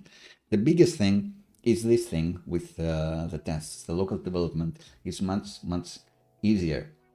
If you're dealing with Postgres, which is like indices and a solution for many things, it is harder to set up locally. It does take a long time to have it tear down and rerun between every step. But Postgres does have features that are popular nowadays, like the PG vector search you can run against embeddings. That is very helpful when you're doing things like similarity search, things with ChatGPT. So that's where you would be getting real benefits by using Postgres and not SQLite. But SQLite with Turso is going to be cheaper than using something like a Supabase. It's going to be easier to run locally. It's going to be easier to migrate. So I guess the ease of the development experience plays a huge part into having a great app. And it is very performant in most cases for most apps. So your users will be experiencing you delivering features better with more confidence by using SQLite versus if you were to go with a solution like Postgres. The thing is that maybe your app does really depend on things that SQLite can kind of do, but not as good as Postgres. Like, I think you can do triangulation, like geo searching with SQLite as well, but Postgres is going to be much better on that. Will it be meaningfully different? I don't know. Depends on where you host your Postgres as well. If you're using Supabase, where are they hosting your Postgres? With Turso, maybe you do the embedded thing and it is running closest to where your SvelteKit app is running as well. So maybe the performance will be better, so you can benchmark it. So not just for experiments, definitely for experiments, easier to get started with Turso, more generous tier than other solutions, easier to test, easier to like run the migrations and refactor and do all of those things as you figure out your app. But I think it will be performant enough for most use cases. Those are my off-the-cuff thoughts. It's, I guess, the same idea of only increase the complexity when you needed like an Occam's razor type of thing. Like just go with a simple solution that can fulfill your goal and only then increase the complexity. It's very specific. I guess CV wise as well, although having it be the database of choice for embedded things like doing your database stuff with iPhones does make it valuable in your CV as well. It's not like, oh, you only do SQLite, so I'm gonna ignore your CV. But I do think if you are familiar with Postgres, then your CV also appears a bit stronger. Depending on the role, so I'm not sure. I would say that's the biggest thing, being able to adapt, run locally, test more heavily, more easily. Those are great benefits. With SQLite, can be cheaper. With Turso, can be deployed in many places around the world, closest to where your SvelteKit app or other app is. Those are big benefits. If you find that you really need the things that Postgres is best at, then you would need to run some benchmarks and see that, all right, even though the Postgres instance that I have is far away from where my app may be because I'm deploying to the edge, then the performance would be meaningful to the user. Your performance as a developer being fast is also meaningful to the user, is what I'm trying to get at. I'll need to think about this offline and talk about it more. What would you say the benefits are? To flip the question around. What are your thoughts on the matter? Right, so what I'm thinking of doing here is if I have the file database, then I want to try to migrate it and seed it. But to do that, I need to kind of refactor these things, the migrate script.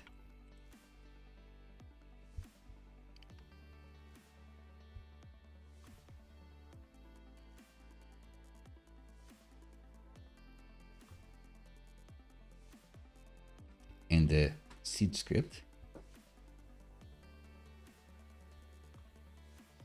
So let's just call them run migrate.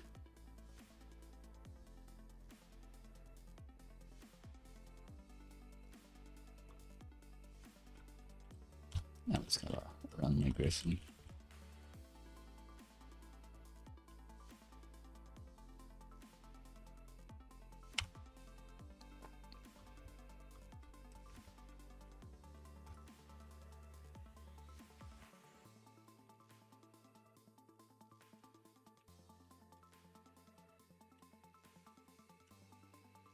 It is very confusing to select the right database. That's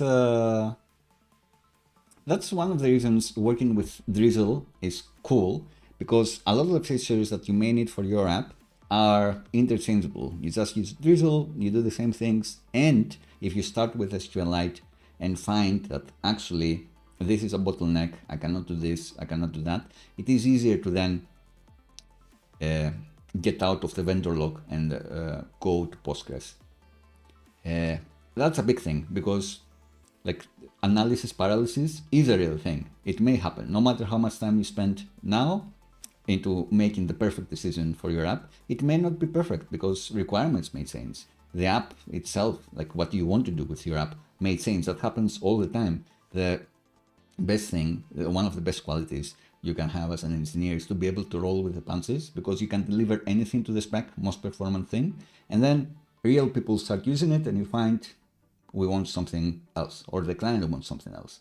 So then you'll need to solve those problems. You can't predict, you can't know what you don't know. You can just try to make educated decisions. That's one of the reasons that I'm favoring SQLite now, because it's the least complex thing. You can do lots of cool stuff with it, and you can roll with the punches afterwards when you find out that, oh, actually, I need to do that, and I'm limited by this. You'll always find that you want to do something slightly different, no matter how much you analyze. And the more you analyze, the more time you waste into actually building the thing you want to build. So because it's easy to run and cheap to have a great solution as well, that's a huge benefit on SQLite.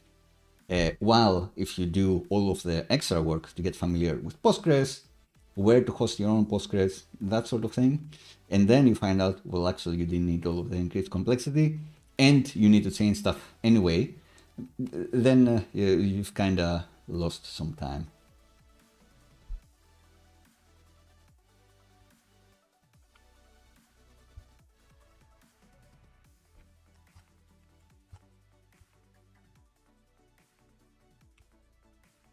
So I want this run migration command. Yes, that's what I'm trying to say here.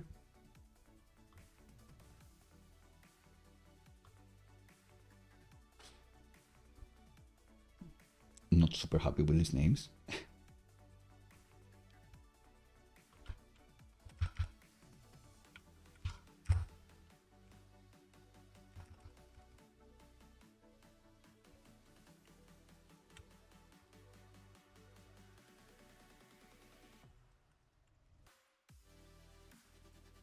But hey, maybe this should be an extra folder like helpers.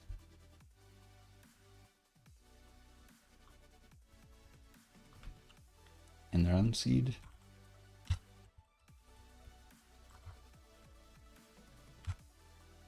Maybe this should be named the other way around.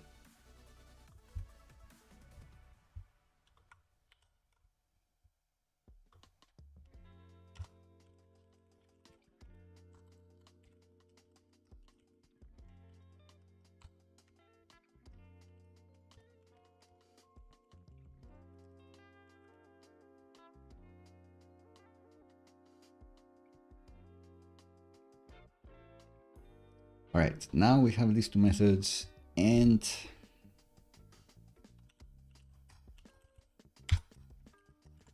we do use them here in our scripts as before. Good. Why are we doing all of this?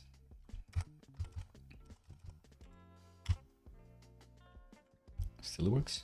We're doing all of this because in our setup file here we want to say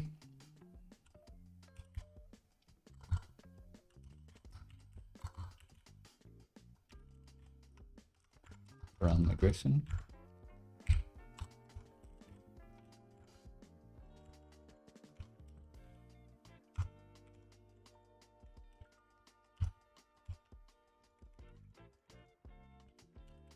And run seed.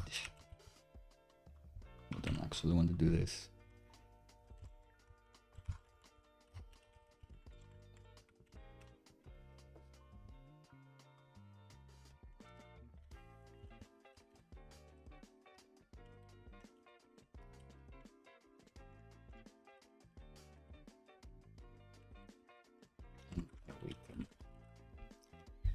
All right, so tests. Let's see.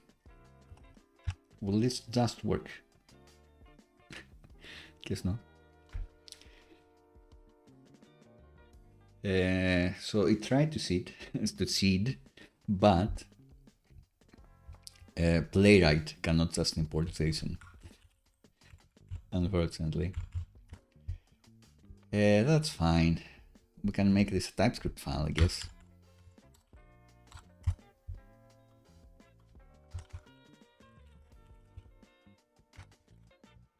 Hard-coded loop is this.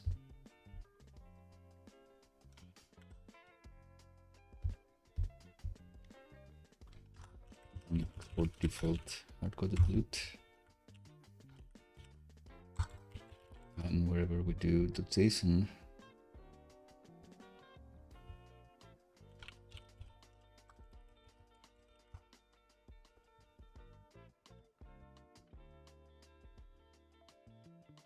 should work the same.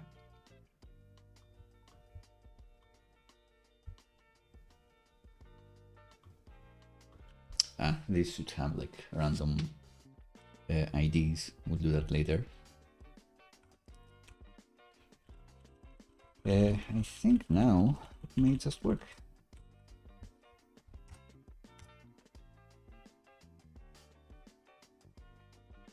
Lib. $lib, you say.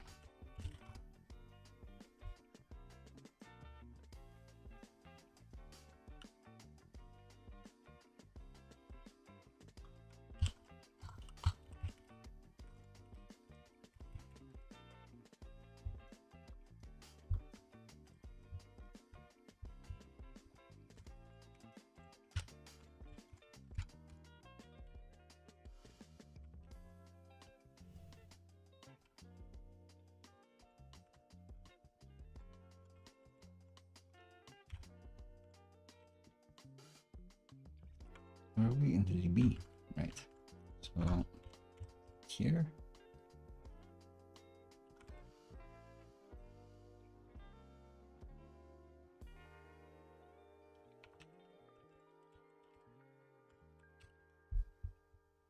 Not SvelteKit, so this import is not resolving either. All right. Oh, beautiful. It's working. Nailed it. If I try to run again, what's gonna happen?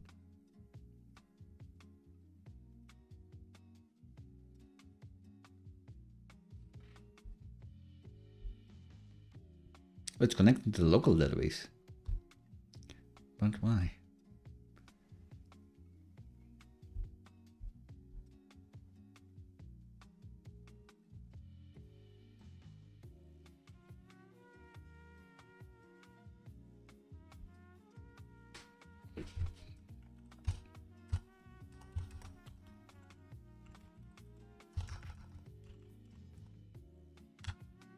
This is the thing that we care about. Working, great. It doesn't work. Good. Too happy. Oh.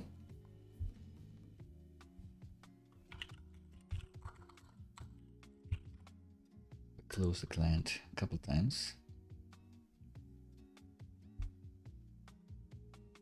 Should we pass the client here? Guess not.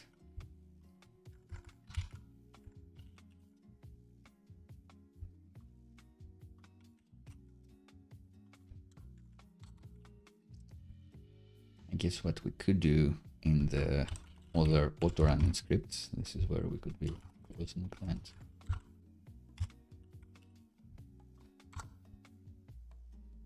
Let's just synchronous.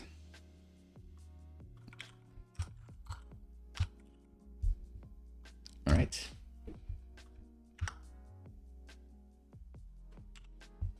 Let's write the tear down as well. Since we're here.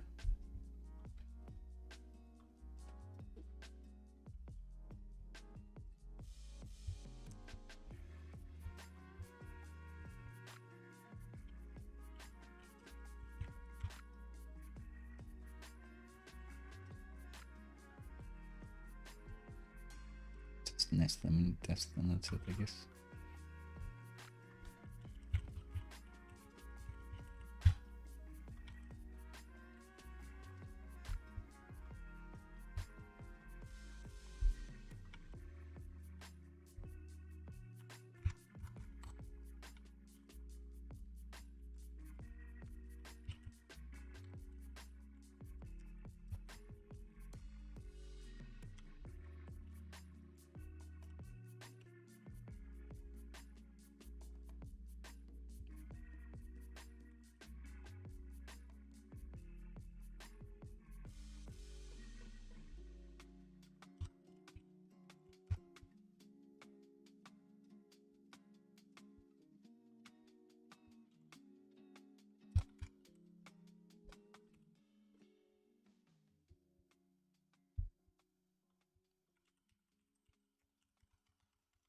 Yes, no rules, just as a tear down here. Great.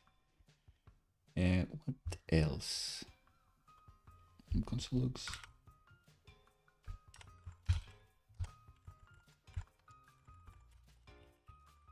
This is where we could be deleting the file. Maybe. We'll see.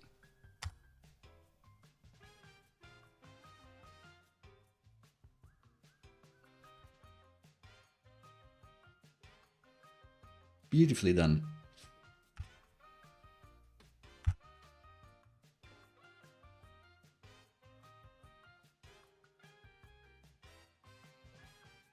All right, somehow, some way, I think we made it. Let's see if it actually works in the GitHub action as well. Was it 25 last time? 26?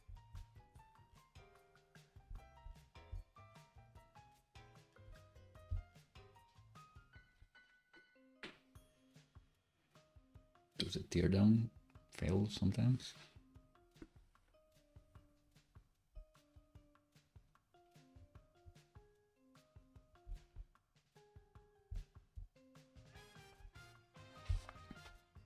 Guess in real life there will be some retries. Let's see. I think it's promising. So this one for the tests doesn't really matter. Playwright config, we added a global setup file and a teardown file. And we've updated this GitHub action to actually pass in an environment variable for where we want the local database to be. We refactored our migrate script. The naming is not great. Maybe I could have thought about this a bit more. I'll update you with these changes. Our migrate and seeding scripts. We've made this not use the magic SvelteKit $lib imports because Playwright is not configured to use them. Doesn't know about SvelteKit. So just having them, like just hunting for this, not pleasant, but just easier. And here we actually fixed the problem that we had in our test. We made the hard-coded loot JSON object actually be a TypeScript file that exports hard-coded loot. We did that because similarly to the magic $lib, Playwright cannot just import JSON, I guess, with its TypeScript configuration. This refactor just happened for us. I see now. We did do some casting as well, bonus. Forgot this. This we named it a bit more semantically. Hopefully that's fine. We remember to clear this timeout. We refactored this now that we had tests and confidence to use a snippet and stamp the snippet a bit more. And we made this global teardown setup and teardown things, which I just realized we don't want them to run every time. Actually, we only want them to run sometimes. So this we only want to add if we're running locally. Interestingly enough. Ugh, don't like this. So for the end-to-end test against the deployment, we don't actually want to do this, I just realized. So we need to change this. So let's say that we have the projects.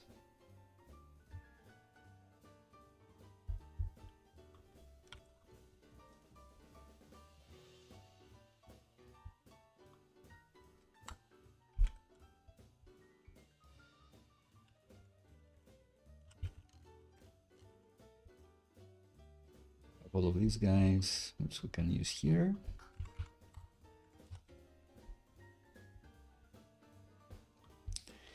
And what I want is,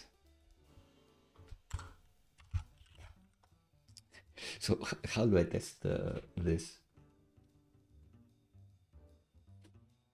If it's MSW, I assume that it's a local test, yes.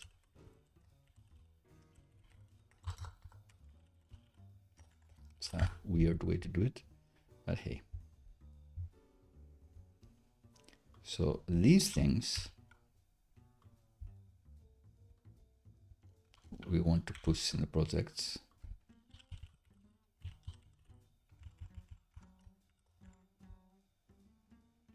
And I think I can pass in many things.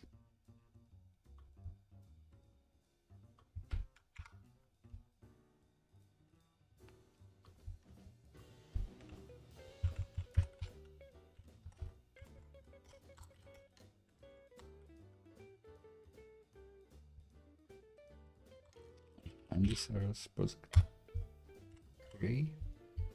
Good. And each project, I wanted to have a dependency on setup DB, which I guess is kind of nicer.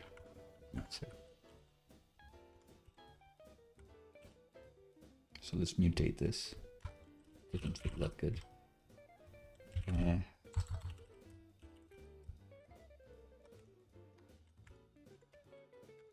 Don't be afraid of mutating things sometimes.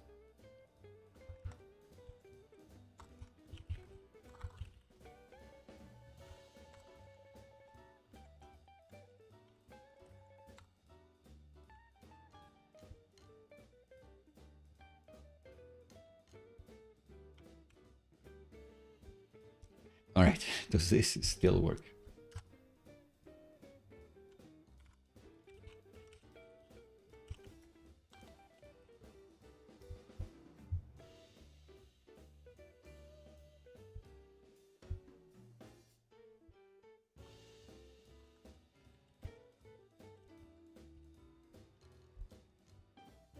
So in real life, there is one command that is gonna run against local database. Great. One GitHub action. Seems like it's gonna work. Great. But there is one that will actually be end-to-end. And on that one, we don't want to be starting any databases. Great. And that, it looks like that's gonna work as well. Beautiful.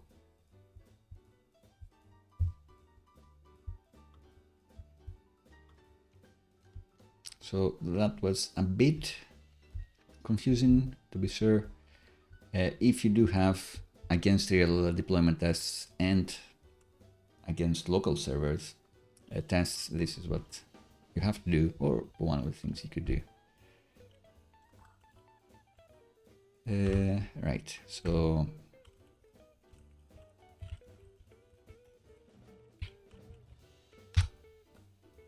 and all of this is why sometimes just checking against the deployment is preferred. You don't need to do any random things like so much code, just to get your setup to your test environment right. And when you test against the real thing, you have more confidence that things work. But again, you will have a client that will be adding things to the database, and you don't want your tests to break, because that wouldn't make sense. Your tests should break when there is a code, like bad code, to prevent bad code from happening, not from people using your app. So I think I pushed this, and I'm excited to find out whether what we're doing is gonna work.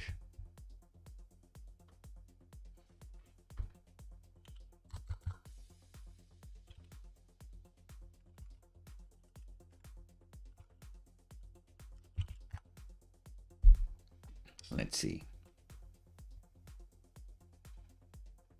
So the end-to-end test should work the same. We only added test against MSW, which was probably rename again to be called against local development.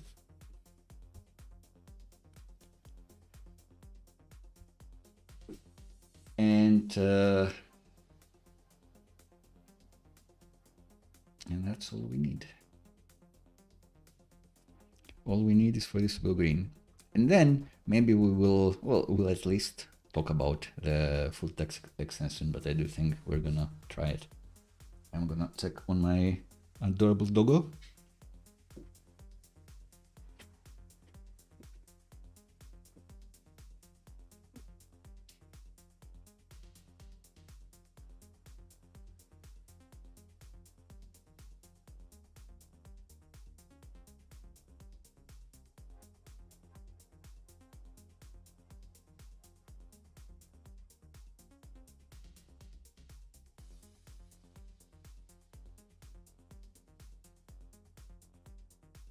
Happy update. She's been sleeping peacefully. We played a lot in the park. Sunny day, new tennis ball. Perfect for her. She runs, she loves to run. She's been crashed on the couch, sleeping peacefully ever since. But she was very happy to see me. She was wagging her tail, wanted to play more. I wonder if she'll show up now or get back to sleep. It's completed. We're just trolling us. So, great success. This worked.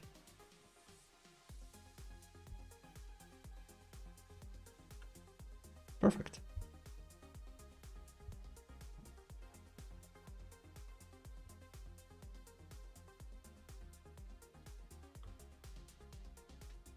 And end-to-end tests should work the same.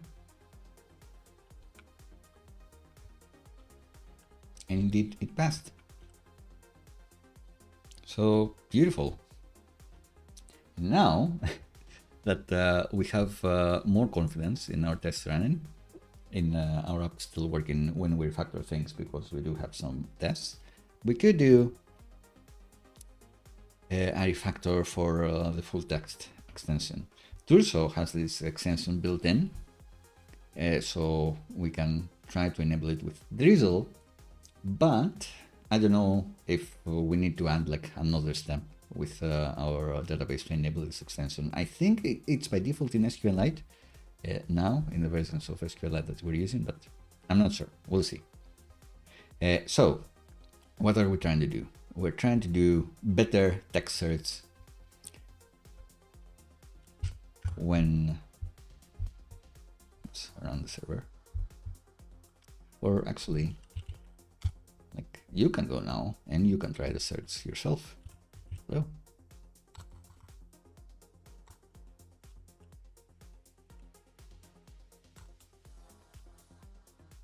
Great. So against a real database, some queries are happening and some of them are cast. Some of them are not. Quite fast, you can see, 102 milliseconds, not bad. Although, I would expect Sword to have some results.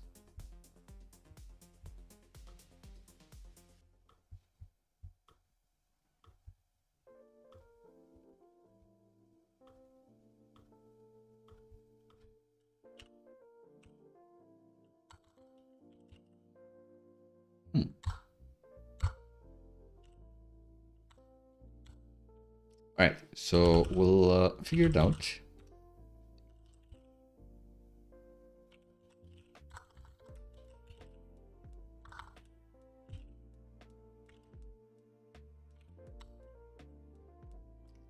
Some of the tests are passing, so it has to be good. Play around with it. Let me know how you like it. But you change. What we do want to have is better text search without having to add like every column here. And a way to do that is with the FTS5 extension, which is not the most pleasant documentation to read for sure, but that's why I'm here. I read it for you, and we'll have a look and see how it works. We've already defined a table and ran a migration for it with Turso, but now I'm thinking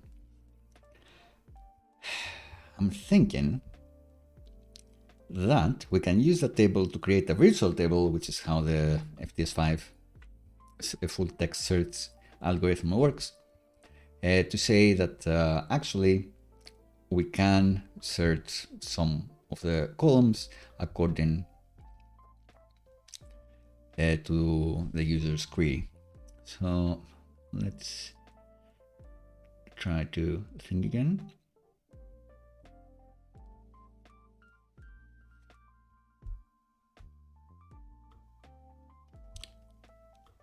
Yeah, so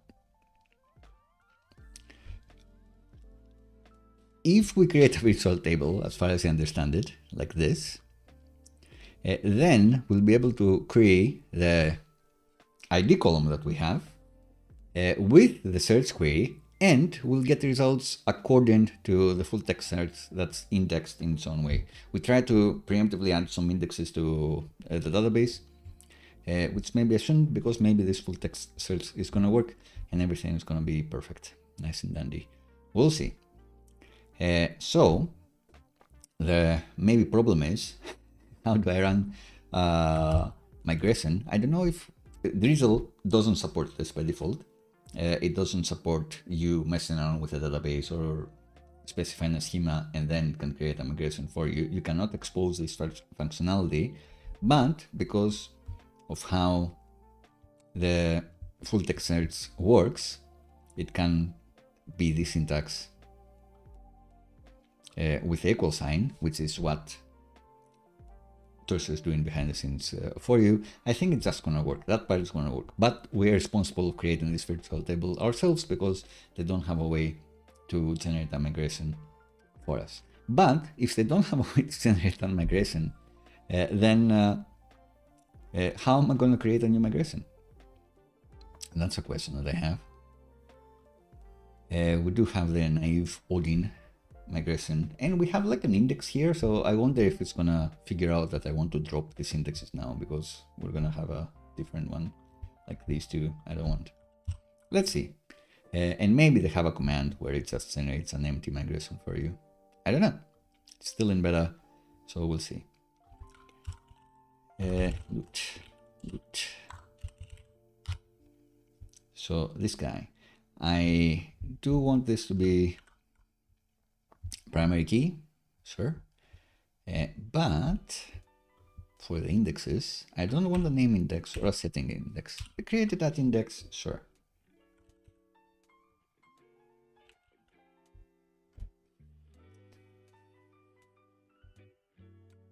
So if I do this and then we run our handy script to generate migrations, will it create a migration for us? Or db generate migrations? Will it create one? Let's see. Yes, great. So this mean bounced one does know to remove that index. Great. Because what I actually want to do, besides dropping that index, is creating that virtual table. So that's nice. The way we'd create a virtual table is like this.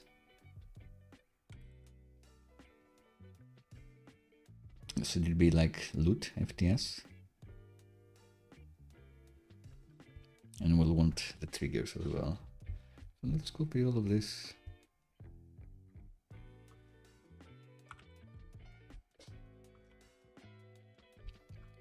Let's call this table.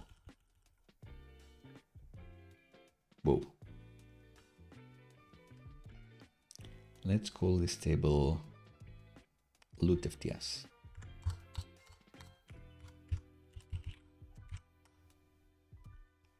I think that's sensible. And you are responsible of creating keeping the virtual table in sync with the real table. And for that, we're using triggers. This is what we're doing here. After an insert, then we add throws. After delete, we add throws, blah, blah, blah. But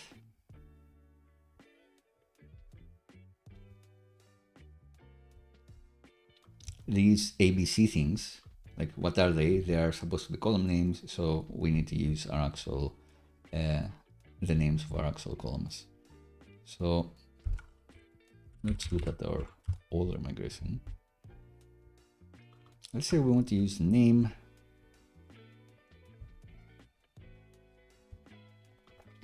Our index should be ID. So wherever we say A, so that will be ID.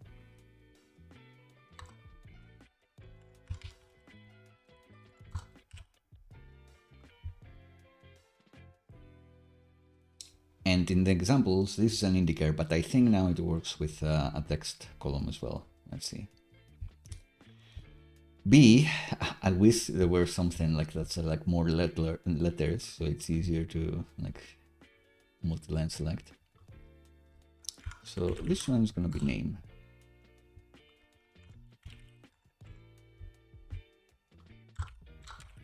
I can't select on B.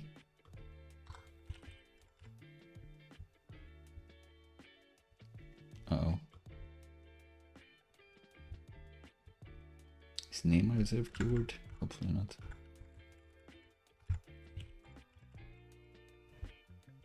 We'll find out.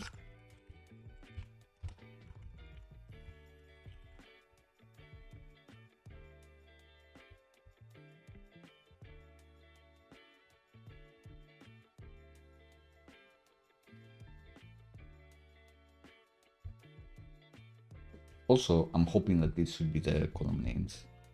unclear to me whether it's just the order of the columns. We'll find out. If not, just a bonus round. It will be cool to get it working, or else I'll see about doing something offline and coming back to you. Maybe it will just work. All right, so hook will be our C.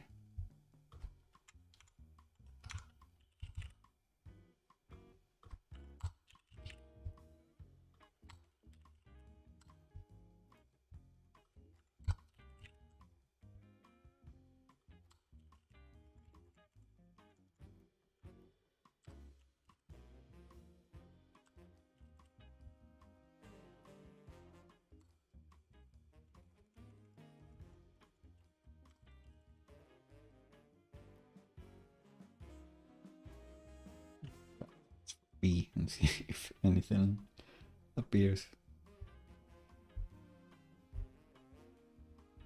Yeah, the name of the table is different, isn't it? A, anything fancy?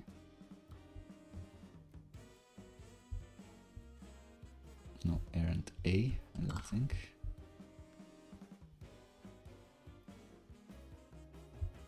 No, errand C, great. So the content for this should be the loot table.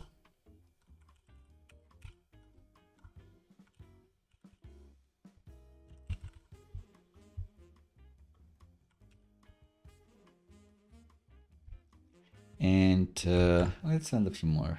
So, oh, so many.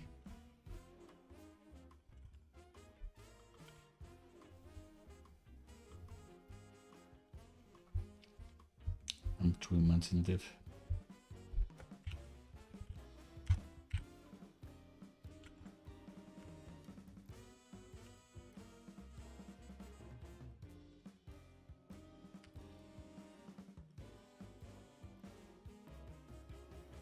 Okay, not that many.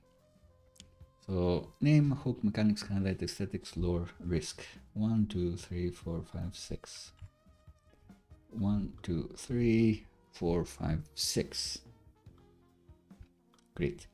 We just need to add them in like a million more places.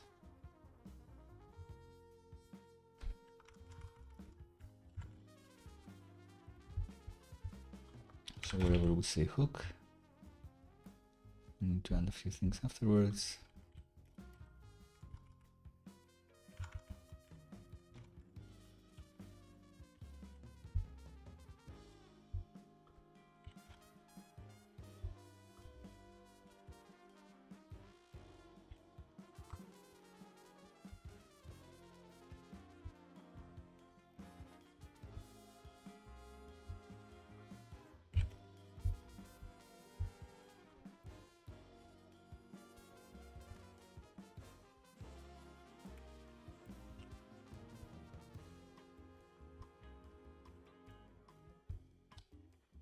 Getting there.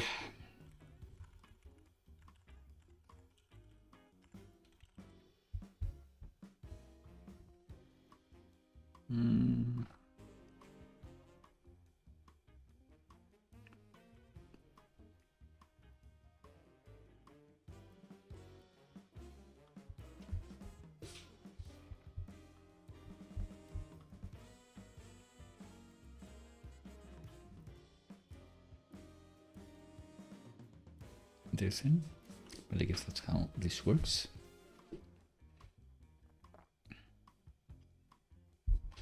All right, hook anywhere, stranding. I think not. I think everything has the other columns after. Great. So if I run this migration, will things work?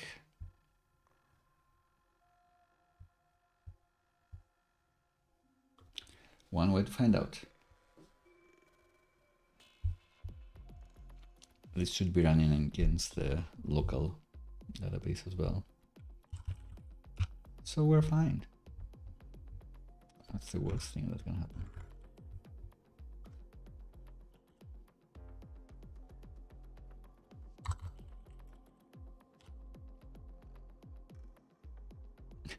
many statements.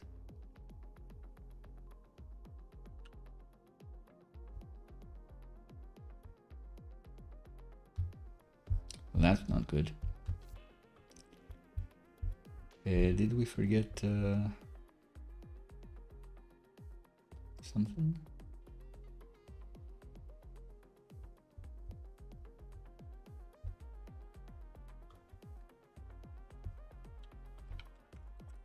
They have like this statement breakpoint thing. Do we actually need it?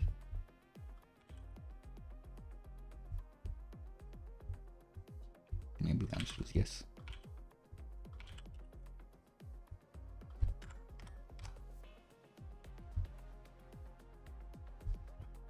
But not the last one. Oh, good.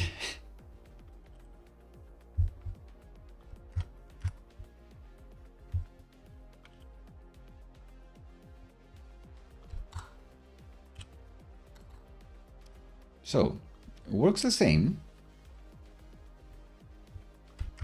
Let's see it again.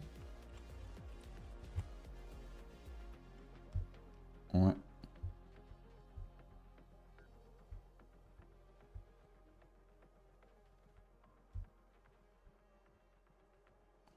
Oh, I think it's because we're trying to delete something that doesn't exist.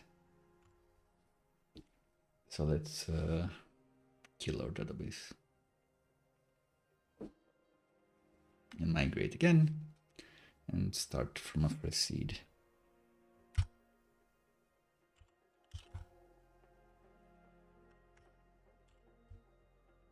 What was the file again?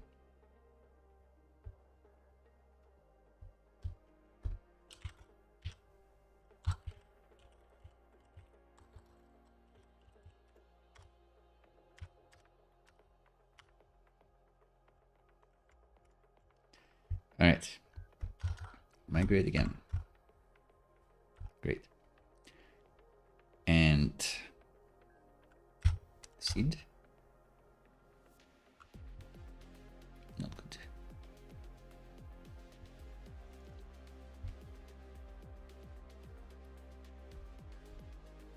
So data type mismatch. What did we say? Did we say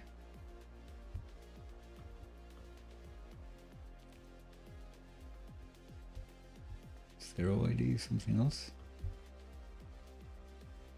It must that this one, like this is the most suspect one, because in the examples they have an indicator here and I'm using a text column. But I think that's where we'll call it.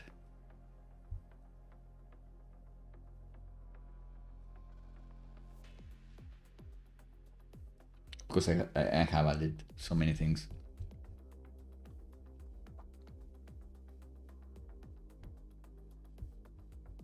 Anything else from the examples here?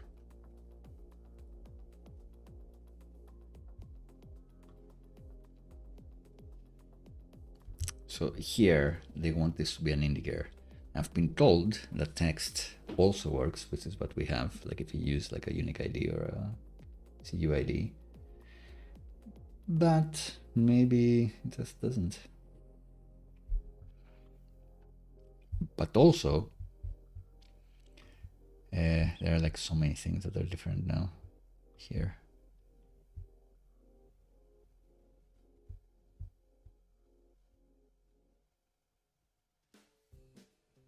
One, two, three, 4, 5, 6, 7. So just these 6. And when we search something,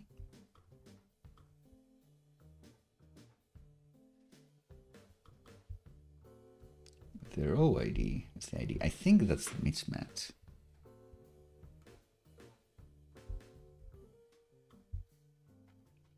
Because this one expects an integer. However,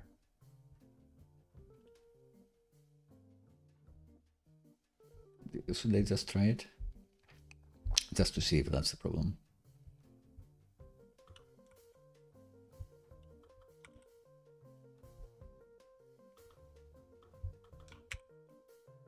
if we make this integer, what's gonna happen? Just to check.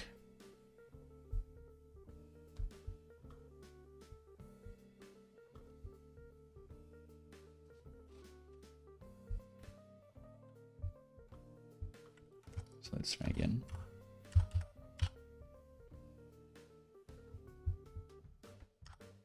Let's migrate again.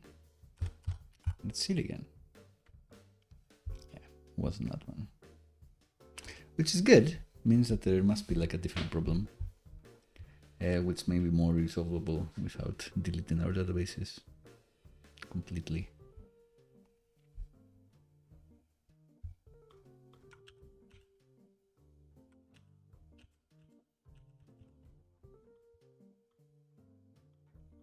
If you have run this migration, in reality, you won't want to edit it. For sure.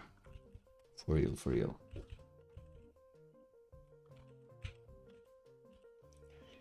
But since we are horsing around here,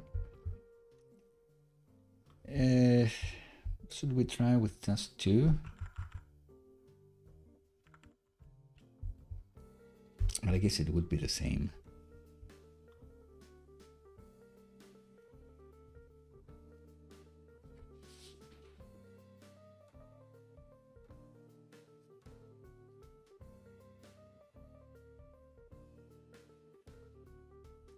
Yeah, and here the order of the columns is different.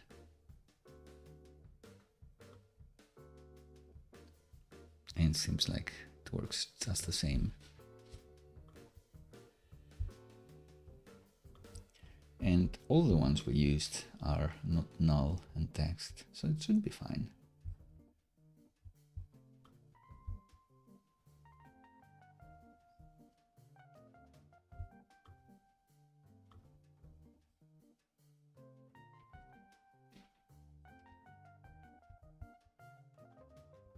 These are not defined at all. It doesn't say that these are like text or whatever. Interesting.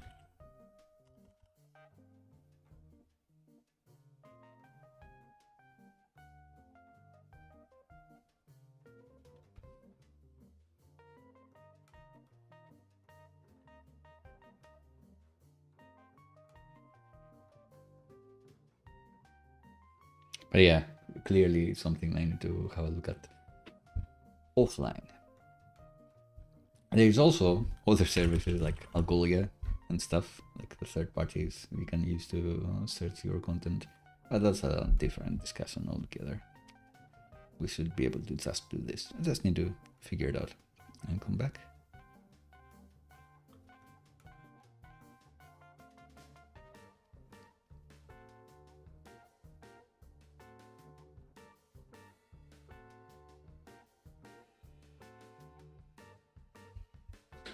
Yeah.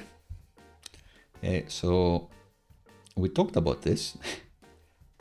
Should we talk about VTest a little bit? I guess now that we had so many tests with Playwright, we don't really need it. But let's have a look how long they took to run.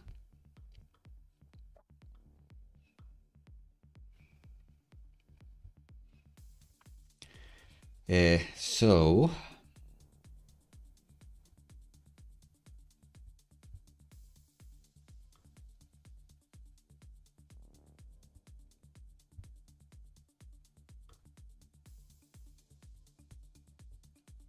these ones took 2.5 minutes, which I can only imagine that they won't exponentially increase. Like they will only add a few seconds every time we add some, but this is already a lot.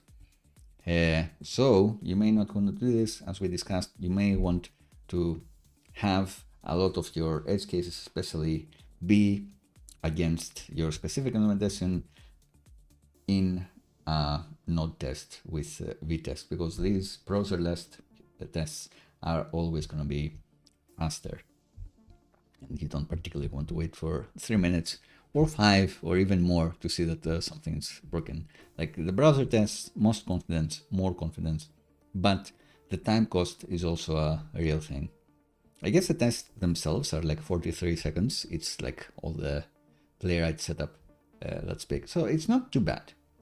So this won't increase too much every test you add, but it will be something. V-test could be like 20 seconds forever. So something we may look into in the future. And then, instead of your whole app and what happens with your interface, you'd still have a test that the user is able to click around correctly and that the inputs are labeled correctly. All of those things are important.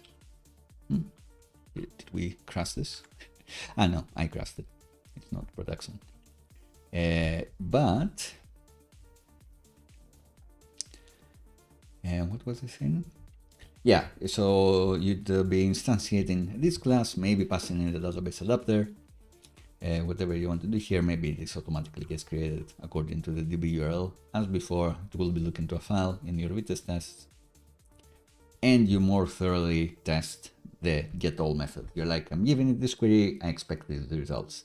I'm giving it this setting, I expect these results. They're going to be much faster than the playwright tests. And therefore, you can have even more edge cases as you see fit. Separating the concern, like, is my app clickable versus how do I actually do the filtering on my backend service? That's the idea. That's the overall idea. We would be doing something similar. We have a v-test setup file where we are waiting for the MSW mock service worker server to start, or to close, or to reset the handlers if we've done anything between the tests. And it's here before all would be spinning up a database. Maybe in the specific test, you'd be spinning up a random database with a random file to add like random data and have separate tests. But that's a whole other story that we will be looking into if you think that is interesting. Maybe I'll just do it offline and let you know, like similar tests or even more tests.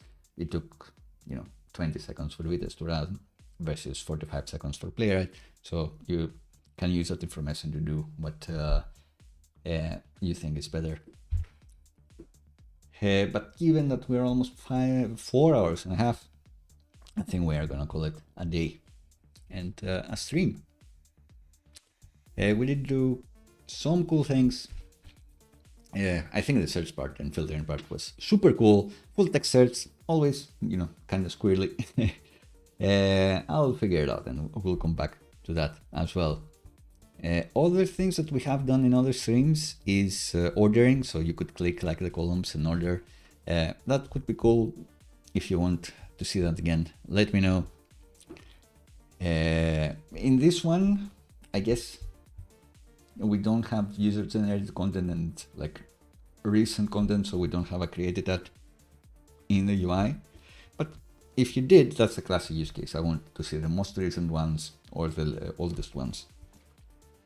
We don't have this here, so I'm saying doesn't matter. User doesn't want it, client doesn't want it. But if you want it, I will add it. Anything else?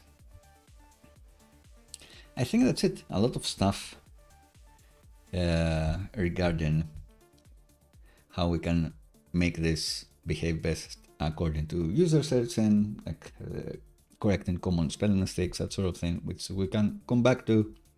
But that's about it. The next part would be integrating with ChatGPT somehow. That would also be fun to do.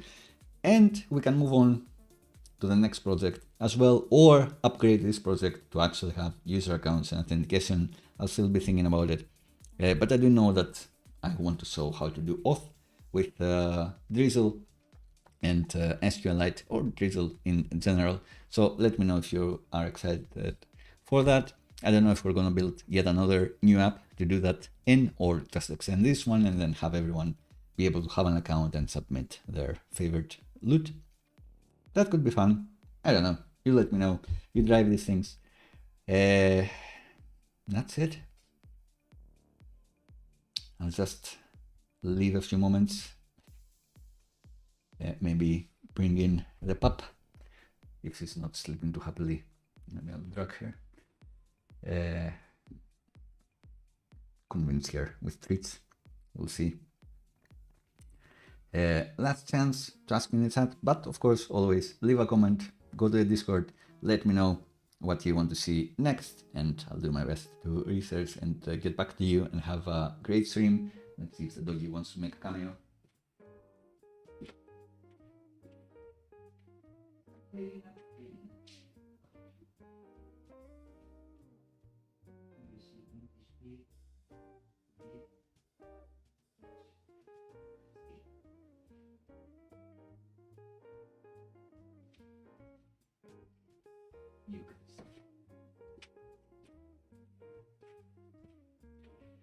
Sleeping peacefully. So we're gonna call it, and I'm gonna catch you all on Friday for the next episode of Live Coding and Chill.